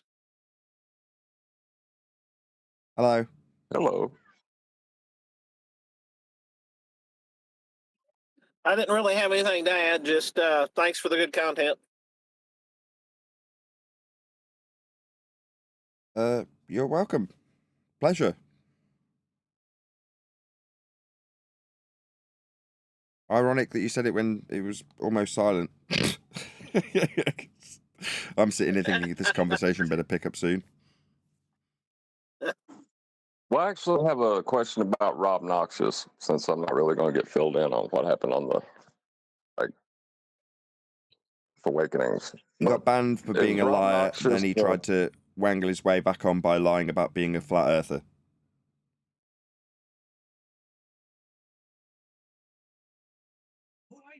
Oh, that's a shame.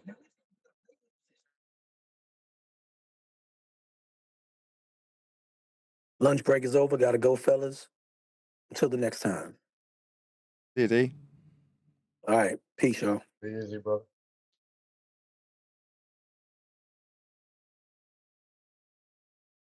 It's kind of funny that they use, like, you have your first person view, which you could consider the optical plane, right? That's where you see the horizon. And then you have the orthographic, which where your measurements would be derived, or, like in that, between those two, I guess it's not a model. I don't know what you could, but anyway, in between those two demonstrations is where the globe hides, and I think it's completely down to people misinterpreting mathematics.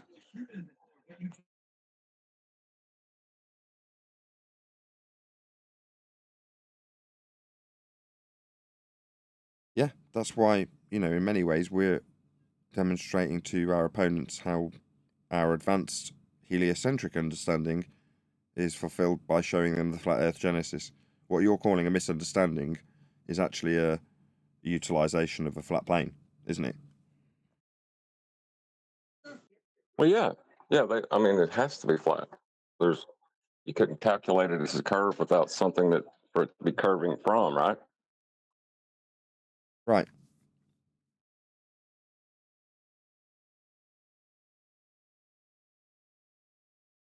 They played dumb.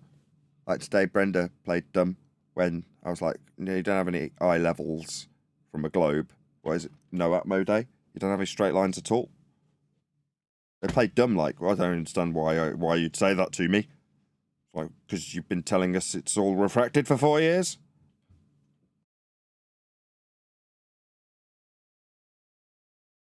Only now that we've slightly deviated off the black swan argument are they starting to realise the implications of what they've backed on about for 3 years, 4 years, into 5 years, right?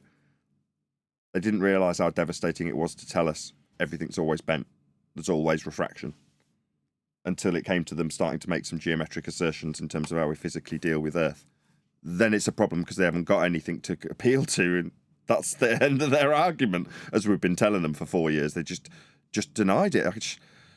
It beggars belief that they could spend 4 years reiterating how badly their argument fails to us, as though it's a rebuttal, with us telling them, this is how your argument fails.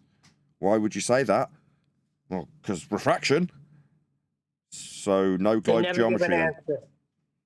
Sorry, Nathan. They never give an answer. Brenda didn't give an answer today when you said to her, no, you have no straight lines. They're all bent. What is it, no Atmo Day? No answer.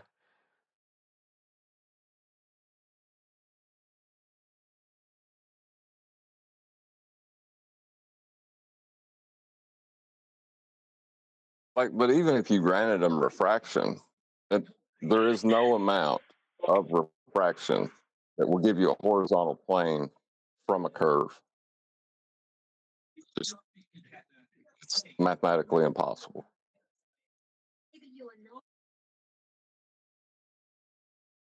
Yeah, but they keep asserting line of sight, which they don't have.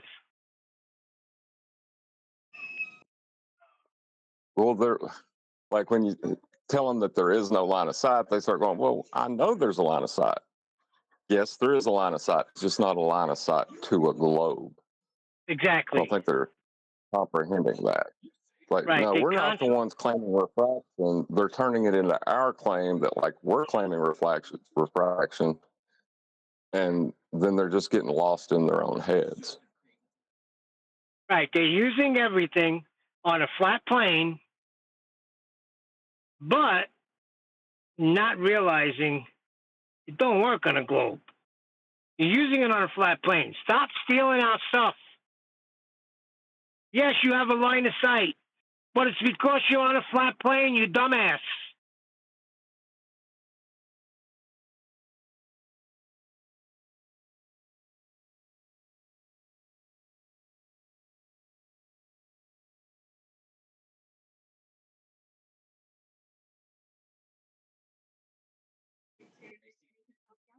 It is interesting, like, the way they're responding now, right, is to go back to the rhetoric prior to the black swan and see how that doesn't work. What are they going to do when they figure out that surface level must be a flat plane to calculate curvature? How do you deal with that in your mind? They're just going to close their ears and their eyes to that. Earth is so big. Therefore, you measure Yeah, it flat. They've already dealt with that. Yeah, but that you can't. No. There are no flat planes on a ball. Yeah, you also have to. It's so big.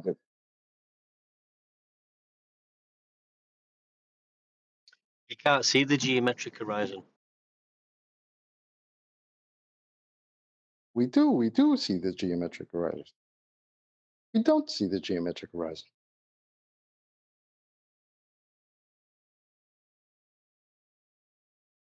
But the mathematics, right? Because we're talking idealistic, just completely in that level cannot curve at all for you to do this calculation that they're claiming curvature. That's correct. You can't say it's so big. You can't say it's so big it's flat. No, that's not how this mathematics work. You're denying the mathematics at that point.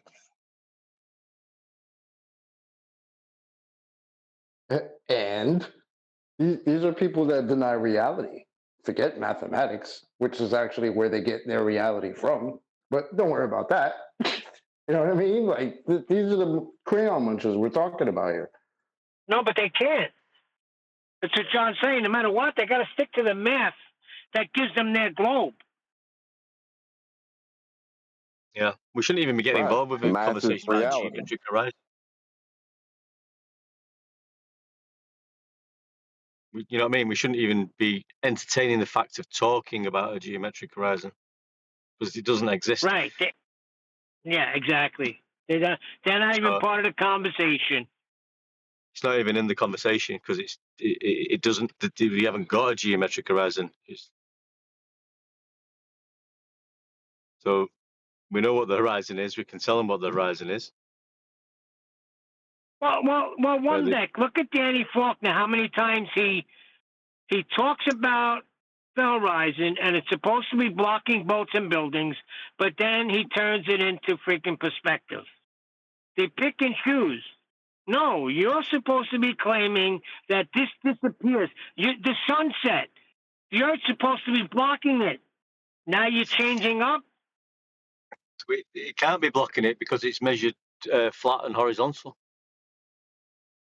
All we got to do is talk about the celestial navigation elevation angle, and that demonstrates that. So, I mean, the party's over.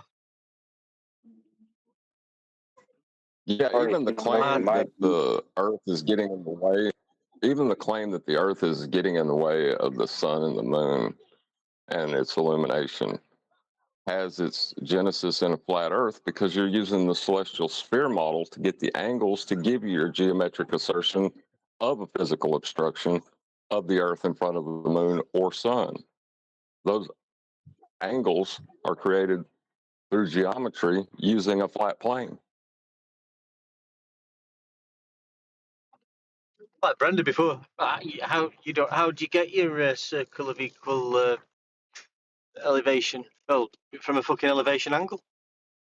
That requires a flat baseline. How did you get yours? What she told us. Well, you get it from the flat baseline, the horizontal plane. That's what she told us. It doesn't have to be flat. Where'd you get the baseline? Or from the horizontal plane of reference?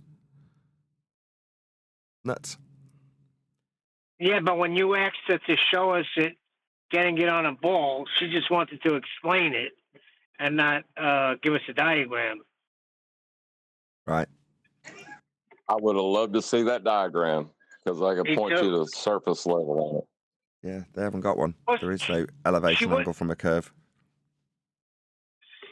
Right, she wouldn't have been able to produce a diagram. Right. And with that, I'm going to say another huge, massive, enormous thank you to both Discord and G+ panels, both Discords, as we've been in Earth Awakening today. Massive thank you to them for having us. And, of course, a massive thank you to all of you in either Nathan Oakley 1980 or Nathan Oakley Premiering streams for hopefully smashing the super chat, liking, commenting, sharing, subscribing, joining as a Nathan Oakley 1980 channel member, and all that good stuff. I've been Nathan Oakley, and I will see you all in the next video.